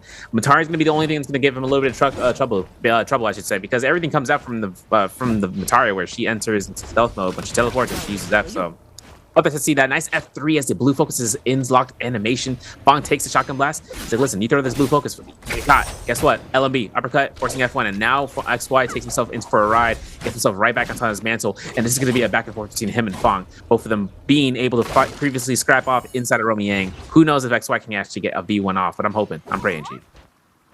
Yeah, I mean, man, the Viper, it has the potential, but it's very situational right now. Right now, XY is hoping for aggression there onto these players so he can come in and perfectly time that V1. But a lot of these players are just poking right now. I don't think we have another player with Yang depletion timer, so the pressure is not going to be happening what XY expecting of it right now. But Wang Liang overholding on top as well. And yeah, it's going to be rough with 2 minutes and 35 seconds now. It might be counter grappled by a lot of players at the backside. And Matari F invested there from one of these players verse. Now, go ahead and let loose some of these focus attacks. Gonna wait this out. XY getting clipped here on the backside, and Fong not happy about a Viper in the field. He's quickly going up here against the Viper. So seeing, I mean, pretty much in the Romy Yang, he read every single F possible, creating the distance and the space that he needed every single time XY invested the F. But look at the pressure now onto the Viper. Yeah, you are on a battleground right now with the strongest characters in this game, and XY, all he has is this V1, hoping for a stun onto somebody. Does clip onto Fong in the backside, but the pressure's not gonna go towards Fong's way. The pistol shots flying on in. The Liam ult called in there for Fong, and it looks like Fong isn't gonna be able to sustain that Viper ultimate, and XY's gonna fall here for game number 3. Yeah, I figured something was going to go down, and that was the moment that Fong realized who the only Viper was and realized the player count, went ahead and hunted them down, gave lobby positioning to look towards doing that as well. Fourth thing coming through here, the economy right now leads down towards the final 9 minutes or so, under 9 minutes to say. Zhang still has his gold unnies, you know, so it's worthwhile to his effort. 3 eliminations here and still tied now here against Fong. 4 eliminations though for Verse at his kill leader position, I should say. Now for this lobby, you know, we got Rano here, we got Wang Liang here, 2 hotties still in the game. 1v1, 1v2. We've been seeing that between the rounds prior. Both players are taking the V1s and V2s into position. I blame Oath though for XY's demise. I'll stop. But we have to look in terms of this Moonbane. This is going to be Moonbane into the game, not the last one. We still have one last Moonbane, and we still have chances in the circles. Now Spider replay happening here, looking for a third elimination. I can't believe it. I am flabbergasted. I am confuddled, and that's going to be unfortunate because you see Wu Fong got caught by that black, and the Spider had full permission to then die or have him get eliminated. Yeah, Piranha, Cavalry Bloom off the dual blades. We're seeing the potential there. The grapple bump to the Cavalry Bloom to the confirmed follow-up off of that alone. And you know, often to stay with that common cannon in hand, as we see it time and time again. These players love the cannons here for the solos every single time. You know, I remember back in the day, a cannon in solos was just overlooked at. Now everybody is trying to pick those up. We have another one here for Verse in the back pocket. 2 gold weapons, currently with a gold pole sword in hand. Gold Hong sword as well here for FPSEQ's Verse. Go ahead and wait out the situation. We have the White Tiger's powers up. Got 3 players already contesting. Arano, Wang Liang, Chuzong already posted up for that Spirit Well. We have, I believe, Velocity Untold here for Chuzong on the nunchucks. Gonna wait and see if you can wait this out and get some damage, potentially picking up the Spirit Well. Do have both of these players already scrapping up in the middle. FPSEQ's Verse joining up the party. Massive F there from Chuzong. Pistol shots flying on into the opposing Liam. Fong in the backside. 3 charging on in. And now all these players, massive pair there from Arano. He is going to be able to get some pressure onto Wang Liang there. F called in for one of the Liams as well. This is a battle to the fittest here. All these players trying to contest the Spirit Well. Now the bar is going up here for Arano. FPSEQ's Verse is in the mix. The Matari just beat a big nuisance there by Chuzong. Just being able to get those knockbacks. We do have another player showing up, Fong though, trying to get some damage there onto Arano. But Arano, I believe, is the main one contesting the Spirit Well for now. Yeah, and one thing too is also to the J selection taking Cavalry to his own advantage. Got to be very careful. He's using it in and out where it's unanticipated to be anticipated. So long as someone doesn't go for a parry at the right time, at the right moment. First though, having J selection here also has Drag like Might. So having looked in terms of that, gold dual blades are on the ground and it's Arano's. Arano taking this gold Spirit Well. Now the next Spirit Well is going to be a buff Spirit Well. So for right now, the players can try to reposition here. Still have to look towards and whether or not Arano's going to be able to kite out here. Oh man, hitting a little spot right there. And Chishang takes him to the rooftop. This is going to be a circle that ends up going through where the Immortal Temple is going to be the best kiting spot, and just being able to traverse his building is going to be the most important aspect. Now for Arano, he has a huge damage spike taken into the attack that he's got He's mostly going for mitigation, but this is going to be where the final Moonbane stands. Arano puts himself in a spot where he can just look for hand shots, but he's got to be careful because this is about to drop a lot of laser beams. Oh man. Death rays. Both of these players right here. This is what I was looking at. They were just sitting in the bush right there. Arano reads it though. The armor makes their fall onto Fong there by Arano. The Bane nearly clips him there inside the temple now. Cannon shot connects there onto Fong. Is only common, so not a lot of burn tip, but still being able to get some damage in there onto Fong. Fong, go ahead and use the fist blades. I think Wallyoung gets clipped off the Bane there in the middle of the temple. This is a crazy Bane there for this end circle. We got Burst applying the pressure in the back end onto Wallyoung. F caught in there for the Hottie. Burst still trying to see if he can pick up the elimination onto Wallyoung or get him lobby here in this situation. Big damage here in the corner. Burst now coming in hot here, trying to see if he can get the pressure onto Wallyoung this time around. Sends him, oh my god, that F almost nearly clips him off the Bane as well. And that's another strong shoot there for the Liam. Being able to have that knockback off that F alone is super good, especially with the ult as well. Being able to get the siphon back plus the knockback can just send players off the ground. Another character that can do that is the Keelan F. Just being able to knock him out of terrain. We nearly saw it get clipped there from the Moonbane. Chuzong though still posted up on the Matari. 5 players still up. Chuzong with 3 as well as Fong.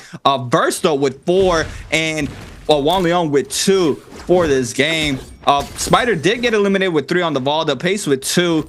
Not sure what the bottom of the pyramid is looking like. Oh, there it is. Frostivus. Yeah, we're gonna have to wait and see how this last final moves unfold. But Arano now snags up gold dual blades with the Calvin Bloom. I mean, this is gonna be very strong here for the last final moments of this game. Yeah, it's going to be a very difficult one. We got a prize fall actually in hand. Mortal Defiance, so sneaky for Fong. Has Pole Sword, has Kong Sword, gold rarity each. It's got gold, purple nunnies and purple, weapons on the standby just in case for range weapons. Crossbow is interesting. I'll be honest. The crossbow is interesting just because I'm like, if he can go for a lockdown, he can probably hit as many shots as he could in the span of the binding sign. That's what I was really looking at. I'm like, crossbow for a range weapon? I've seen it. Poke damage, 1 HP in a dream, and then you catch it, and it's all over for them. Now, we're going to see Verse taking down to the LMBs. The binding happens here for the grapple bump R&B release. No cut confirmation. He can't get avoidance off the R&Bs. It's Arano spamming that out. The F2 comes in for Sean. Can't get him back in the zone. It's going to be Wolves' Wallyoung's kills, and that's going to be the F1 investment. Who's going to get the last hit confirmation? Maybe we'll see the DRG Fong play here for the crossbow here in a moment, but there's going to be enough time for Verse to just kite around here left and right, and there's a pistol shot from Wallyoung. That's another elimination on the board. That's 4 eliminations for Wallyoung. And we still have 3 players left total alive. There's going to be another endgame circle with 3 players. Maybe not the same antics I've seen it, but the money being dropped left and right. But it's now going to be the case between 2 gold armors versus 1 purple armor, and the 1 purple armor being on the Hottie with the V1. Man, a pistol shot to the gut there. That's just sad. It's super unfortunate there for Verse. He was trying to snag up the elimination there. And that was a high risk, high reward type of or full committed to the combo there off the LMB Prio. Does manage to go, or he did decide to go for it and does fall for it. But now do have 2 Hotties and 1 Liam here for our last and final moments of game number 3.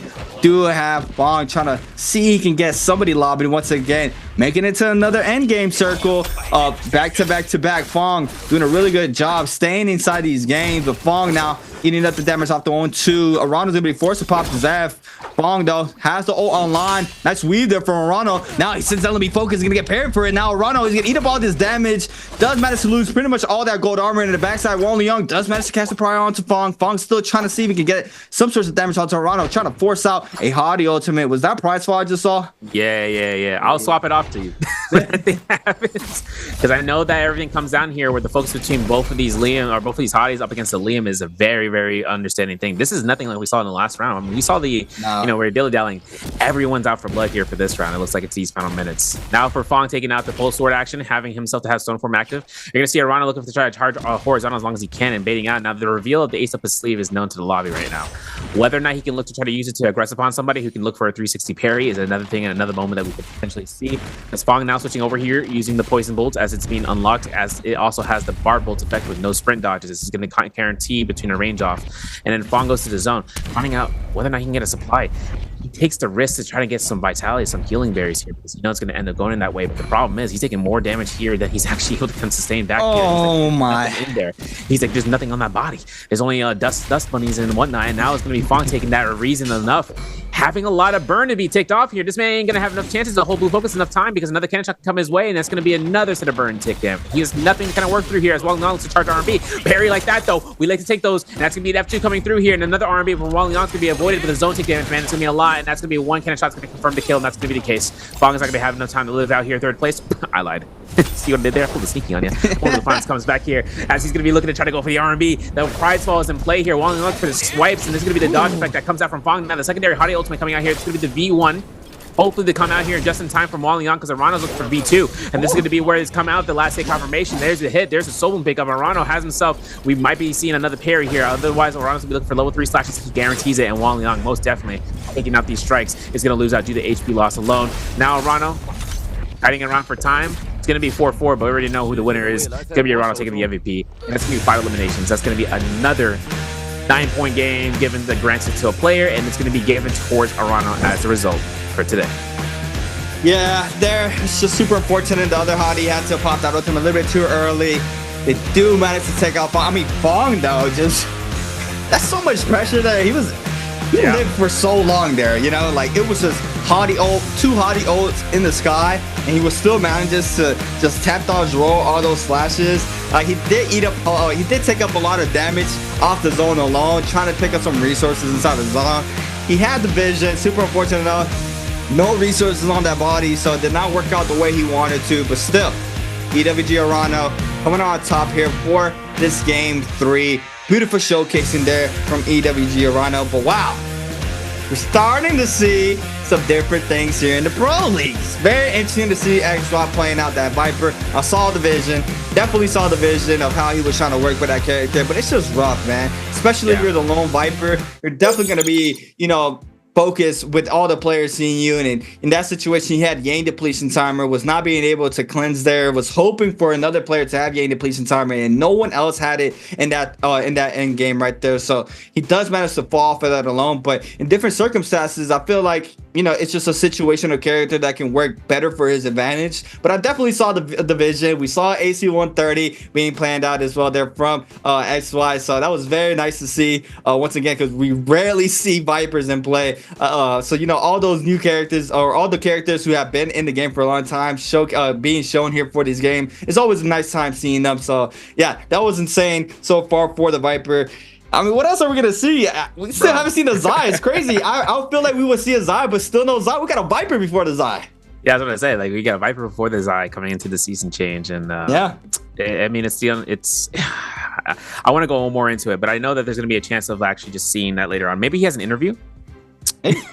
I'm hoping I see XY's mentality saying, you know what, Bumpy, I just wanted to troll. I'm joking now. He's probably going to be giving reasons if that's the case. But I'm really curious in seeing how it's going to stack up, because like we said, Zai is still in the mix.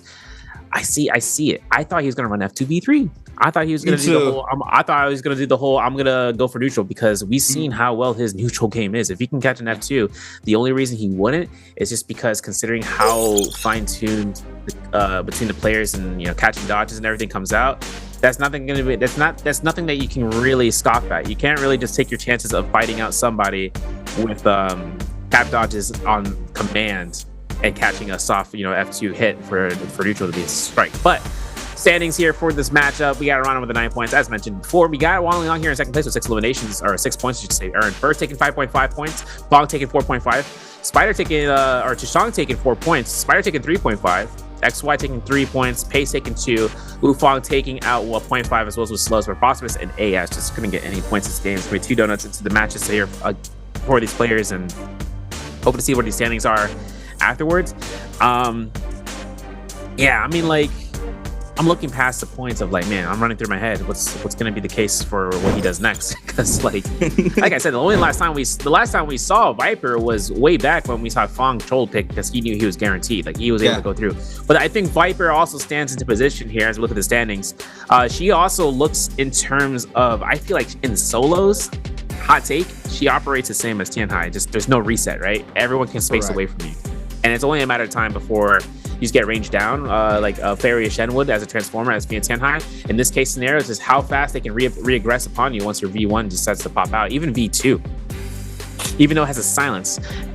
and the 2-second stun, you can't do much with Viper and catching somebody from a close distance. It's a 5-second stun, and you have to then take a second or so just to make your way back to them. And that's just something that burdens time. We saw him get 2 successful stuns, Wang Liang, Spider, right? Or like rather Spider, but like taking into fights into Romiang, right? Where he's catching the stun. He has to burn time going to them. And if it's a Liam can preemptive ult, noticing that he's not going to be safe, and he knows that he's going to be able to use his Auric Sword Fusion in order to kind of look to deny the pressure that comes from someone close gapping. And that's just something that can happen against Viper in all case scenarios, even across modes. So whether or not XY wants to reattempt it, or someone else is like guaranteed of like, let me just try this out, I'm just going to make sure and seeing if there's some sort of way into this. It's only up to the players and feeling how comfortable they want to do that, right? And otherwise, they're going to be looking for the tempo picks. They're not going to be mixing up the 3-3 time and then going to 3-4 or the 4-4 time if they want to go through it. But Clips and Highlights brought to you by Thunder Roll. We're going to be playing out here, Born for Gaming, and we're going to have the chance to see these matchups as we saw the first elimination as Pace was able to turn this around against Fong. A beautiful catch there for Pace. Snags up the aerial LMB into the aerial RMB. Letting him know there that he was active. Fong, not too happy about that one. Snags up the first elimination there in the third party, but now Wang Liang against Slows there. Massive parry. Another ship parry there. This time around against Frostivus into the aerial RMB. Confirmed damage. Ship parry there for Spiders onto Slows. And this was the raw uppercut aerial LMB.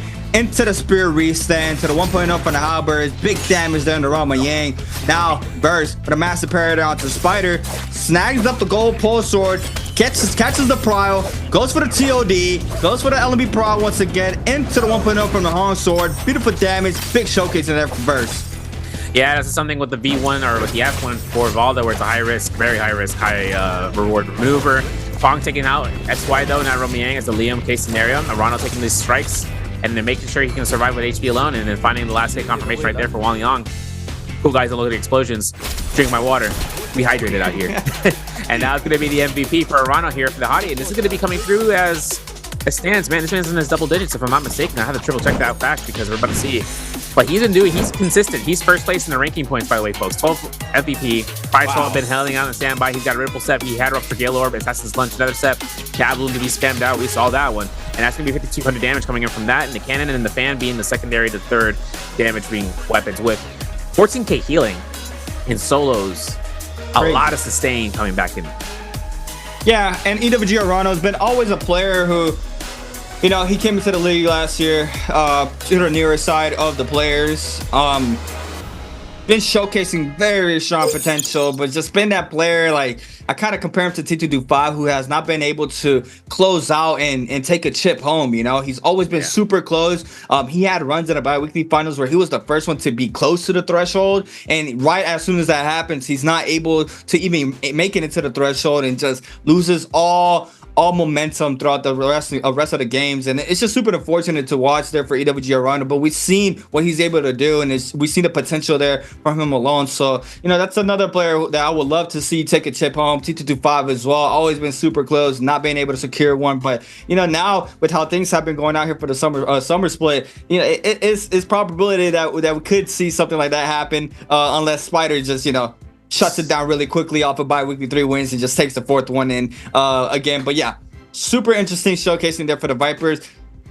XY sitting on top of the pyramid has all the green lights to, you know, try stuff out right now. So, you know, that this is the perfect opportunity to do so, especially if you're sitting, you know, nice and pretty on top and having the points and securing your bi-weekly final ticket already. But we're going to be taking a quick interview with one of these players. Once we come back, we're going to be loading into our fourth game of the day. Hi everyone, welcome to the post-game interview. I'm Leah. So this time we have Alliance Frostivus come to our interview. So please say hello first. Hello guys, I'm Frostivus from Team Alliance. Okay, welcome. So last interview you said last patch wasn't like your patch. How about this one? This one, I think I prefer this one. I think Spear has become somewhat viable to use. And Valda is also being picked, and I might also pick Valda for later on. Oh, okay. Please move on to the answer for treasure, because I'm gonna ask the second question after that. Okay, so this time our question is, which hero did Alliance Frostivus use in the game 3? A. Kylie, B. Liam, C. Akos, D. Hadi. Please count on the time. 3, 2, 1. Okay, screenshot everyone. So what's the answer? Kylan. Yeah. Well, I know. So for the last patch, Kylie was your favorite hero, but today you use Hadi, got 1 MVP. Yes. So is it like Hadi back to your favorite hero now? No, I think my favorite is still Kylan, but Hadi has always been one of my favorites. The second one. Yeah, the second favorite second now, one. I think. Oh, Yeah. Hadi will be sad. How do you think about, because before the interview we talked about Mike. How do you think about Mike now? Because he's like kind of low situation maybe. I think he's also struggling a little bit, especially against the newer players, because maybe it's just not unexpected for him, for like how they play. So it's a little different. Okay, So maybe he needs time to adjust. Yes. So we already come to the last bye week. So what's your plan for this bye week? This bi-weekly, since I know I'm already going to play LCQ, this bi-weekly I'm just going to experiment and maybe try some things and prepare for LCQ. You feel better because we changed the patch? It's kind of the same. I think it's like mainly my problem. So it's not the game that needs to change. It's Yeah, it's okay, it's okay. Okay, thanks Frostivus. Come to our interview and collect you for the following games. Thank you. Okay, that's all for the interview. Bye bye everyone.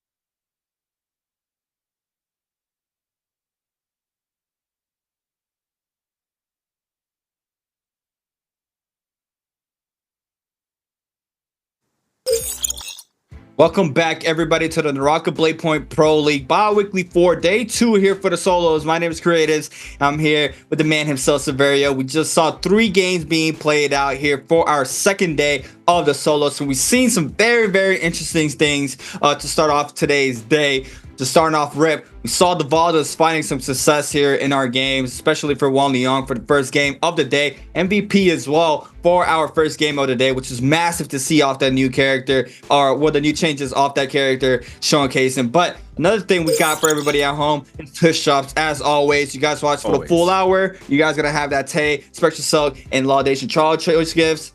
And Surveil, let everybody know about that Dragon's Grave, because everybody has been asking about that banner. Bro, I got a message from somebody. They DM me like, "Hey man, where's Dragon's Grave, bro?" And he's like, "You right, Dragon Grave, but I see no drop. Is it live, guys? The Dragon's Grave is gonna be dropped live finals for this week, for week 4. We had to swap around between week 3 and week 4, so we do apologize in the front about it. I mean, the drop is still going to be available. Now you can tell your homies, listen, you thought you lost it? Nah, you still got one last week. You got another chance. That was our warning. That was our warning, because people was like, oh my God, I didn't know. Like, yeah, now you know. Now it was a big brain play. Because big brain plays is what we do out here. And just like big brain plays being done, I know we saw into the interview. I know Frostface had a good chance of kind of explaining out. He even did it in the past about just focusing onto LCQs, right? But for this week, he can test things out. We're going to see that today and tomorrow between day 2 and day 3 for solos. He's going to be testing things out, right? And he saw how Valda's going to be played out. He stated that he's going to decide on playing Valda in one of these next 3 matches. He saw the success of it. Maybe he's going to want to take the chances, because that's testing that out is one thing. The Valda change really comes down. Spider took the second initiative of then switching out from F2, the combo breaker, to the F1. Now, I made a point about F1. It's a high risk, high reward maneuver. Because the thing is that your F1 isn't going to be blue focus frame 1. You get gold focus if you hold it long enough. Right. But if you get caught out, we saw what happened. Liam took full advantage of that. The moment that there was no combo breaker, no HP shield to kind of mitigate it out, nothing could have saved Spider in any case scenario. As Rana reads a book of, he reads a book, The Testament of Naraka. I was just trying to see what the strat is. But the other thing too is, having Valda F1 on standby, it's a good setup, but the only thing is the lockdown potential only comes at a cost of you getting caught out and nothing you made. That's why in solos you see so many times the combo breakers to be utilized. Some players will utilize the combo breaker just because they know if they get caught by one thing, a player is going to make full assessment of that and take notice and just shut them down. Yeah. I mean, I was hoping to see the overhaul deck, but we didn't get to see it there from Spider.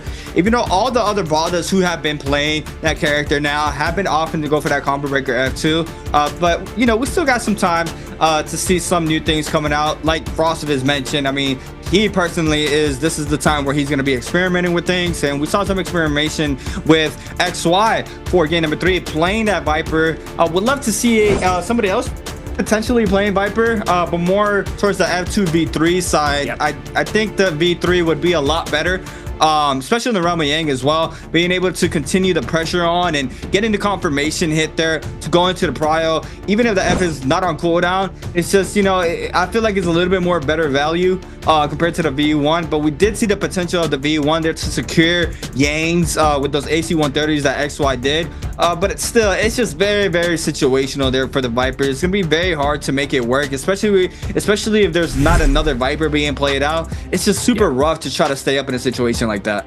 I think one thing to avoid the risk value of doing is entering Realm Yangs altogether. I know the spike of power comes out from Realm Yangs, and that's just something that we see. But the problem that comes out of playing the Viper in general is the moment if you lose Realm Yang, you are forced to then take fights outside of Realm Yang. And when you're in a position in the second post realm, you're going to have a heck of a lobbying situation that could end up occurring. Correct, now, that can always happen regardless. You get aggressed upon, but when you need to take the aggression and someone keeps kiting around, disengaging to re-engage, there's nothing you can do except just get caught out. And then the moment you get caught out once, that's when the whole lobby sees a sense of weakness. And then they'll go through in that and making sure they can lock you through. Now, for what it can be played potentially, you got to take a look at the understanding about whether or not it's going to be made into I'm just going to hold out, hide out until my time is to shine.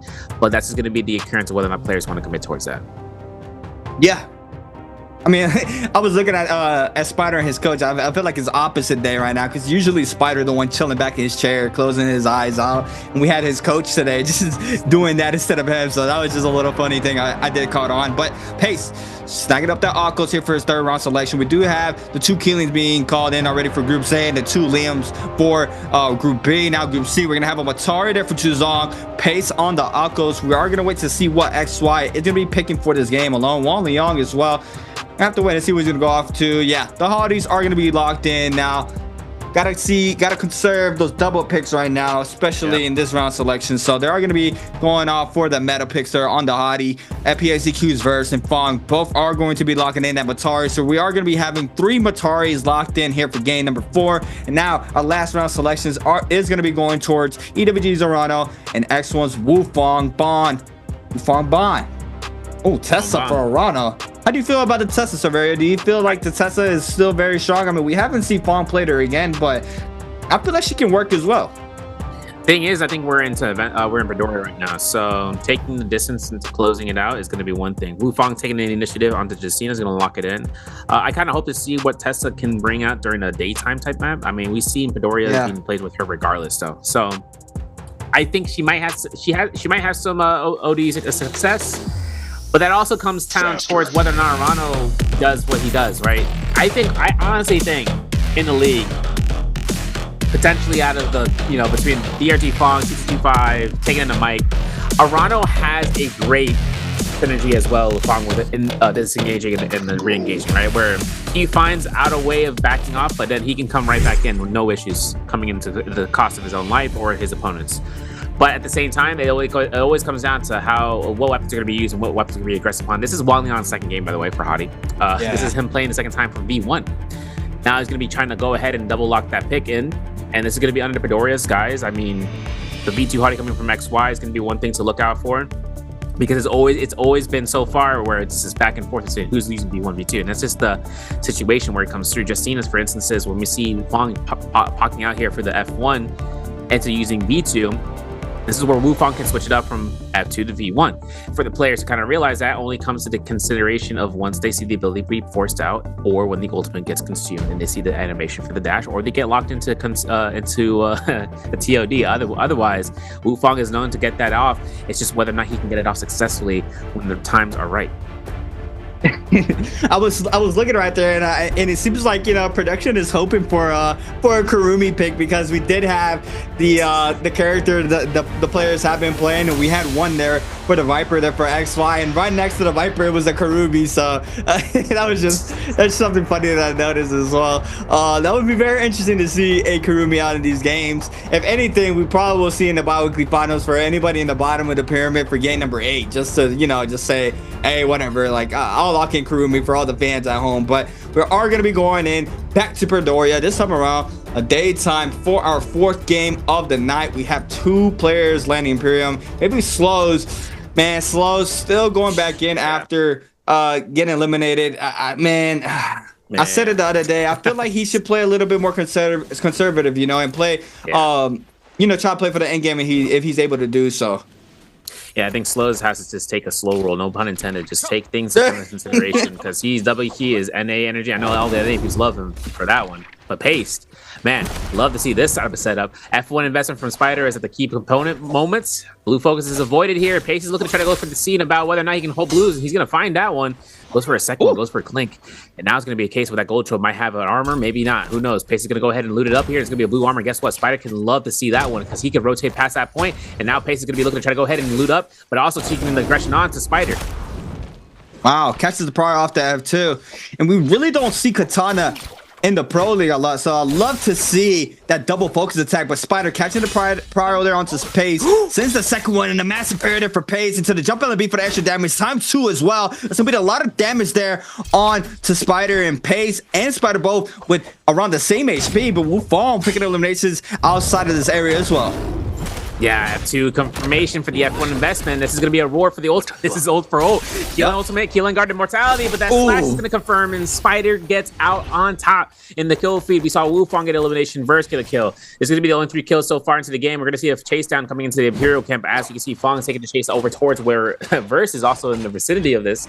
Chushong getting caught by the 1-2s. Chushong investing his F2 to back off, and this is going to be a chase for the lobby to try to lock him through here in this area. Now Fong, Nunnies, 16 grapples. This is enough supplies to keep the chase going against Chushong. F2 from Verse to kind of look to the lockdown, and there's the F2. Charge up does not come out in time. It's going to be Fong losing out on that kill, and that's going to be Verse fighting the elimination. Wow, beautiful showcasing there for Verse. Now, trying to apply the pressure onto Fong, but Fong catches the power into the 2-1-1 in front of the nunchucks. Lots of damage there, knocking off all that armor. There goes the grapple bomb off the spear, to the army focus, into the post shot extension as well there, into the F finisher there for FPS choose Verse. And that was a beautiful showcasing there off the purple spear with the bow shot extra damage on the ground. He had the height advantage there, so that was secure there from him. Man, imagine if he would have caught the Dragon Slayer from the height as well. That would have been so filthy. Dude, that would have been a nasty setup. I think in another term, he also blessed by the NARAKA gods for the terrain where he didn't get griefed for it on a little step stool and took the purple spear there. I know Frost was actually talking about the spear. He's like, you know, this weapon being available now and the way it is, the current shape and form, it's really viable, especially in solos. I know for certain for Treehouse, that thing has always been going to be the viable choice. It's just solos now, playing it safe. Frostwitch, though, he's playing it safer. Slows is going to be kiting right by him in the Mercury River. Frostwitch is waiting this one out here and just seeing about what that wall be, what the wall doing, because he's looking at it.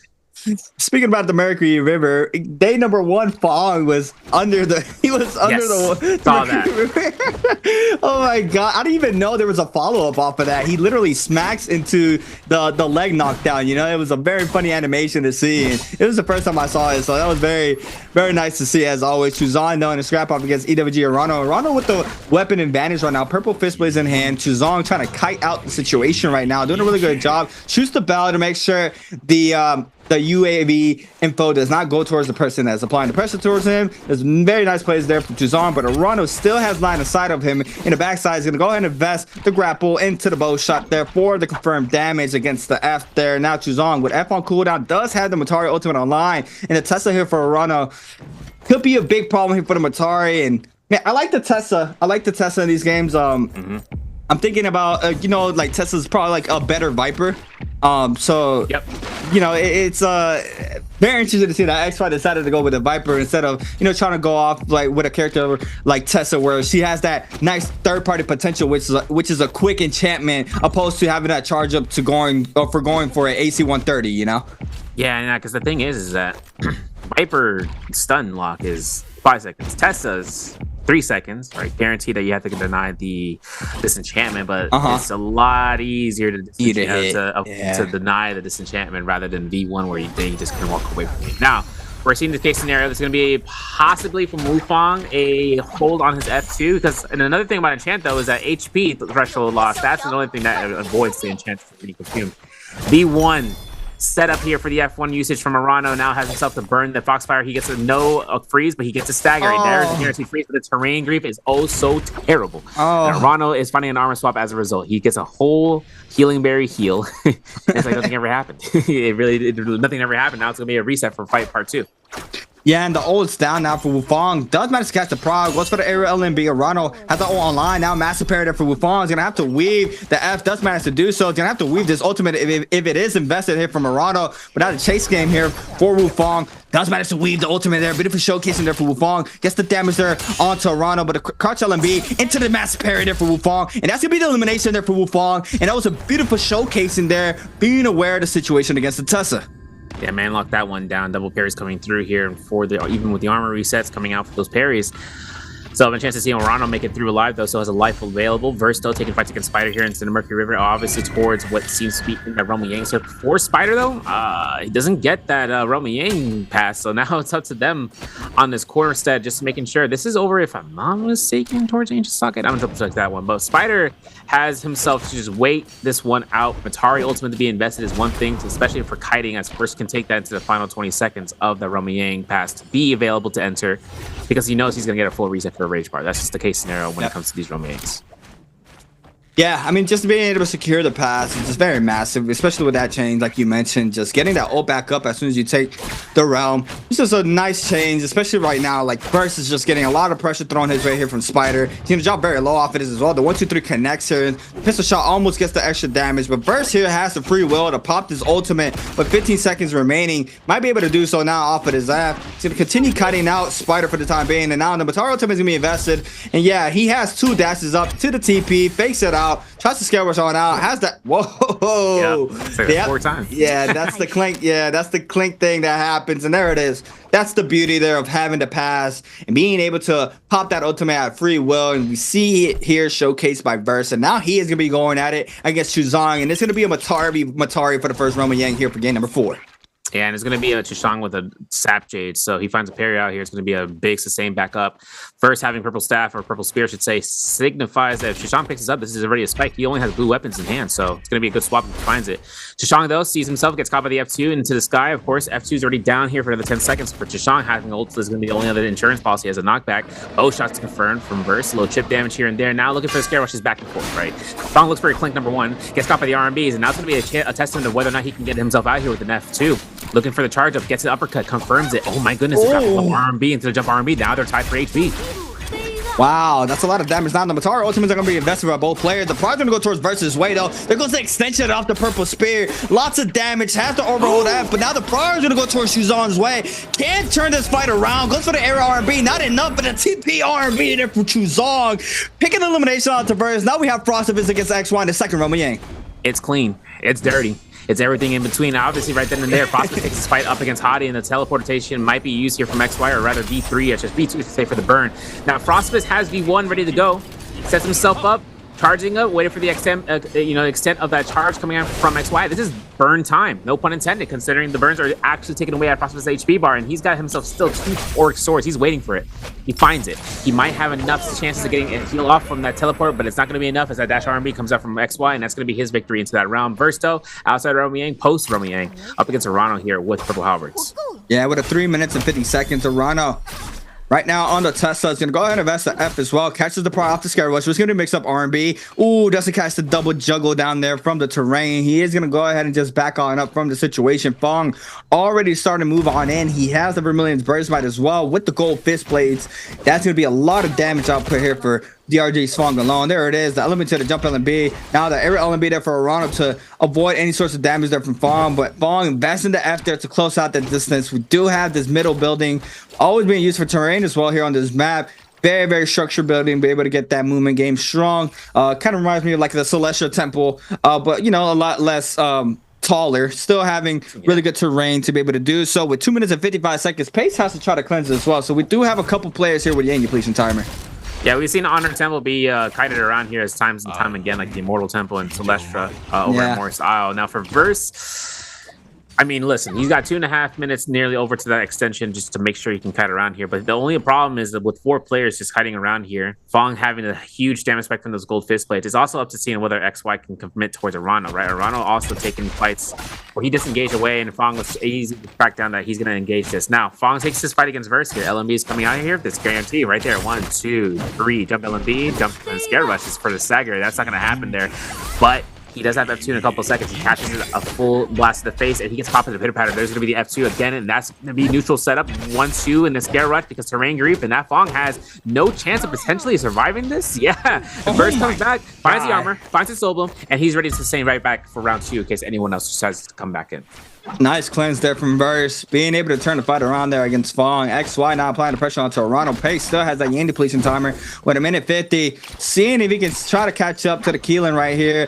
Doesn't manage to find a grapple though, so might have to swap on targets pretty soon. And there it is. Catches the Hadi as Hamaran. XY, the F2 invested there from Pace. Now the full juggle for XY to the air LMB. Could have full extended as well, but a terrain save. Pace there now trying to kite on now. XY still finding the pressure. Oh my god, grapple meat into the headshot there. Beautiful plays there from Pace. Now does manage to let loose some of this pressure now, but XY still in the mix, losing all that armor. Might be eliminated off the situation, but he does have the Brilliance Burst Might. Is going to be forced to pop the Zap. Gets the damage off the RMB focus and Pace as well. Oh my god, the roll there from XY. Stays up to what LMB focus there from the Nunchucks. XY getting caught by 1 pounce here. There's going to be the V1 coming out here from Wufong. If he can capture 1-2 eliminations, that'll be an immense Super City lead for this. There's going to be the pounce here. They're locked in. They're in one place. V2 comes out, and he gets a kill like I was anticipating. He finds a solo pace. Spaces out here. And now it's going to be where Wufong just dips out, man. Yo. Wufong Bond, bro. He's going to be the one to set himself as a spy. He's a thriller every single time. Talking about thriller, you know, some of the dancers. Okay, let's not throw that up. You know, Wang Liang takes everything coming into play with his F2 still having a V1, still having the chance of looking for kiting shots. But Pace now has to take the time to disengage. The Frostwest finds Arano off the flip side.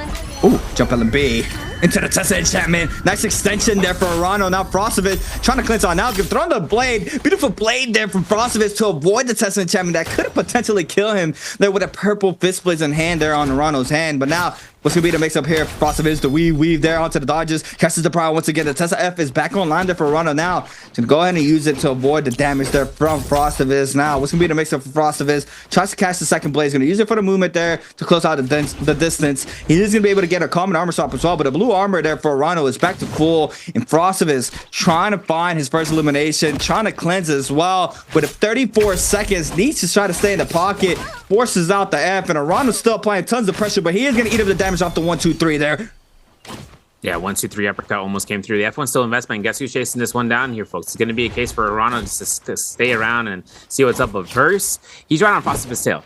He knows Frostwest might be the one person to go down here because Roman Yang depletion is his other threat here. And for Frostwest, not giving elimination might be one thing for him to keep in mind about because there's no wild haymaker play he can do, especially with combo breakers on the field. So he's going to go ahead, take into Twilight's Pass, looking towards the Solar Fireflies, maybe even looking to try to go ahead for some, just some time and space away. And there he goes down. Roman Yang, depletion, kicking in like a truck. And that's going to be where he has to go through. We're looking at Wufong. 4 eliminations, purple weapons across the board. Has himself to hide himself in the Roman Yang. Not any longer. Spider is looking to hunt out here. Blue fist blade in play, but he's making work with those. He's got all the melee resistance and health jades in the plays of today. And that HP threshold is what's going to give him enough slashes for hopefully the kill confirmation against Wufong if it comes down to it. Yeah, we got the start off here for Spider, Wufong. Spider on the kill, and once again, Wufong on the Justina. Pistol shot connects there for Spider. Cannon shots flying on in for Wufong. Catches the prow. F caught in there into the LB. Jump LB off the fist blades. Now, sends up the LB focus off the nunchucks. Back-to-back LB focus this time around for Spider. Now the kill ultimate is going to be invested here. And Wufong holding on to this ultimate, can use the F, and there it is. Has it online. He's going to use the gold frame off the ultimate as well. Overhold, doesn't connect off that first one. Now the cannon shot still flying in for Wufong. Oh, manages to roll off of that or dodge into the corner there onto that. The second slash misses there for Spider. Now has to be a little bit more conservative here with the HP going down between each slashes. And there it is. The proc comes in there off the mortality guard down. Catches the enemy prow. The F caught in for Wufong. And trying to turn this fight around. Gets the damage there. Overhold. Parries a little bit too early to the F1-2. Now the click comes in to the jump LB finisher off the click there. And Spider there staying up here in the Roman Yang. Yo, J-Cup is my Super Bowl, man, and I can't wait to see what Spider's got cooked up here. With the F1 into the R&Bs, that was sick. But the F1, Starfall picked up. Is he going to use it? Probably not. But he got himself a gold dagger. I'm always looking forward to seeing about where that stands out. And he also has, if I'm not mistaken, taken the Earthshaker taken into the build. I mean, I'm not sure he's going to use it, man. But if anything comes out for his tenacity of using, what he's got in his place, that would be one thing. For his plays, though, right now, Wolpine's Essence in the again of Wang Liang, crazy, and he also has Earthshaker. So I don't know what it is up with these Earthshakers in the lobby, but taking that's going to be one thing. But he doesn't have enough power, right? He's got only blue weapons. And there's a lot of players in the lobby who does. I think everyone else has purple weapons on standby. Rano finds out SS1 space, kites around him, 46 ratio for his healing berries to armor powders. Has enough grapples to kind of skate away, but here's going to be AS's XY and AS actually dying out. As it comes through in soul form. I think they had a tied Roman Yang fight. Can we get a replay on that? Hopefully soon. We'll have to see, because that's crazy how it ended up in the very last possible second. So both of them are on the death store right now. 3 players with Roman Yang depletion. 9 total left in the lobby. 4 X1's Wufong here, being the first one in the outstead. These players are just kiting around. They can't take any sort of fights between one another, and I can understand why, because the moment one player gets caught out, it's going to be an F investment. What's going to happen next? Bow shots. What's going to happen after that? Ult investment from that person getting kited out. That's just going to be the case scenario. Wufong has himself to bait out to have 3 dashes, but as a Justina, right, once you get realized in terms of your dashes are consumed, the chase is still on. No one's going to stop that one going through. Yeah, I mean, literally what you said is actually every single time Yang depletion timer. Person getting active, just eats up a lot of damage sometimes. If he doesn't have the advantage, then sports a bop to that. But at that time, everybody's posted up already around you, and it's just, it's just a disaster after that. But Wufong, even though he has Yang depletion timer, he does have 4 on the board as well as APS EQ's verse.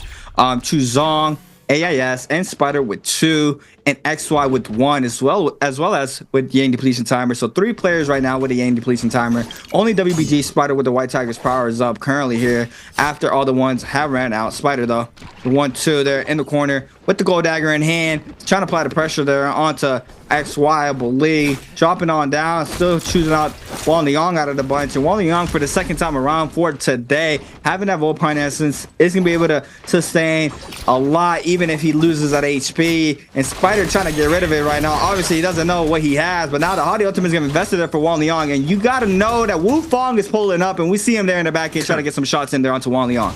All he needs is an R&B after a freeze. He guarantees that teleporter has been set. 20 seconds on the clock right now for himself to take that teleporter. Otherwise, it expires. It still has F2, right? So you can then consume the combo breaker, or you can consume the lever for the teleporter cube. So for right now, Wang Liang, if he gets cornered off here, try to take the time of just making sure that he can commit a chase from his opponent, as Spider is committed to the chase. We've seen Spider do this time and time again. There's a teleporter being consumed. Now, the thing I mentioned as well, it's up to the other players to spot that out, and they can wait that out for as long as they need to. Because when the teleporter gets taken, they hear it, they see it, and they can just launch out any abilities that they have. You saw Space actually throwing out the F2 Akos Roar right in the direction, but it did not catch Wang Liang. Wang Liang still able to heal out into the Ascension Form's interior. And then into the AS, where he's also healing off here. Under 3 minutes right now for AS, taking in a tied loss with him and XY. So they are both under the same time threshold, where we have to see if they can get a solo in time. Otherwise, they get eliminated or they just die at the time. Yeah, now we see it with 2 minutes and 40 here for XY. Has to try to cleanse pace. Baiting out the situation right here. I think I heard an overcomer in the background. Do have the pressure. Might be going towards Pace's way. The lone Akos right now currently. Do have the F2 investment as well there for the Akos. Wufong still with a minute 25. Trying to see if he can cleanse this out. Rondo drops very low. This could be the opportunity that Wufong has been waiting for.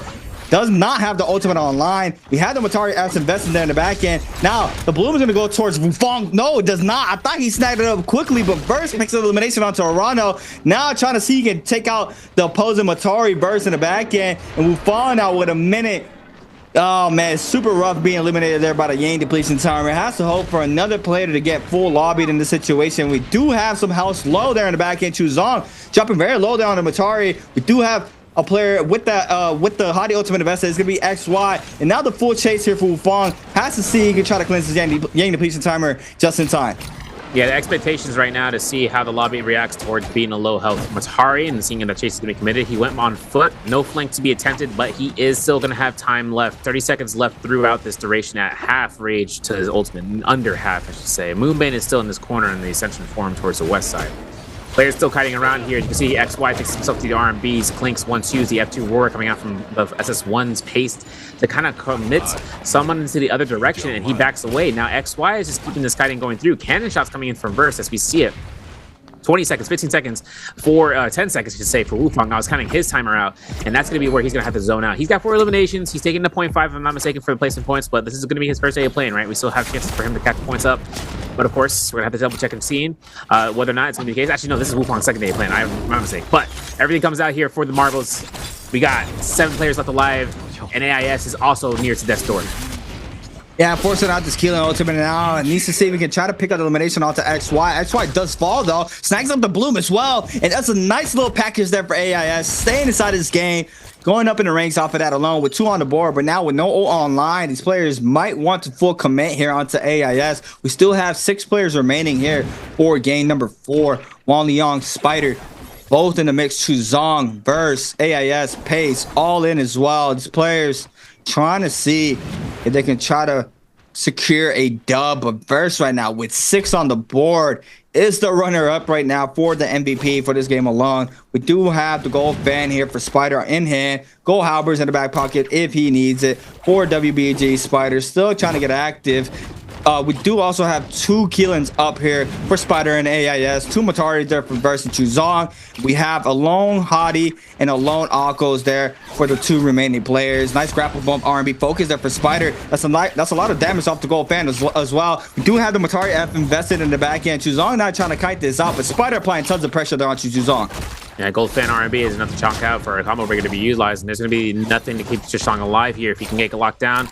He's still kiting around. He's taking this cliff slice to his advantage. This is going to be a chance for here for the Crash on the Bees. They get caught with the fist blades. There's going to be the R&B. Now the investment from Spider. Now the F2 from Chishong that's space away. And another Moonbane, which everybody's at this Moonbane, and this Moonbane has to be, oh no, we missed the grapple. We need to start kiting right now, because this Moonbane could cause a lot of griefers right there, and I called it. I knew it. Oh my god. Cast a curse, y'all. I just knew it was going to happen. I knew it was going to happen. I anticipated, look, boom, Spider gets knocked out of his HP breath threshold, and AS can look for the army, and Spider almost gets caught in the second one. Everyone had to get out of this area. The moment I saw how many players were centered out, it was no fun, no bueno.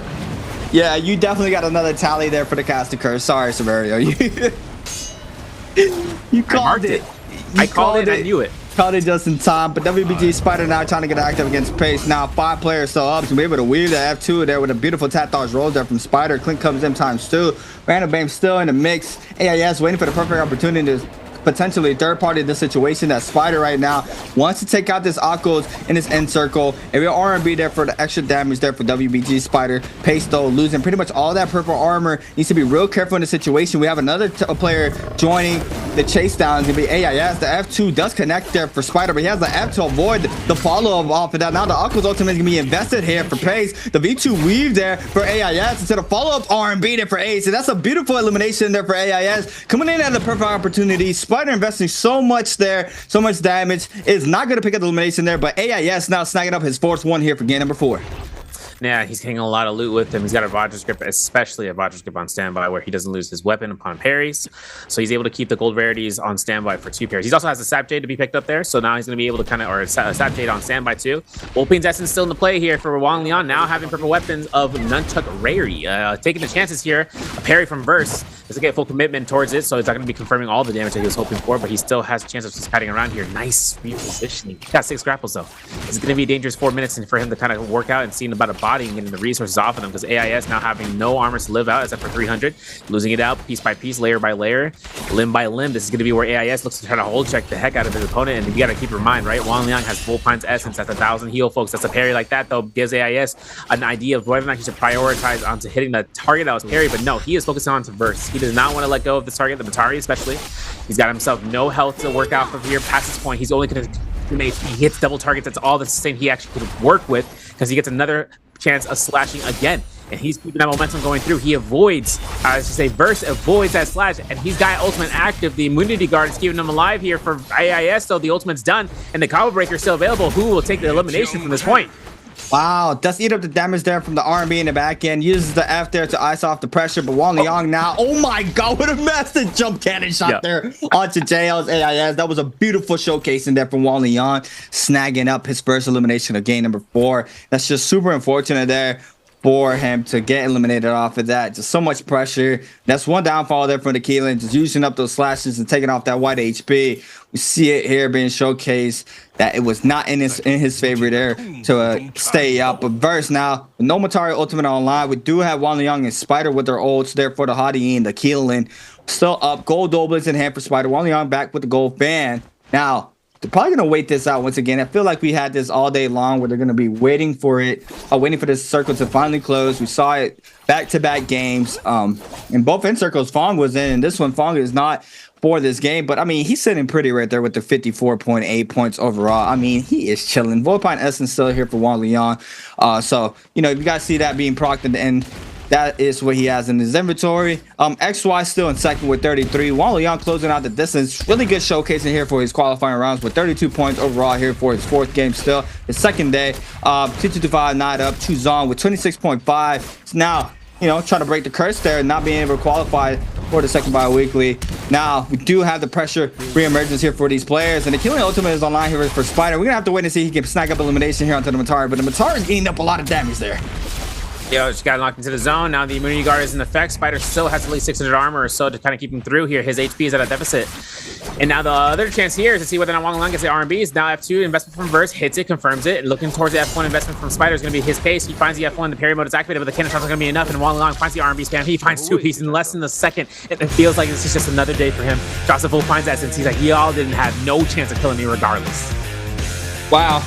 Wong Leon showcasing some beautiful, beautiful NARAKA gameplay for us. I mean, staying up there, securing the dub, or securing the last one standing, but not the MVP. FPS ZQs versus had the elimination advantage opposed to everybody else in that server right there.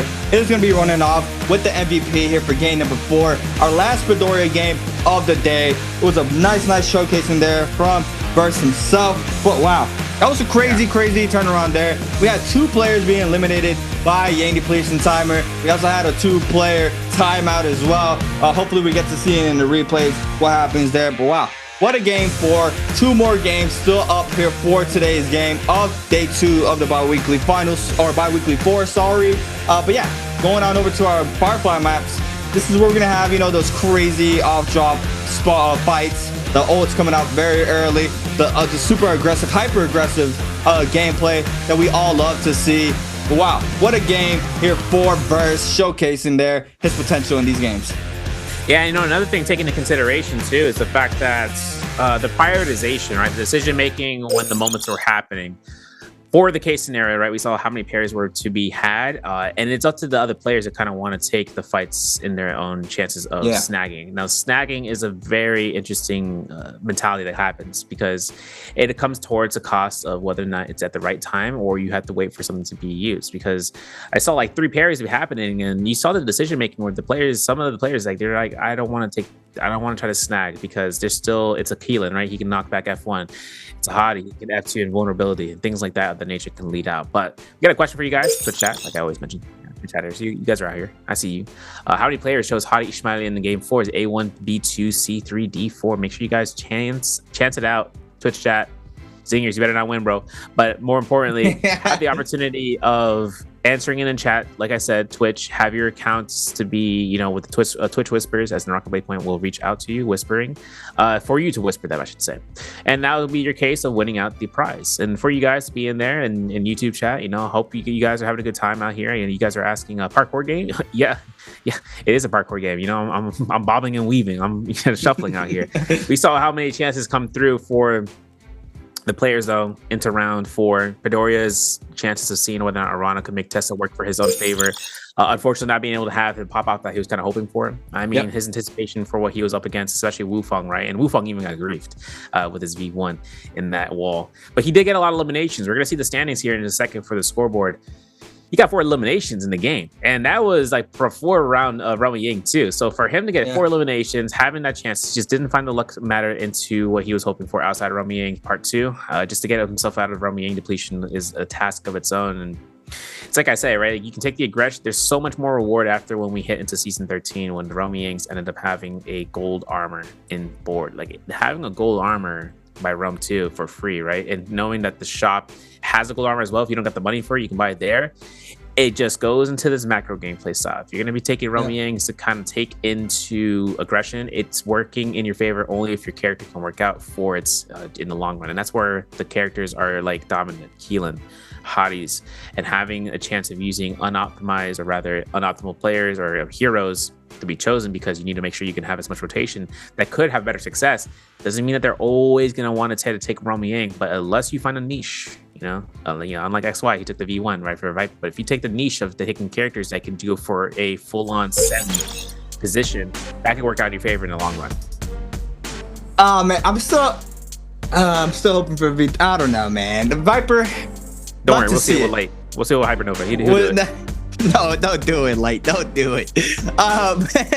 FPSEQ's first, though, being our MVP for this game alone, you see him with that overall game score of a massive game here for FPSEQ's verse. Wong Leon with 6.6, AIS with 5.5, Wufeng stacking up 4.5, the four eliminations that Severo was speaking about just a little earlier ago. Spider with 3.5, Chuzong with 3, XY and Arano securing 1.5, Fong and Pace with 1 overall game score. Frostovis had his MVP game.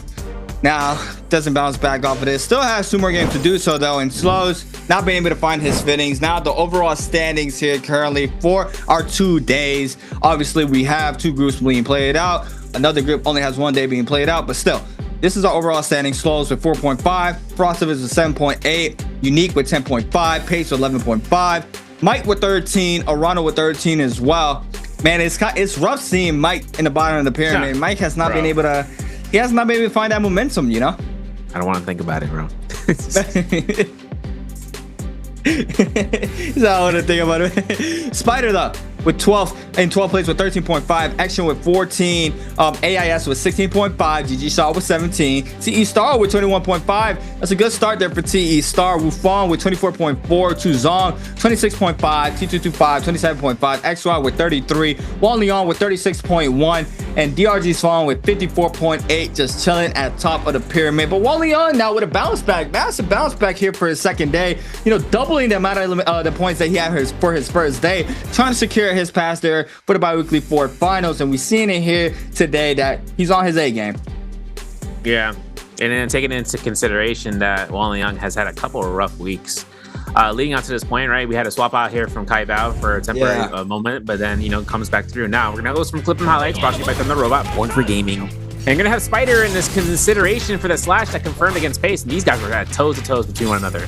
Imperial Camp, delicious R&B right after the grapple bump, and into a bow shot, hits it, confirms it, adds 2 kill confirm from through the double rolls. And now we're gonna see the Grieffish coming through here as Arano gets caught by a 1.0 parry. He released it, boom, there, done that, seen that, and now it's gonna be the kill confirmation because Purple Nunnies. Strong though takes this into his own set. That was a nasty setup here coming to Rami Yang as he went up against Verse and caught that teleport just to close the distance another inch. That was disgusting there. Now Wufong with the freeze there. Spider in the Rama Yang. Sends that be focused. Tries to go for the tech chase. Eats up the damage off the R&B. Sends down the F into the 1-2 jump LB finisher there. That was nice plays there from Spider. AIS weaving out the V2. Catches Wufong lacking there in the quarter with the R&B focus. Cannon shots there for Wang Liang. For the elimination. Wang Liang staying up in the last and final moments of this game. Gets the Gust there onto WPG Spider. Into the R&B focus there onto Verse. For the last 2 eliminations of game number 4. Beautiful showcasing there from Wolves vs Kai Bao. But FPSGQ's Verse is going to be taking our MVP here for game number 4 on the Matari, his 5th MVP of the split with 20,000 damage, 6 eliminations. It's a nice turnaround here for FPSGQ's Verse. Yeah. He was able to use Spear as often as he was in the early games, so that came out to the advantage where he can just heal off that. The damage to be dealt is because he also had his ultimate to come through for the sustain for V2 and then having F2 to be casted out, which is another thing I just get, like I always keep to mention, like the sustain that comes out from Matari's F2 and V2 is unfathomable, words, because the thing that comes out is that she can keep aggression going, she can keep teleports rolling, and then she can disengage her ultimate and get another F2, and this F2 doesn't heal, but then it does damage, and that's all you might need to either heal off or to escape. And that brings up the point, to be brought out about what were we standing out here. FPX's Verse having a chance to be highlighted here is one thing, but we've been seeing him in the season between this and last, when he was in part as a fill-in, and we saw how Verse was actually able to kind of be brought out in his full set in the spring season, forcing into being a contender now for the teams and now having his own role as a solidified solos player for FPX. For what it comes out, though, for what Verse is able to accomplish, his competitors coming out here, especially coming in from rookies to, or not say rookies, but like players that we may not recognize like at once. With AS's XY, which was Countryman, but came from Koi Cup to come through. To even Wufong making his appearance here, and the thing is that Verse is up into this contention between those two, at least today as well, where these three are like the big three when it comes to the newbies to come through, and they're doing some phenomenal work in keeping the consistency game going. Now, breaking an old dog with new tricks, that's just the case scenario that comes from old players that come from years past where they have the experience of the game. Then you can see the turnaround of like how the game's position on how to operate changes with the course of time, and that just either comes from evolving out or just being shunned out. And that's not shunned out in a negative sense. That means shunned out where it's like, all right, let's go back to the drawing board, let's see how we can improve behind the lines, and then come back even stronger. Yeah, I mean, speaking about XY, Chad corrected me. I thought XY just showcased himself in Koi Cup with Countryman under the name Countryman, but apparently he was in the league before as well with a different name. And I, you know, to my apologies, I don't really remember him being in the league. So, you know, off of that alone, I'm just in my head putting 2 and 2 together. He didn't have a big impact in the league when he first came in, but we saw him staying true to his roots and, you know, going back to the lab and playing tons more. And, you know, at Koi Cup, nice showcasing. Now goes into the league this time around, and he has a very, very massive showcasing for himself as well. We see how much he has improved. We see some crazy gameplay for him tech wise. We know he knows everything about the game, and he showcased it time and time again here for the bi-weekly qualifiers that he's able to put up those points. And that's another player, you know, it's just the pressure I think that gets to these players that they're not able to close out for the bi-weekly finals, where, you know, another player, Arano, has had that issue. T225 nearly taking bi-weekly 3 by 1 point alone. I mean, it's just crazy showcasing, or just for a lot of players. I mean, last bi-weekly 3 finals was insane. Don't quote me on the 1 point alone for T225. I just remember it being the top 3 player, or the top 4 players being in the last game, all 4 players still up, and it literally came down to a 1v1 to see who took the bi-weekly finals. So that shows how close these players are in skill wise. Now it's not just Mike running up the ladder, and we heard Froster is saying that the playstyle of these new up and coming players has been catching Mike off guard. So that is something that he has to adjust to, because previously to the split, Mike has been running up the ladder, and I keep saying that the only player that would contest him before was WBG Spider. But now that the league has a different placement point system, and also the change with the game where you're not able to see who you eliminated, it knocks out, you know, that's a lot of info that you can put in your head while you're fighting in these games. You know, what character did I play? Who was that? They're getting aggressive. Oh, that's the same character. I can't potentially pick up the elimination. So the mind game and that alone is completely out of the game. Seeing little things and factors like that do showcase, or do matter, and especially in a lobby of how high of caliber of players we have in the server for the Pro League. It's just, you know, it's a lot of changes, and this is where players have to try to adjust. And, you know, hopefully for OJG's Mike, he's able to find his fitting here for the remainder of the bi-weekly 4. Yeah, and then also like just the mechanics that could be learned, or be, you know, learned because they just got developed, that players can utilize. Correct, yeah. Like 2-on-1, taking that weapon selection swap of, you know, using your own with the singular weapon that you have, right? Like things that could just make or break a situation of mechanics, that is something that has to be standard, because if you don't know it at one point, at which point if your opponent uses against you, you're like, man, you know. And that can happen. I mean, the Nunchucks one, the Nunchucks 2-on-1 is probably the more, you know, stable one of just being able to deal out, especially with that buff coming through, its vertical damage to be increased. So that just really comes out to the value of it. Now we're gonna have 3 Liams here in the game, 3 Keelans. That's 6 now down the board. Now it's up to seeing JG's Shang and Pace opting in for a round 4 selection of a Nakos into a Justina. This is gonna be Pace playing Justina.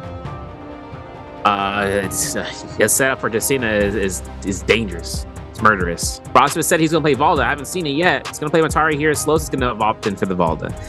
Let's see how Slows performs in his match, man. I'm like I said, like I hope he kind of evolves in terms of his style. Double Valda gonna be going confirmed though in this round. Spider double picking Valda. And if it's going to be F1, if he's attempting it again, maybe he has more confidence in the sake for it, because he had Pole Sword. He was set up for shot. But once he lost the Pole Sword, and then, you know, having to get caught out, it was not really going to be a good time for him. And that's what the case was back in the Moore's Isle for round 3. A double Valda for Spider, very interesting. I think he's just, I mean, once again, this is the perfect time to test out things. Don't really see it being a problem, double picking that character, especially with how new it is, trying to see how it can do in these lobbies, how the matchups unfolds on LAN. Obviously different to how it is even with them playing at home or wherever they end up playing. Online and LAN, it's night and day difference. You know, so this is a perfect time to try to test out anything new, to see how our Fs and ults are looking out for everybody. We do have the 2 Valdas playing that F2 now. Spider is gonna go ahead and change up the F1 into the F2. We do have the F2 V2 for Pace on the Justina. Everything else, I mean, as well for AIS, everything else looks very standard for these players now. I mean, the Aquas with the F2 V2 now being the norm here for these games. I don't see anything different here for the ults and abilities.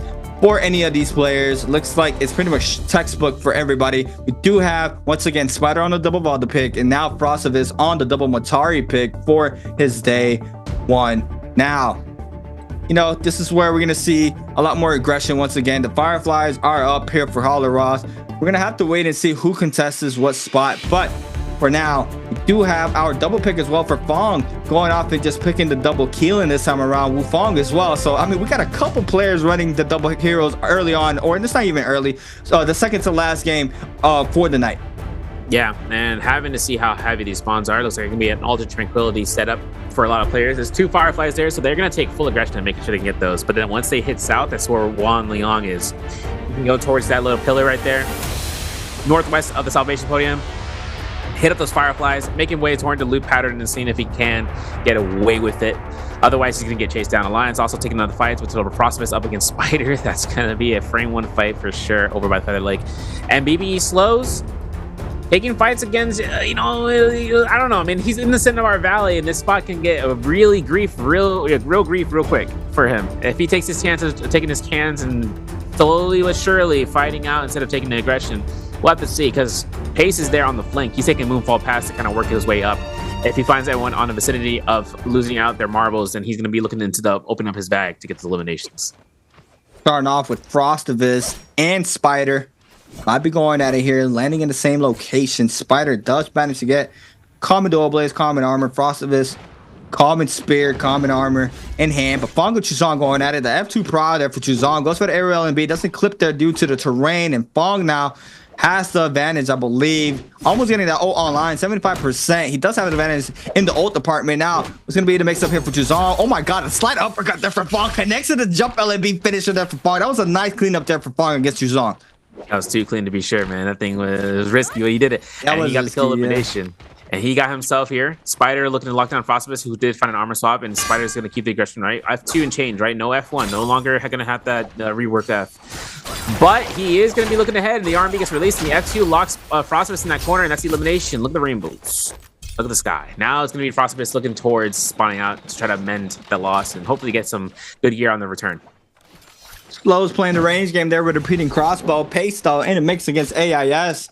Justina v. Justina action in the back end. XY as well. Trying to lay down some pressure there for the pistol shots, but it's going to be a common armor swap there for AIS. Being able to stay safe in the situation. Pace can go ahead and lurk this out. Waiting to see if he can find any source of damage again. But Slows out of the bunch is super weak. And XY with the advantage. The F2 called in. I almost called it F3. Now Slows going to eat up a lot of damage in the back end. Pistol shots flying on in once again. Does manage to tap on his roll. The R&B focus there from the fist blade. But no, it's going to be AIS with the elimination against Slows. And that was a nice cleanup there from AIS being patient. Yeah, he uses the ultimate to knock back, make sure he secures some sort of distance away from his opponent to spread out. Geto's ult gets that soul bloom, so that's going to be a case of the timing of the rate per second to tick down. Now it's up to AIS, though. Has to be careful. You know, I'm looking at these pistol shots. He's avoiding every single one of them. Now he's the whole blue focus in a weird, uncomfortable spot. Whether or not he's going to invest F2 here, the expectation for that is going to be up to whether or not Pace is going to be for burning it through. Now, these are both the Justinas and the Fabi V2 F2s. Area like that, though, that's a lot of armor gone, and that's going to be all his armor. Find the swap, though, in the middle of all that. Crazy. Intense. Immaculate. Yeah, that was a fast armor swap there for Pace. Loses up a lot of HP, eats up the damage off the R&B staff there in the back end from XY, and now trying to stay up. Still has both of these warriors on his back. The F invested there for the Liam, and now the first you see the ultimate is going to be invested there for Pace onto XY, and XY as well is going to respond with the Liam ultimate of his own. Gets frozen off of this, and Pace stays up there. The Bloom is going to go towards his way as well. He is going to be able to get that health back. Now, since up the R&B focus back to back, the T225s are coming out here for Pace once again. The jump of the beat for the extra damage. You see an ultimate invested for AIS. Doesn't manage to get the damage off of this. Eats up the damage off the R&B focus. Weaves the LB follow-up. Now the F called in there for Pace, and AIS trying to catch the scale the tap dodge. Does not manage to do so. Now on the backside, the health is pretty much even, but the second freeze connects there for AIS. He gonna snag up his third elimination, I believe, of this game. That was quick there for AIS. It's 2 now on the board there for AIS. Yeah, and we also actually seen the kill feed. Wan Liang fully eliminated Fong in the lobby. That's going to be the case. That's what we're going to see here. And now for this game in the Grizzly Rise, we're going to see Chishang not looking too hot HP wise for his flat white health. He's going to go for a heal. Oh, gets caught by the R&B, but just in time for that heal to help come through here. Rano actually looking to try to be the one to aggress upon that. And Wu Fong looking to kite around here and seeing what he can try to aggress upon himself. But the value comes into Shishang here because this is early game circles. There's just not a lot of tick damage to come through here where it causes a detrimental to your health bar. So he takes the time to loot up. He takes the time to separate from the whole entirety of where those players are. And even though he gets caught by the bell, he's still looking to loot up here. The weakest escalation, though, is at cap. So whether or not he can kite around here in time, it's whether or not the players think he's still around on Grizzly Rise before he disengages completely to reinitiate later on. Do see both Arano and Wu Fong trying to wait for that player to start coming on in, but it's gonna be a little bit of waiting game first. Romo Yang starting to form on up. Chuzong does manage to kite out that situation, goes far right there to avoid both of those players. Now trying to see if he can snag up some more resources there to top off that health for himself. Wally Young at Plume Castle with the weapon advantage against a lot of players right now. Scaled up to purple weapon, purple staff in his inventory, and also has a purple gold pole sword in hand already. Definitely got it off the puzzle. And here we're going to go ahead and take a quick look at it. It was a gold greatsword since the stone form R&B on the Fong. Oh my god, that was so much damage there. Oh my god, one storm form, and Fong did not believe it as we saw the surprise in his face there. It's tough. Tough. Yeah, tough position, man. You saw that man got the Pog Champ face. You know what's crazy too? That thing had every. You know what's crazy? That alone was enough because it came with a pulse. It came with a great sword that can convert to a pulse sword. Had a purple staff, and it also came with an advanced skill for him to have. So he got all the makings of making it into end game circle. AS takes himself up against XY though towards the city of Tong and towards in between that and Tang Courtyard, just in these pillars alone, because the Romy Yang is about to pop in here, and you know AIS. As Justina, forcing that in would be something that he could take advantage of. Maybe. I don't know. Slows is just in the background here as the ball does. So whether or not he's going to be looking for the grief zone is going to be the case. Well, we do see the bird out here in Hall of Rock. We do have a stackage of players there on the bottom right-hand side. Romo Yang, Wang Liang to be able to get this run for the free. Now Pace, WBG, Spider, XY, all getting active right now. Pace is going to let go of this Yang pass. Does not want to lose his life right now. With no resurrections left into this game, should go ahead and just count his blessings. Playing the dual blade katana swap though, so we might see some sorts of swap potential there for him. So Spider now with the pass, 97% on that ult. It's about to get it right back up. Can pop it if he needs it pretty soon. Now sends it. Oh no, gets a parry. Beautiful parry there for Spider. We're gonna have to wait and see how he does.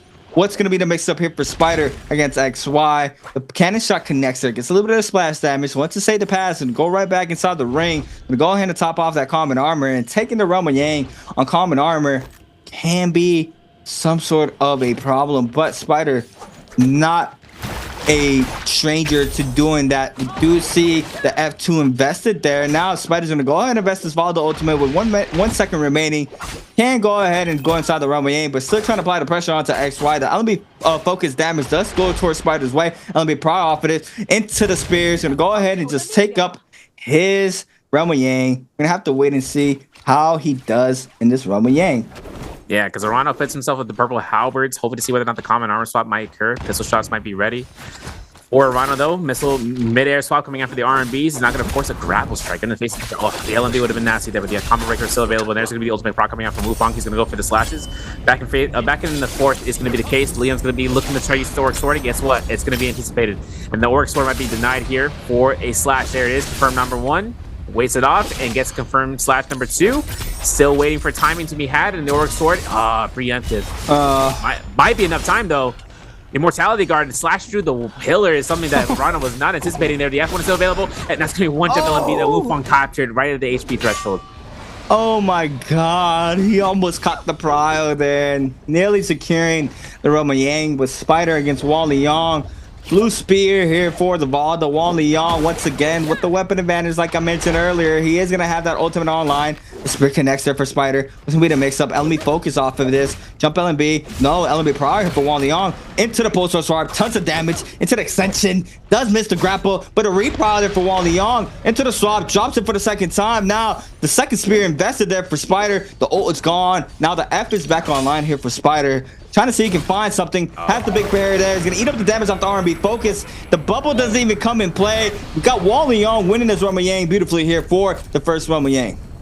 Now it's going to be a chance for him to get a gold staff. That's going to be a huge spike coming through Crazy. there. Forcing into this spot, though, Wang Liang has, I mean, if he wants to compare it into a spear, I wouldn't be against that. But the problem is that staff also is a strong point in solos, right? In solos, you can use the staff for the majority of times. We're going to see a fight over by the Moonfall pass, though. Wu Fang puts himself into the Immortality Guard against Verse, who is also in the ult status. These are both Vermilion and First Might winners. So either which way, they are both going to consume their ultimates, and that's elimination. Poison Splash is procced out here. A little bit more tick damage he's hoping for, but no one's taking an investment of looking at him to hurt him out. Spider finds a blue armor swap inside of one of the caves for this and Jade selections too to be picked up here. So it might be working out in his favor just for mitigation alone, but he still has roaming aim depletion for another 3.5 minutes. Takes the sand pair, takes a little bit of attack and defense boost along the route. If someone keeps chase, he was ready to go ahead and scrap off. Yeah, it's just unfortunate there for Spider having common armor and going inside the Roman and you have to face or you have to face Wang Liang with the purple staff there. It's just super unfortunate for him. We do have Wang Liang now playing lots of damage onto Pace. Now the Liam ultimate is going to be invested for Wang Liang. Justina ultimate invested as well. He's going to use one dash to avoid Wang Liang's blade there in the back end. Now with only one dash left here for Pace. Can use it to try to get aggressive. He's going to use it to create a distance. Someone's in a ballista. Not sure if the shot's going to come into play there for Frostivus. Trying to look for the opening. Oh, I thought he was about to click there. Does not though. Pace though. Still getting applied the pressure in the backside. Does find a common armor swap. Frostivus could have the advantage here. Massive parry there for Pace in the back end. Frostivus now trying to get the cannon shot. He does manage to connect there onto Pace. And that was a beautiful third party there from Elias' Frostivus. Yeah, setup right here is massive. That cannon shot came in sublime. Now for Frostivus looking to try to go for the clings number one. Wang Liang hold checking him. There's a release. There's going to be the guarantee. No ranged weapon on standby for Wang Liang to get some more damage. But they're going to go for one heal each. And then it's going to be Frostivus looking to try to dash. Tap dodge, gets himself LMB. The F1's up now for Wang Liang. Gets himself to disengage. This is going to be hard to hold RMB. Another ultimate look for a stagger back. There's the F2. There's the LMB. But guess what? Terrain's going to grief out Frosty very quickly here. As you can see, the realization goes for the lethal jab. Attempts to go for the RMB release for the blue focus. And looking to try to go for the RMBs back and forth. The blue focuses are going to be released between both of these folks. And there's one more neutral potential for Frostivus. There it is. There's the setup. But whether or not there could be a chance here to get the RMB release, he's going to find it. And there's still enough HP here. Wang Liang now has combo breaker ready to go on duty. He's getting rage damage. He's going to have his ultimate ready to go here. The teleport's being made, and there's going to be a chance for Wang Liang to use his ultimate to mitigate this pressure coming out from Frostivus.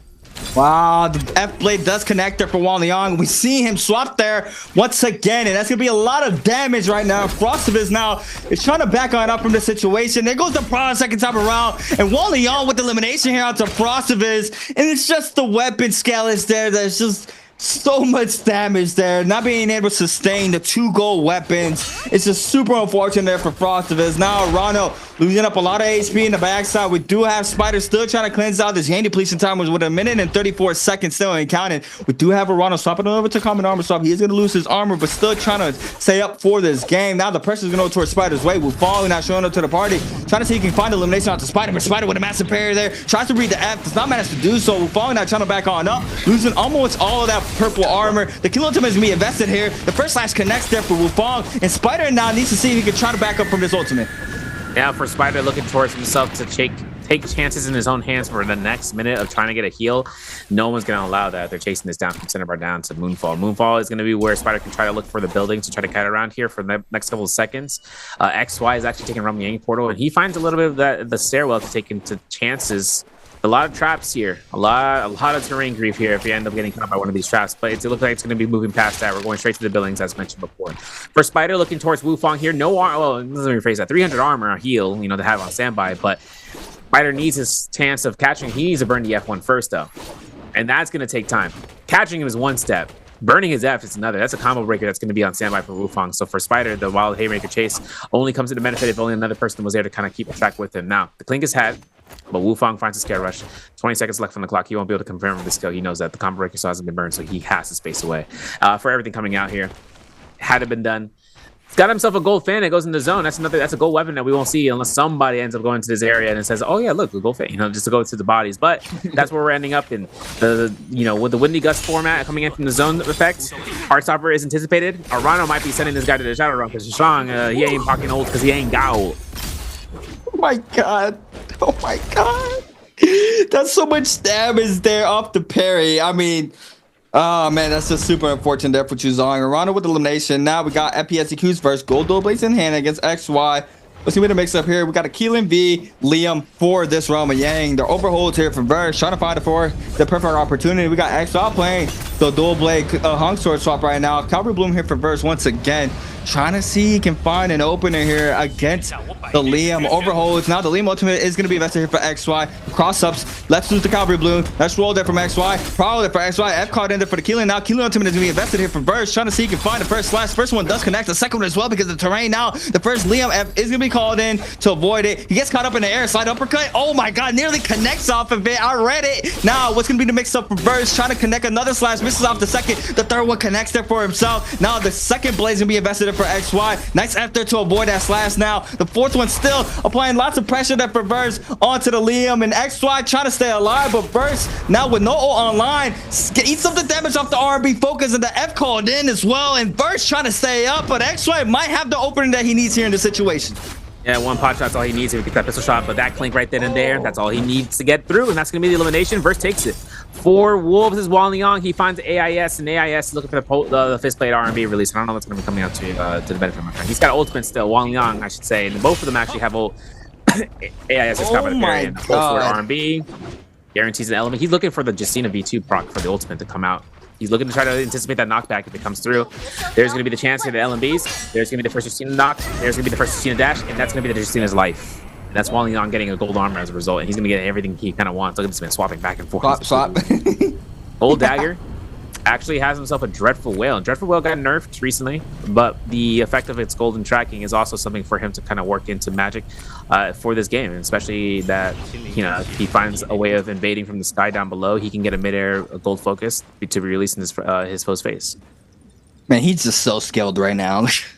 I mean, he caught that gold poster so early. We saw what he did to Fong in the beginning of game number 5. So, I mean, just being able to have that weapon rarity up early on for this game, or any game at least, you see how well these players can continue that momentum off of just having a good weapon and a good armor to be able to outburst that DPS, get those eliminations on board, and be able to win those Rumble Yangs, especially in the early game. If you're able to get those Rumble Yang wins, you scale up so much with a confirmed weapon and armor. But wow, the rampage there for XY against AIS to be a nice damage there onto the Justina, and XY now creating the space beautifully there against AIS. Has the blue hung sword still though. We're gonna have to wait and see what he does in the situation. Overholds the LMB, trying to go for the musket shots. Pistol shot spawn on in here for AIS. XY probably has slow shot because he's aiming in here with this musket, so he might be running slow shot there for the extra damage. But XY now go ahead and try to retreat in the situation. AIS in the back end is going to go ahead and try to re-aggress the situation against XY. But 3 minutes and 34 seconds, the time is ticking here for XY.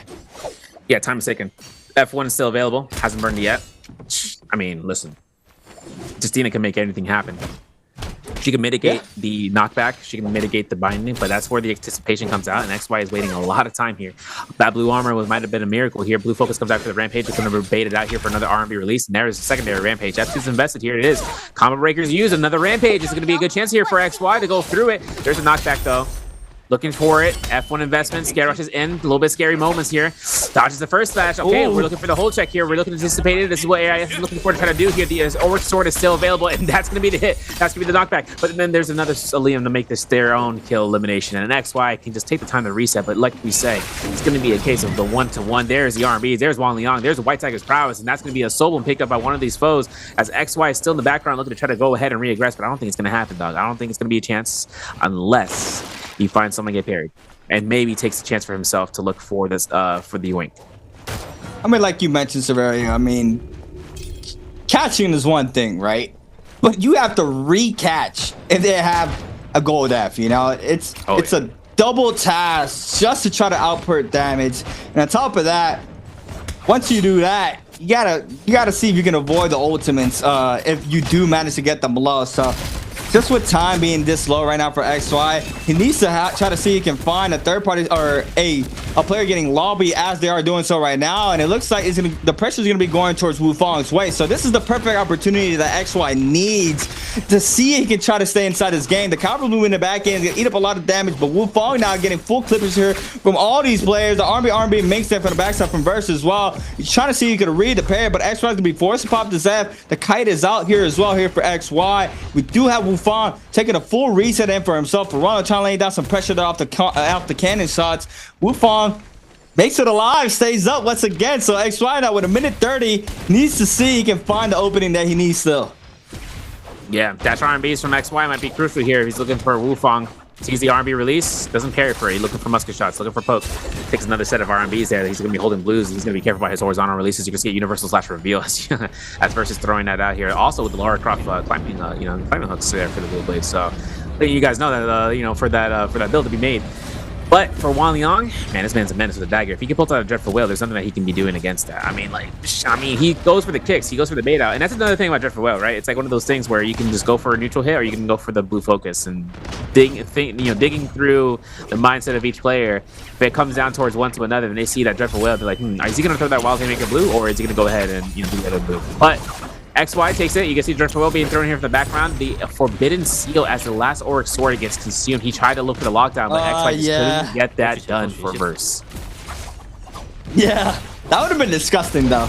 Big brain played. He would have connected off of that. Tries to go for it. Fortunately enough, doesn't caught up. Now the Dreadful was going to connect there onto XY. Wan Liang into the slash there from Verse as well in the back end from that Keelan ultimate. Now XY, the tables have turned towards him this time around, trying to cut it out. The 1-2 aerial LMB as well in the back end. F caught in there for Wufong, and there's going to be Wufong stacking up the elimination there onto XY. Nothing XY can do in that situation. Massive parry there for Wufong. Now cannon shot still flying on in. The pressure's going to go towards Wufong's way this time around. No, we still got some sorts of pressure there in the back end there from Wan Liang in the Verse. The Liam's now trying to see if they can take out one of these Keelans. We do have Wufong now forcing out this Keelan ultimate for himself. Connects off the 2. What's gonna be the mix up for him? Connects off the 3rd as well. Now in the back end, the Shadow does not manage to clip the damage in the backside, but Wan Liang gets baited out off that slash. But Wufong losing a lot of HP here. Once his ult is gone, we are gonna see everybody full focusing Wufong here in just a little bit. Yeah, and 3, 2, 1, it's done, son. He's gonna have to really work this out. The Auric Swords come out. Wufong is dodging it. This man's bobbing and weaving. He's got the DB7. He's got the Austin Martin. This man is smooth riding through here, sailing. And now it's gonna be a chance of him to scale rushing out and forth. But once one clink happens, that's it. That's all it's gonna be the investment from somebody to catch the potential for the quick elimination. Of course, you hear the hits in the background. Wan Liang taking fights into the rooftop. It looks like Arano had a hot swap in armor. It's a common rarity, and Verse is going for some resets. Wufong still looking to try to go for who is left behind on low HP, and it's going to be him, of course. But he still has chances here to kite around, and he's off. He's gone. And now it's up to Verse and Wan Liang to contest between both of these. Keelan versus Liam, and now it's going to be only one Auric Sword for Wan Liang to look for a confirmation on the Auric side. Auric Sword mind. Oh my God! He connects there off the mid-range slash there onto Wan Liang. And Wan Liang, once again, had crazy weapons now. Eating up a lot of damage here from Verse, but Verse as well. Every single slash he throws, he's already in Mortality Guard. He needs to be careful in the situation. Arana showing up to the party as well. The Liam F called in there from Wan Liang. The Dreadful was sends out as well. But no, he's going to get clip off of that to the F. Still staying up. We got Wan Liang still very, very weak. Verse as well. And both of these players can potentially be eliminated, but a universal slash there for Verse makes the elimination out to Wan Liang. No! Scary, bro. Scary, bro. And that's the jump at Lemby right there. That movement was right on the body as well. Everybody was on it. Movement on Arano, on a Wufong. Everyone's taking movements. Bro, I don't want to see, I don't want to see. Okay, well, GG's. Oh my God! Listen, you saw how fast that man went and slid it back behind the chair. I know Arano's about to peek over and say, hey, yo, you good, dog? Nah. You good there? Nah. Look, he's looking over. You were gonna say that. You were gonna say that. You was gonna cast the curse tip, but you stopped yourself. Yes, I was. Yes, I was. Oh my God. What an ending there to game number 5. Wan Liang, though, bouncing back, securing more points for himself for today. Bouncing back with a crazy second day of his BIWEEK4 run. This is a nice showcasing here for Wan Liang. Wan Liang has always been in that top 5 before he joined Wolves. So now, going back to that high caliber player that he is, showcasing here in these qualifying games that he still can be on top. He can still compete against the best. Now, it's a nice little turnaround there for Wan Liang. Wow, it was a crazy, crazy game 5. I feel like we've seen so many people die to game depletion timers as well. Yeah, and it was kind of crazy. I was like, we're looking at the chase downs that were happening.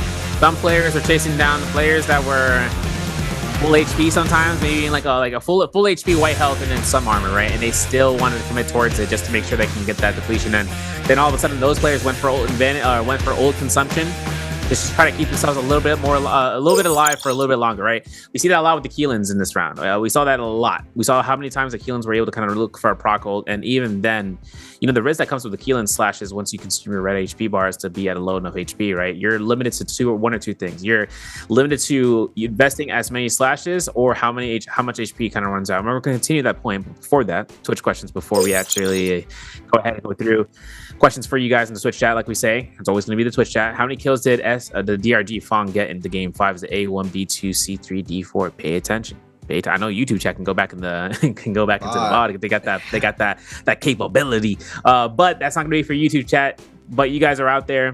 I know this man in the YouTube chat said WBG throwing question mark. That's crazy. But for everyone kind of working into the chat at Twitch, make sure you guys answer this correctly and be on time. We're gonna get that NARAKA BLADEPOINT message out in chat to make sure you guys look at the countdown for that answer. But back to the point to be brought out here, you know, Keelans are using the HP for their slashes for V2, and it comes down towards how much aggression you can afford for yourself. As long as you can recognize on the battlefield what's available in your opponent's hands. I know for a fact when it comes down to burn gates, that's his biggest Monkus moment. He's looking at it, you know, he's looking at the burn, and he's like, is that going to kill me out, or is there even a burn on the field? But he's got to take that risk when it comes down to being an HP. You see how mobile he is in the air when he's gliding, you know, and that's just him in white focus if he's gliding out in the midair, purple focus if he's standing still, and him not being able to get caught out, but he's spacing away. He might be using that slash for a turnaround, and that's something on the other player's plan line. And now we're shifting focus, point of views in the circle for the circumference, and they're looking towards and seeing about whether or not the investment would have come through from that Keelan at a wild haymaker position. Yeah, we'll talk about the Keelan right after the overall over the scoreboard here for game number 5. Wally Young though coming out hot here with 6 eliminations, 7.5. Arano with 3 eliminations on the board, 6.6. FPACQ's Verge with 5.5 overall game score. Wufong with 5. AIS with 3. XY with 2. Spider with 1.5. Frostivus, Pace, and Fong all with 1 on the board, and that was the answer for everybody at home. 1 elimination there for DRG's Fong. Chuzong and Slows do end up picking up 0.5, so we do not have any donuts here for our game 5, but still do have the crazy turnaround there from Wally Young and Arana. Yeah, the Keelan when he first got showcased, that's where I thought the disadvantages was from him was that ult taking off that white health. But we're gonna take a look at the overall standings before keep getting caught up. But Slows still with 5 on the board, Frostivus with 8.8, Unique with 10.5, Pace with 12.5. Player that, you know, Severio doesn't want to think about, OUG's Mike with 13, and Bowdoes Action with 14. Always the case, man. I'm always looking at Mike and seeing him in the bottom leaderboard. You don't really see that often. That's like he's right next to Spider's in the middle 6 right now. His day 1 of playing though today, so he's getting his points to kind of be earned out here, as well as with AS being here in 10th place and Arano here at 9th, a 0.1 difference between the both of them with 19.6 for Arano, 19.5 for AS. Our top 6 though has the players playing today between Verse and 5th, 29 points earned, so pretty good. Pretty good. That's an understatement. Right now, he's probably in the lead. He's in the lead by a majority, so he's definitely secured out here for BIWEEK4 finals. Just a majority of making sure his day 3 goes really flawless, and just try to catch top 3 as much for proposed points, because Fong taking this cake so far, 55.8, man, the first slice of the chantilly cake, and he is out here grinding. But he's also looking to try to get himself a chance of earning out, you know, maybe hopefully a win. But we got some clips and highlights brought to you by Thunder Robot, Born for Gaming, with this nasty slide uppercut from Fong as he killed off Chishon. Yeah, that was disgusting there. Big elimination. This is where Fong was not expecting that gold rarity great sword. You see him surprised there. I would be too. Spider here in the corner against Frostivus to the 1-2 finisher. Burst, double slash, triple slash, connects there onto Pace, snags up the Rumble Yang win there. Wally Young with a massive shift parried onto Spider, overholds the post, or a little spin around.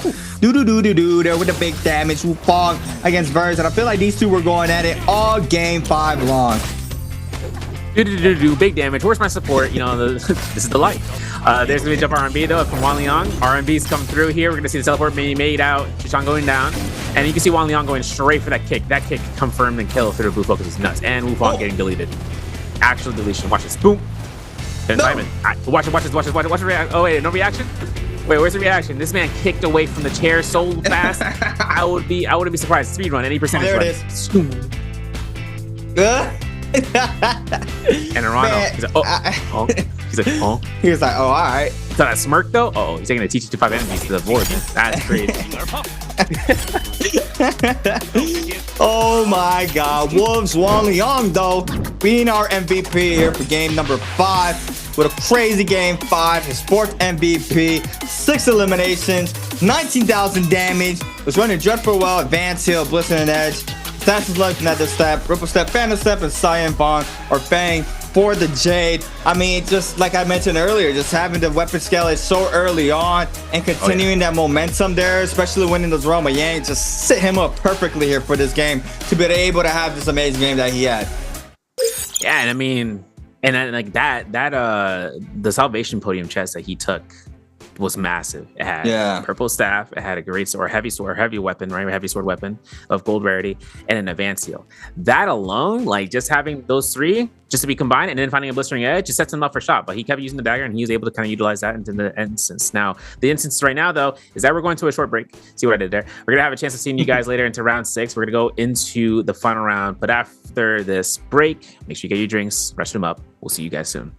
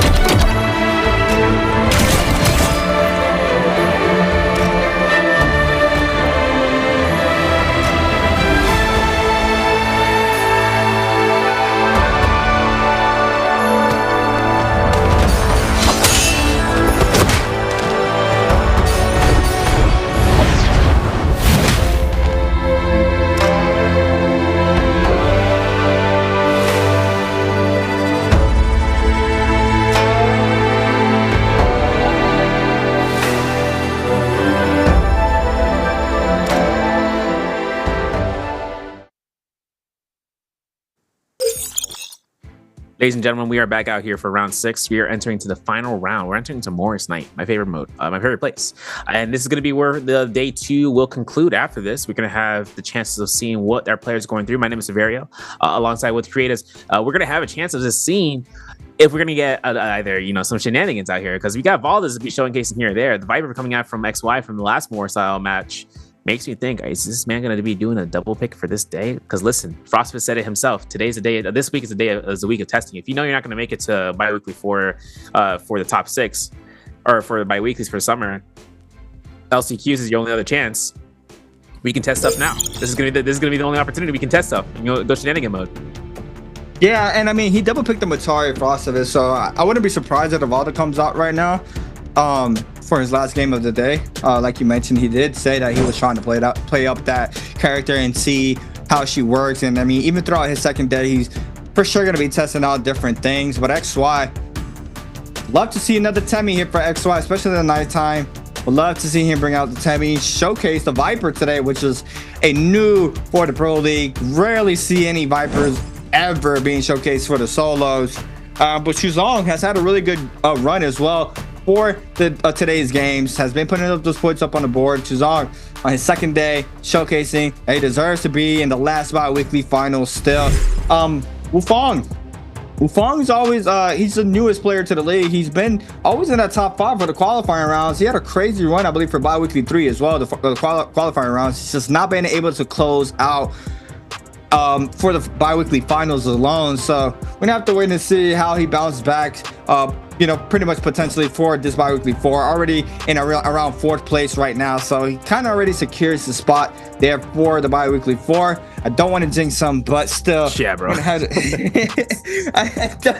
I don't want to jinx him, man. I don't want to jinx the Bond himself, Wufong Bond. But now Pace for his first round selection and Chuzong as well are going to be locking in that Keelan for their last game of the day. Now we have XY and Wang waiting to see who they pick. XY, please. Double Temmie, please.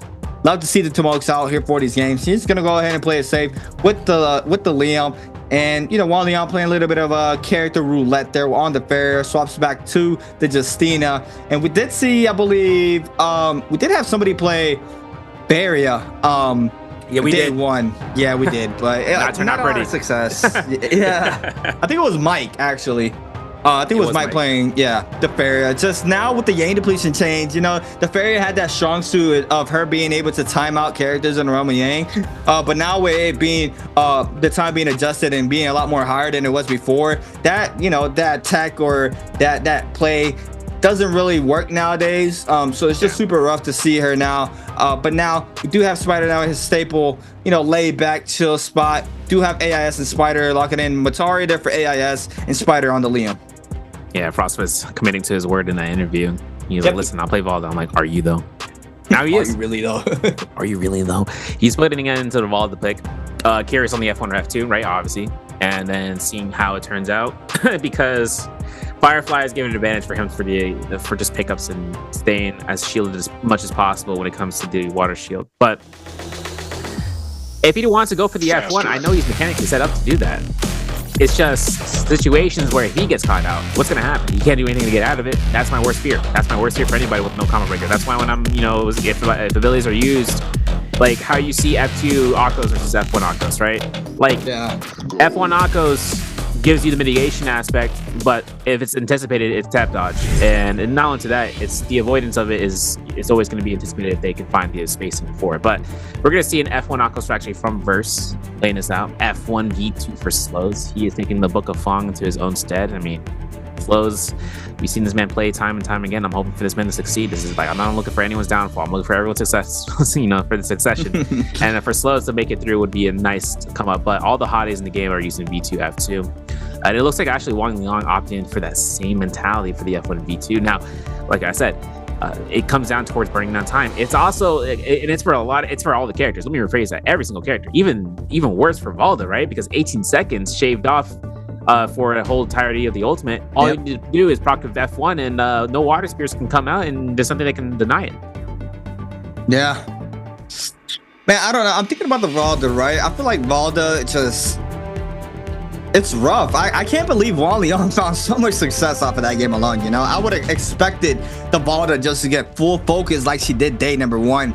Yeah. But the Valda now just creeping into the meta for these players, or it could just be a phase as well for these players. You know, it's very hard to try to knock out Matari, even Justina, and then you have, you know, Tomok in the mix and Akos, and just seeing those characters alone.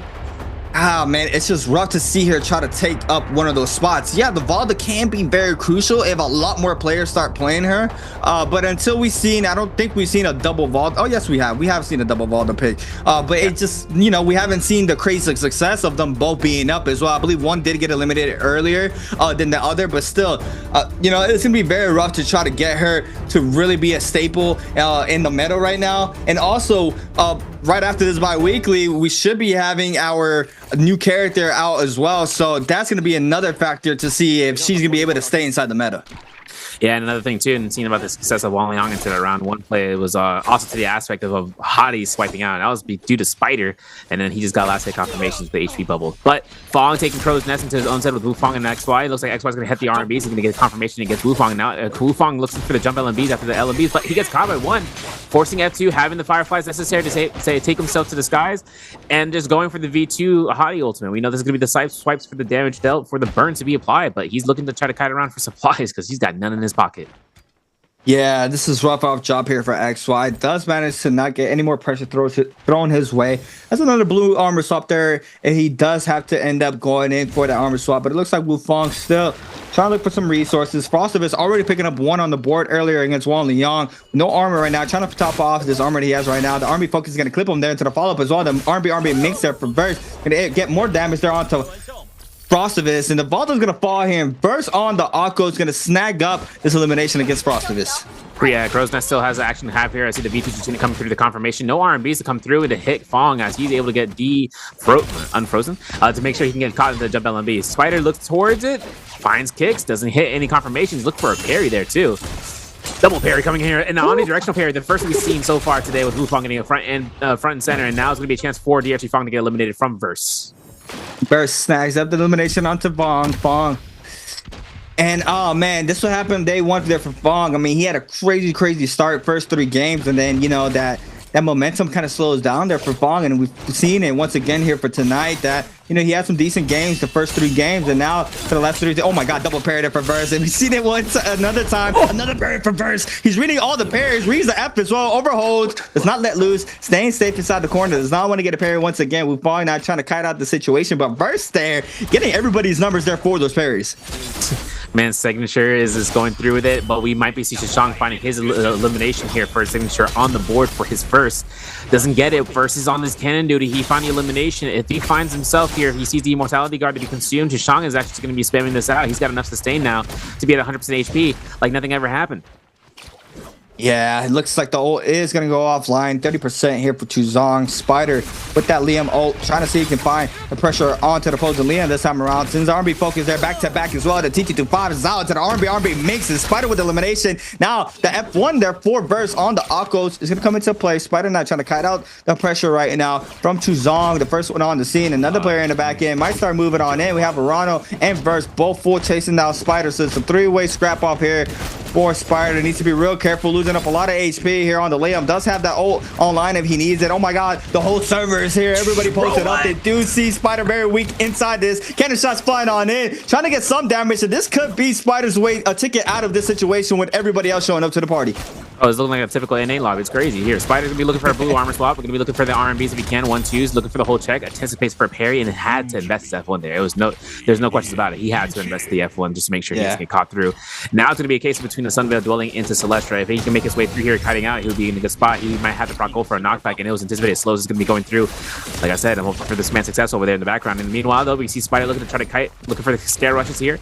There's a lot of buildings here with potential loot here, maybe even gold trophy for him, but he's gonna go straight to the Immortal Temple. If anyone's keeping track of this, it's going to be definitely only 1 or 2 people versus Chishang. They are looking towards and hunting down this Liam as he is making his way to teleport through. This is going to be the bait out, the situation where he gets caught out here. The reason enough is because someone was looking for it, and it's going to be Verse looking to try to keep their aggression upon. The whole lobby is here, man. I don't, I don't know what to say. Everybody, bro. I just thought about, like, when we're in elementary school, it's like everybody follow the line. Now we just go from one location to another and everybody posted up this time around here in the Temple of Celestia. Spider still trying to cut out all this pressure with no all online this time around. Look at everybody counter grappling in there. Spider gets the damage off the R&B focus. Slows, picks up the elimination there onto WBG Spider. And that's a nice one there for Slows. Needs as many points as he can. Now the F1 called in here for Slows. He can be able to top off this great armor back to full as well. We did have one of the Keelans in the back end. Chuzong tries to read that F out there. Does not matter to do so. But now Slows is going to be able to kite out the situation. Wang Liang now is getting the pressure thrown his way here by Arano. Trying to stay up. But AIS is coming right back up here against Wang Liang.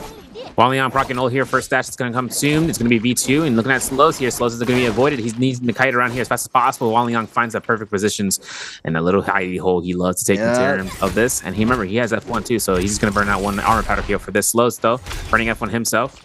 Taking out the heal here if he can. And, of course, waiting out to see whether or not the Scare Rush is going to occur. Nice ultimate to deny that tech from the blue focus Scare Rush. But, of course, Slows, you can kite this out. He's still got 2 dashes. He gets a guaranteed freeze. Oh, positioning. Unfortunate. F2 invested in here from Arana, though, as he got caught into that freeze. And he looks to re-aggress upon that. And the second dash should be used for escape. This gives Arana more momentum to want to take this chase down, as well as AS. And this is where... oh, man. This is where... yeah, he just gets full juggled.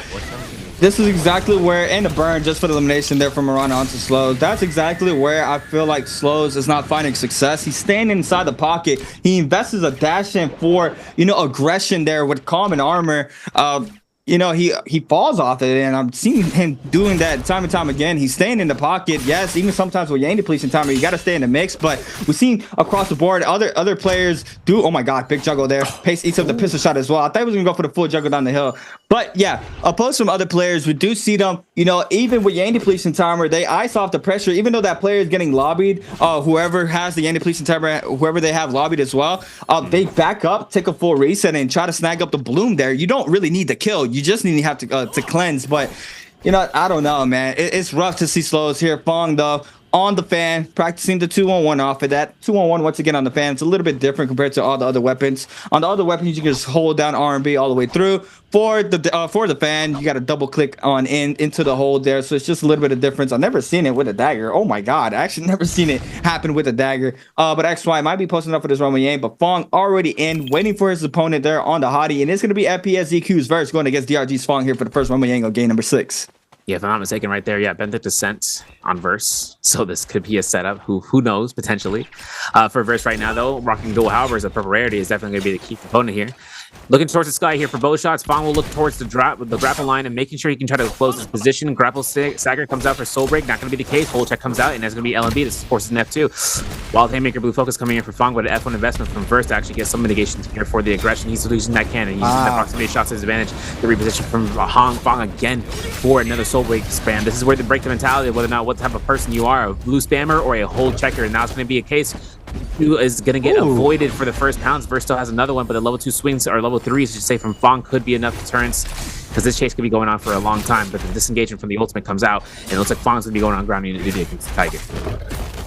Oh man, still the pressure there off the Arco's ult. Still has a little bit left, but now it's gone. Nice Scare Rush there for Fong. Reads the F1 as well. Beautiful showcasing there for Fong. Going up for the Scare Rush, trying to see if he can find an opening for himself. But a 1-2 Mings overholds, get the damage off of that 1.0. And now Verse trying to find a second army focus release there for Fong. Gets cut off the LMB Pro. This is gonna be the elimination here for Verse with this rarity weapon. And Fong is gonna fall off of that. Now we have Chuzong against AIS.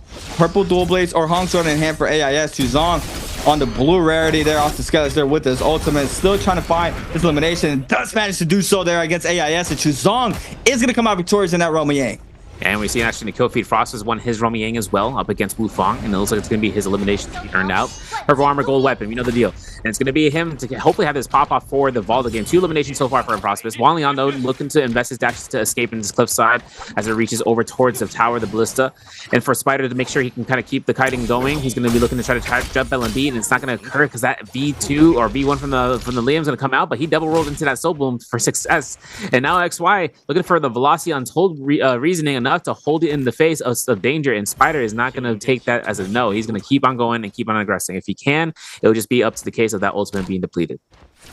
Frostavis, Verse, and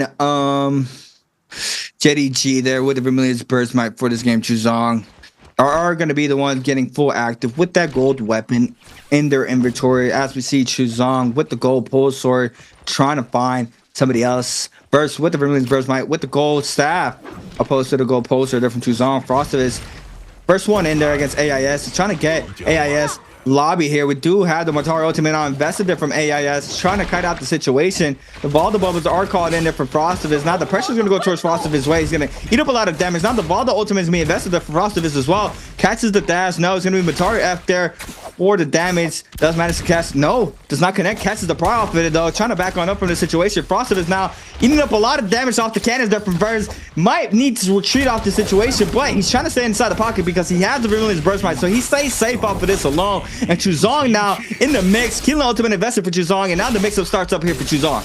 Yeah, and AS is going to be in the thick of danger. He found the kill with the Hong Sword. Whether or not he can kite around here is going to be up to the case. Chuzong almost finding a pocket to kill. He's not going to take it. He's going to be going straight aggression. Does Vermilions. Hits double target. Hits triple target. God. Oh my goodness. Wait a second. He's looking out the window to the wall. He's going to hatch one level 2 swing, and he finds AS as a result, and he's spamming this out. He finds a solo, and that's 1,000 heal total. And now it's going to be a hold checking the position here. Gets caught by the LME. Jump LME can come out here. He's got F1 still available. Nice parry, though. And the Aqua Soul is going to be utilized because of that parry being a long sword, and that's not going to be fun time, and that's going to be elimination. That's giving Verse more eliminations. 5 on the board. Has Vermilions for another 45 seconds. The F2 for the knockback, and has one more pounce to kind of lock down his hottie if he can through the walls. And there's the enhanced scare rush because Versus is eating up here. Wow, he catches the V2 there on the wall with a little bit left on his ultimate, trying to see if he can find some more damage. Nice LMB Prio. Thought that he was going to let loose the F there, but nice patient there's for Verse. Fong now showing back up. The 1-2 on the ground. Nice kite there as well. Tries to go for the raw uppercut. Doesn't connect off of this. Fong now catches the pry off of this. This can't be the elimination here for Fong, and it is. And Vermilion's Burst Might now is going to be called in there for FPSDQ's Verse, and Chuzong showing back up here to the party. Fong did already all the damage he needed to. Wufong and Pace going at it into the outskirts of the map as well. Pace here with the purple nunchucks in hand. So you got lose the next meter burn. Wufong reads it though. Massive damage gonna weave the F as well. Beautiful plays there from Wufong. Now Pace is gonna be forced to pop this Kilo and ultimate. Connects off the first one. Has to trap out Raj the second. Does not manage to do so. Is gonna be forced to pop this F. And now the distance is gonna be created there for Wufong. Trying to take this Rama Yang pass. So Ron is showing up to the mix as well. We do see the Keelan with that ultimate online. And it's another hottie showing up. So the pressure is gonna be going towards Keelan's way. Yeah, I think one thing Rana was looking towards, he had the other Romy Yang to look out. He heard the Keelan ultimate, and he went straight towards his direction. Now Pace is in a really bad spot. Taking out the F1, now invested. Uppercut's confirmed. I can't believe double uppercut.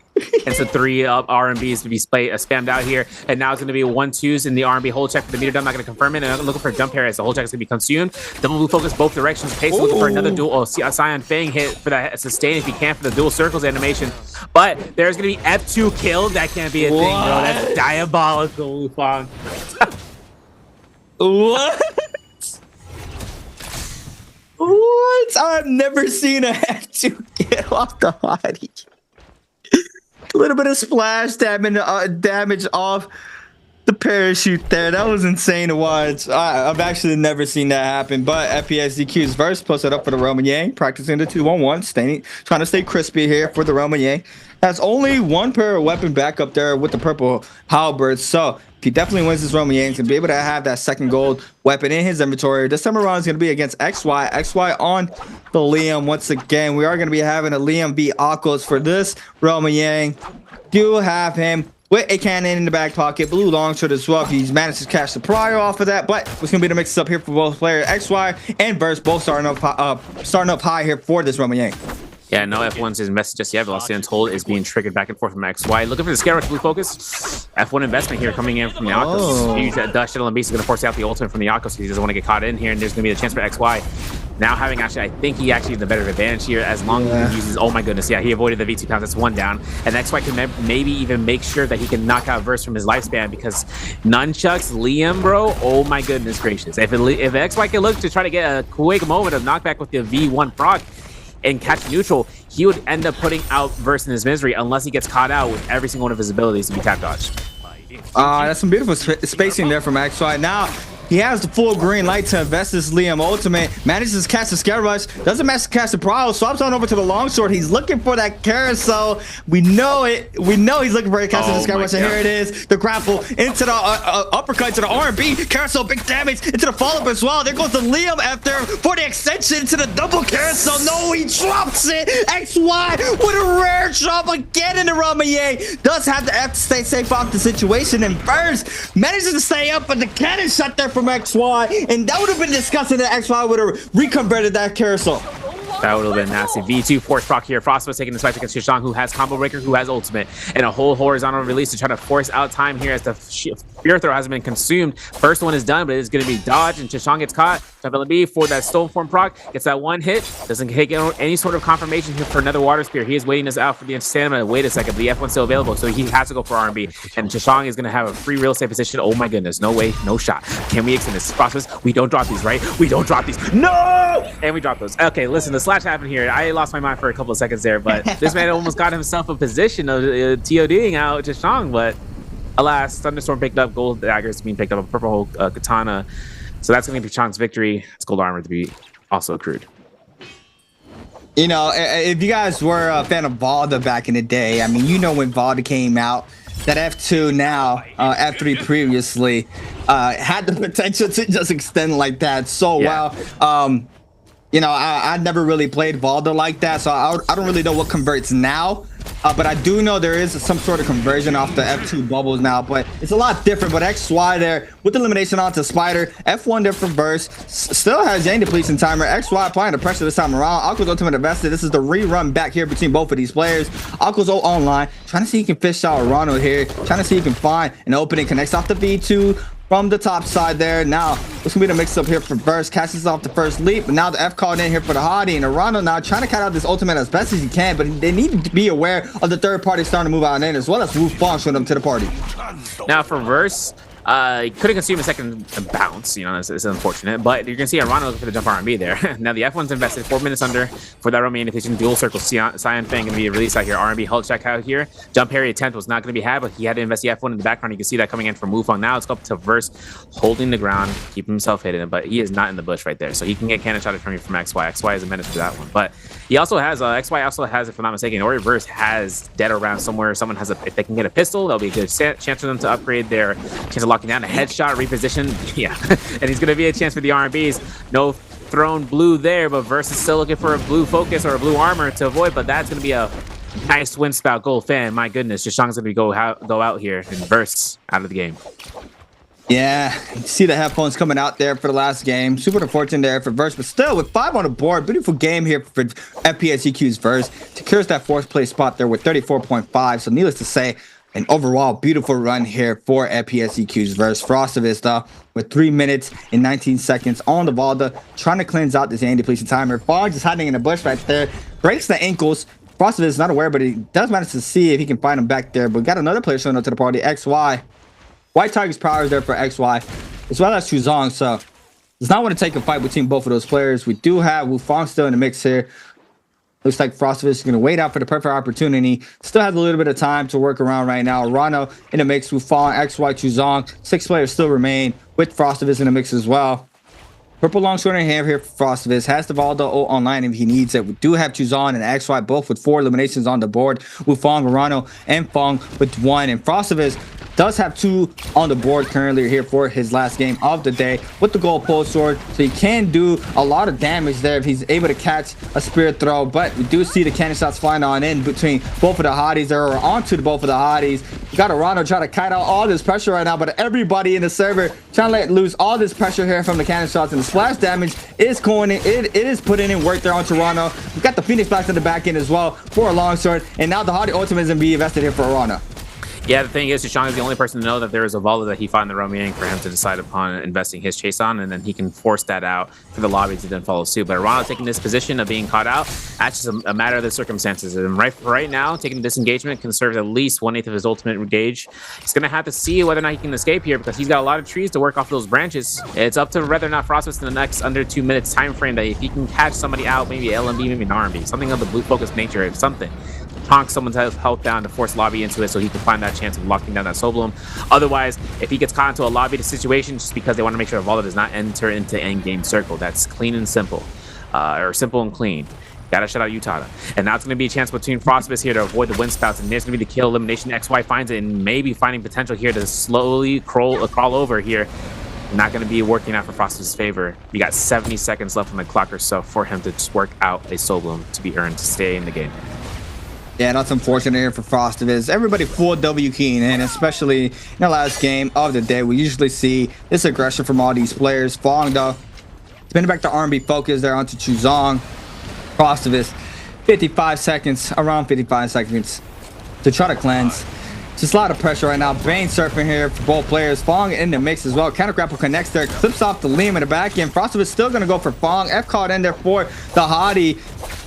Does have the terrain as well in the situation. Frostivus now 40 seconds in counting. Still has the ult online if he needs it. Fong, though, doing a really good job kiting out this pressure. Sends out the rampage. Does not connect off of the wind spout there from Chuzong there to stop the pressure there onto the Hottie. Does manage to kite out. Now Frostivus might have to just count his blessings in this situation with 23 seconds remaining. Still trying to get active against Fong. Fong now, no, massive parry there from Frostivus, and that's gonna be a gold pulsar damage into the Valda ultimate investment here from Frostivus. Still has his eyes onto Fong. Nearly connects there off of that spear as well with 9 seconds and counting. I don't believe Frostivus will be able to get this elimination on time. And Chuzong with the last hit, he is gonna be snagging up this elimination inside the zone as well. Yeah, it's a feels bad situation there, looking for the Wildman Haymaker Spear and using the investment of the ultimate, whether that's an insurance or for the aggression. By that point, Fong is already long gone on the porch.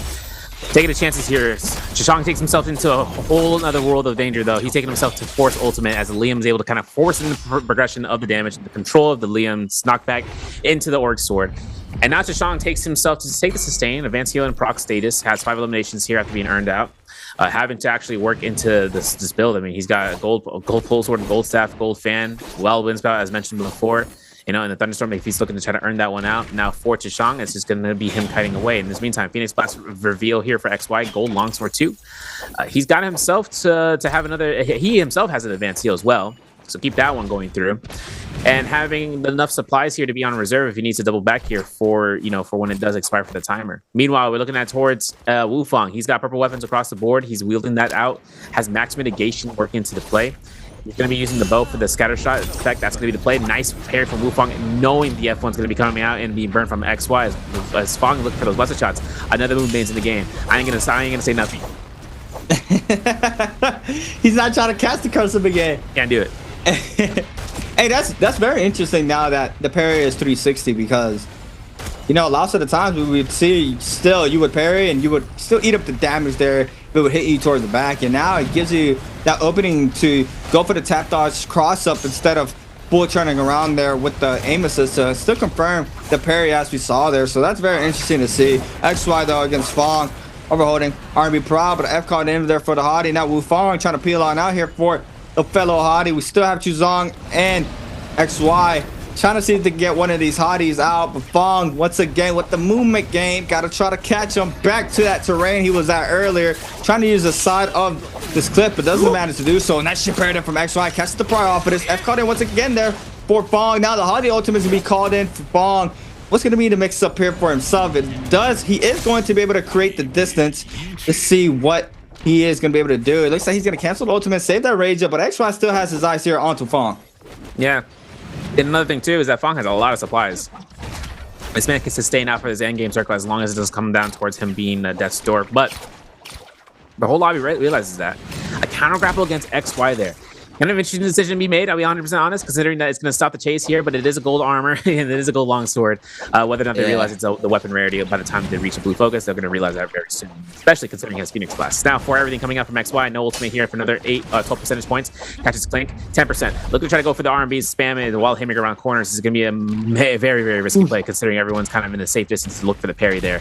But it looks like Shishang hit out to the edge line. We're going to see Wufang looking to scare rush out here and take it into height advantage. We got 3 minutes and 40-some seconds here for the players to make it into this end game circle alive. Hottie's in the play, Liam in the play, and Keelan to try to survive out. It's a 5-kill game for XY, a 5-kill game for Chishang, but both ones for both DRG Fong and X1's Wufang for both of these guys. I'm just kind of think they're both playing hottie too. What are the chances that both of them have the chances of being those, synergized play styles, but also to the names? Well, a little bit. Towards the kill eliminations and both of them being hotties. Crazy. Yeah, it's still, yeah, it is insane. Do have, though, Chusong trying to see. You try to get, I mean, the hotties is just up right now. Everything they get thrown at, they all have the sustain for it right now. Hottie Fs, Hottie ults, went spot there in the back end. Now XY drops very low. The pressure's gonna go towards the Liam's way. Nice little movement there off that ult there. And now the bow shot's double headshot, no double hit, I should say, off that bow shot. Does manage to pop one in with the advance heals. He'll be able to get that armor back pretty quickly as well. The win spot back in there from Chuzong. Fong now trying to focus XY with Fong as well. But everybody now inside this corner could be a big problem. I heard a big pair in there in the back end. It looks like Fong reads it there. Now XY has the winning opportunity to try to stay up here in the situation. Now full maxing up that armor and health. Do you see him that advance heal put in that work now? Wu Fong trying to stand his ground. Fong as well. Lots of pressure for both of these players. The terrain there saved them to not getting parried there. That was a nice little cheeky thing from XY. Throw it out to avoid getting parried. Now, we do see him now losing all that armor once again. And this could be bad for him, but both of these players trying to stay up and trying to snag up the MVP. And XY is going to fall for this. And that's going to be one on the board. Another one on the board there for Chuzong.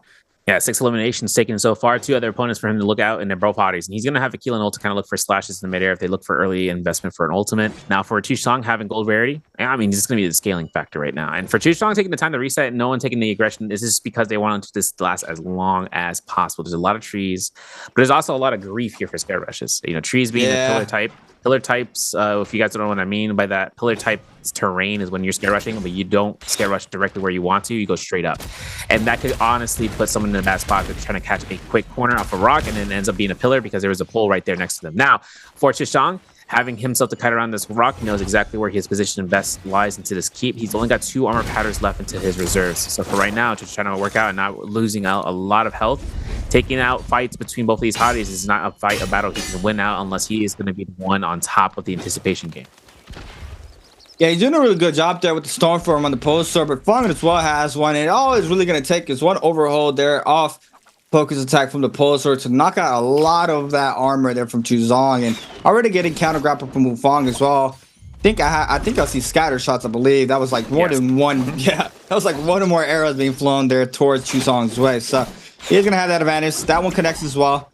Now Chuzong loses pretty much almost all that gold armor. Has 2 more blocks left, 2.5 to be exact. Now the 1-2. There goes the full armor, I believe. There it is. The falling hit there in the back end for Fong. Now killing ultimately gonna be invested here for Chuzong, trying to stay up in this situation. Hottie F called in there for Fong. He does have to sustain there to avoid most of this ult, and Wufong is playing the high ground here. Oh my god, he just fastballs down there with I believe an aerial RB to try to see if he can find some sorts of damage. But Chuzong now in the mix, trying to stay up here with the healing ultimate. We got Hottie ultimates now being invested, and now it's gonna be a toss-up who's gonna be able to stay up here for the last and final moments of this game. Yeah, the burn's going to be what's going to kill him off, and Wufong finds the last hit confirmation. It's going to be 2 eliminations so far. Now it's going to be up to Fong. This is going to probably be a tight situation. Dependency of whether or not Fong actually survives this one out, because Wufong has been taking a lot of damage. And look, it's going to be a kill off. It's not going to be an elimination. So it's going to be, I think, it's just not going to be anyone's game. It's going to be Chusong's game. He had a lot of kills. Taking it to their 3rd place. Man's going to be the MVP for today. It's going to be earned down. It's like, no. Yeah, you ain't MVP. I'm MVP. I got that. Listen, I got that. And it's going to be Kane getting out here for the MVP with that 6 kill, killing game and circle position, all the gold weapons in the lobby essentially, and all in all, just good opportunity of like the rotation control. I mean, obviously then and there when XY got caught out of that building, he made sure he just goes ahead, backs off, forcing resets. If someone wanted to take a fight, not in the best interest, especially with the scaling that he had going on into that final circle. Yeah, do see, I think he might have heard me when I said that he was, he'd be slowing down after game number 3. He definitely heard me staying up here for his last and final game of the BIWEEK4. That's the 2nd day, so he's gonna have to just wait it out there for the 3rd game for the other 2 groups to play out their games. But still, what a showcasing there from DRG's Fong overall, still sitting at the top of the pyramid, had a crazy run for day number 1. And off of that alone, he continued the momentum there for his 2nd day of the BIWEEK4. Now, we do have, Chuzong winning the MVP for our last final game of the day and still putting up those kills. He had a really good run as well for today. Man, it's going to be rough now. This is the last bi-weekly, and if you're sitting in the bottom of the pyramid, and you're going to have a lot of pressure trying to make it to the top 12 threshold to be able to compete for the last bi-weekly final. But I mean, we heard even Foster talk about it. He's more focused about his last chance qualifiers. That's what he's mainly focused on, knowing that, you know, he doesn't have the points to be able to make it. So that's what he's fully on focus on, testing out stuff. And a lot of players have been testing out stuff. We saw a Viper being played out today. We've seen Ballas being played out from a lot of players as well, testing out how well this hero can pair out in these lobbies. So, you know, this is a perfect battleground for these players to do so. But, you know, the pressure's already on. Everybody trying to stay up. Last and final days are coming here for the bi-weekly 4 pretty soon. Next weekend, we do have our bi-weekly 4 finals. And that happens. I mean, next thing you know, we're watching the second day right now. Next thing you know, we have the bi-weekly 4 finals already around the corner. So, you know, that's something these players have to really quickly adjust to. Got to put the time in. Man, it's been very interesting to see how this whole summer split has, you know, panned out, you know, compared to the spring split that we had, and how the changes this have affected more players than other, and how other players have found an advantage onto it, opposed to other players who, you know, have fallen off the grid just a little bit off of the changes there, from the placement points being changed, not knowing who you eliminate, just a lot of changes that have been put in here for the summer split. But our overall scoreboards here for game number 6. This is our last and final game of the day here, sir. Last final game so far under the new patch, under the new season. 7.5 points given to Shishang. XY taking 6.5 versus 5.5. 4.2 for Fong as to count the multiplier, but 4 points for Wufang, Process with 3. 2 points for Arana. 1.5 for Spider. 1 for AIS. 1 for Slows. Pace with a 0.5, and Wan Liang with 0. Now, it's going to be interesting, right? But focusing onto the last chance qualifiers, that's something we're going to have to keep and talk about, because this patch that we're currently on might be even leading into last chance qualifiers. Whether or not we get the patch update next week for the players to conceive into pre-finals, we'll have to wait and see if there's any sort of significant changes to have happen. But our standings here has it. Slows, unfortunately, not qualifying here for as he is bottom 6. Unique still haven't played yet, but Frost was here for that 11.8 game. Still have to look towards that teeter-totter position once he hits to day 3. But Spider is the gatekeeper currently, where 16.5 points were to be earned out today. First day of playing though, so it's going to be up to see in the second day, as well as GG Shaw in 11th with 17, 20.5 for AS, 1.5 for Stars, 21.6 for Arana, 27.5 for TTG5. Next one's Wufang in the top 6 bracket. Second day of playing, 33.4 points. Tashangi is taken out into the 5th place overall with 34.5. Tied in here with Verse, who is taken 4th. 41.5, I should say, for XY from ASC. And Wan Liang taking 43.6. And we're going to see DRG Fang with a 60-point overall grand scheme of things. And, you know, it's interesting, you know, taking out these points, like we say, it's going to be 13% of these points to be earned as proposed points into finals. So this is going to be a good standpoint for them, just to earn as much for a single round game of playing, essentially, to them get into match point, because last week was 28 match point because everyone was at a lower deficit that we've seen before, and that even lasted throughout all 8 rounds. So regardless, any point works out in the matter of fashion, so long as if the increase of the match point is because of the average points or it's the below. But before that, gotta go from clips and highlights brought to you by Thunder Robot, born for gaming, gamers united. Take it away. It's a nice 1.0 there off the Katana R&B focus there off of that. Now Verse snags up the elimination here against Frostivus into the 1-2. Right after that first elimination, Verse comes on in once again with the R&B focus, snags up the elimination. Spider here with the 1-2 against XY, overholds the 1.0, gets the damage, gets the second one as well into the R&B. R&B makes there for Spider for the elimination onto XY. This was a Rama Yang with Verse against DRG's Fong. Creates the distance, overholding, beautiful holding there, that LMB to avoid the R&B focus there from the dagger, and catches the file off of that alone. Chuzong here snags up the elimination there onto AIS here in the Temple of Celestia. Jump LMB for the extra damage, big parry there for Chuzong. Now, to be forced to pop this ultimate, catches the V2, gets the elimination off of this alone. We do have another scrap off this time around with DRG's Fong against FPS DQs with the 1.0 off the Hong Sur for the elimination there. Yeah, now it's going to be the last second here. As you can see, Fong's avoiding as much damage to be dealt out from Wufang as possible. Doesn't get a last hit confirmation there, though. But it's going to be the case where he takes out the placement for the multiplier, and then Tashan taking out the kill leader. Taking his MVP for today, and as a Keelan. So, coming out here for the stat lines, gotta see what the Jade's looking like.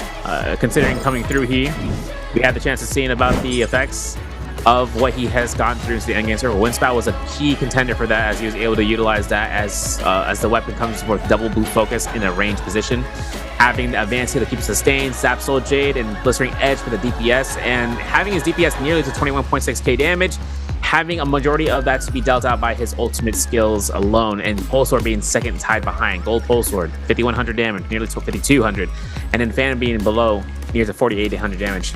Keep in mind though, like Keelan is a very bruiser type unit, right? Like this man can be in the face of danger, and a stone form pole sword or a great sword, rarely great sword, but a stone form weapon regardless, like the great sword, heavy swords in general, is something that he can utilize to his full extent. I mean, looking at holding the fort down, looking to see about whether or not he should be holding himself to release a late delay to blue after a stone form, or if he's looking to try to look for expending stamina from his opponent as they're looking to tap dodge as often as possible.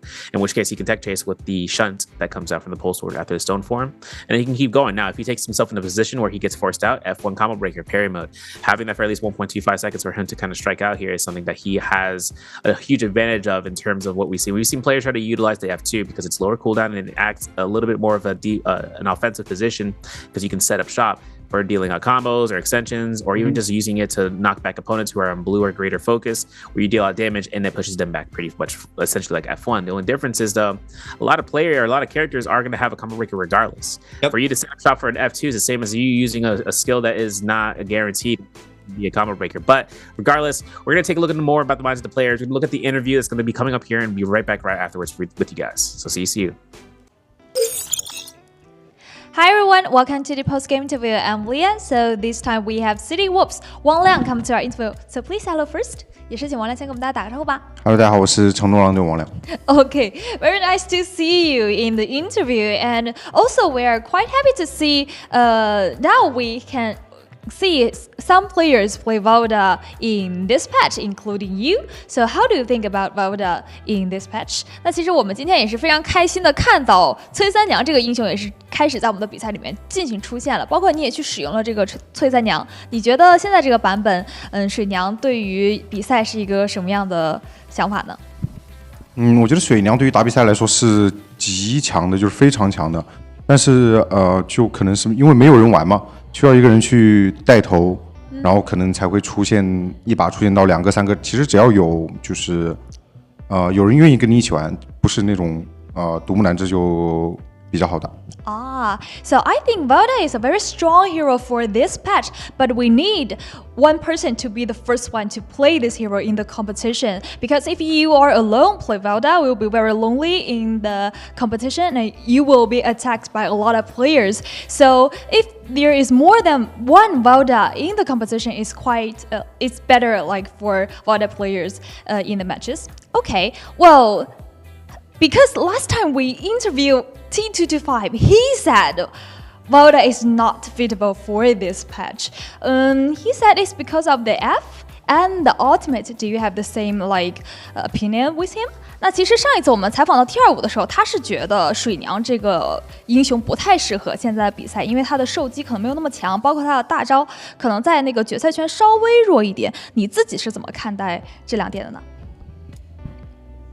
我觉得他都说反了吧？可能水娘的 F 和大招在决赛圈都是各顶各的。水娘因为他的炮道可以反抓嘛，然后水娘大招在决赛圈还用说吗？2000多点假血读都读不完，理解不够，25还要练。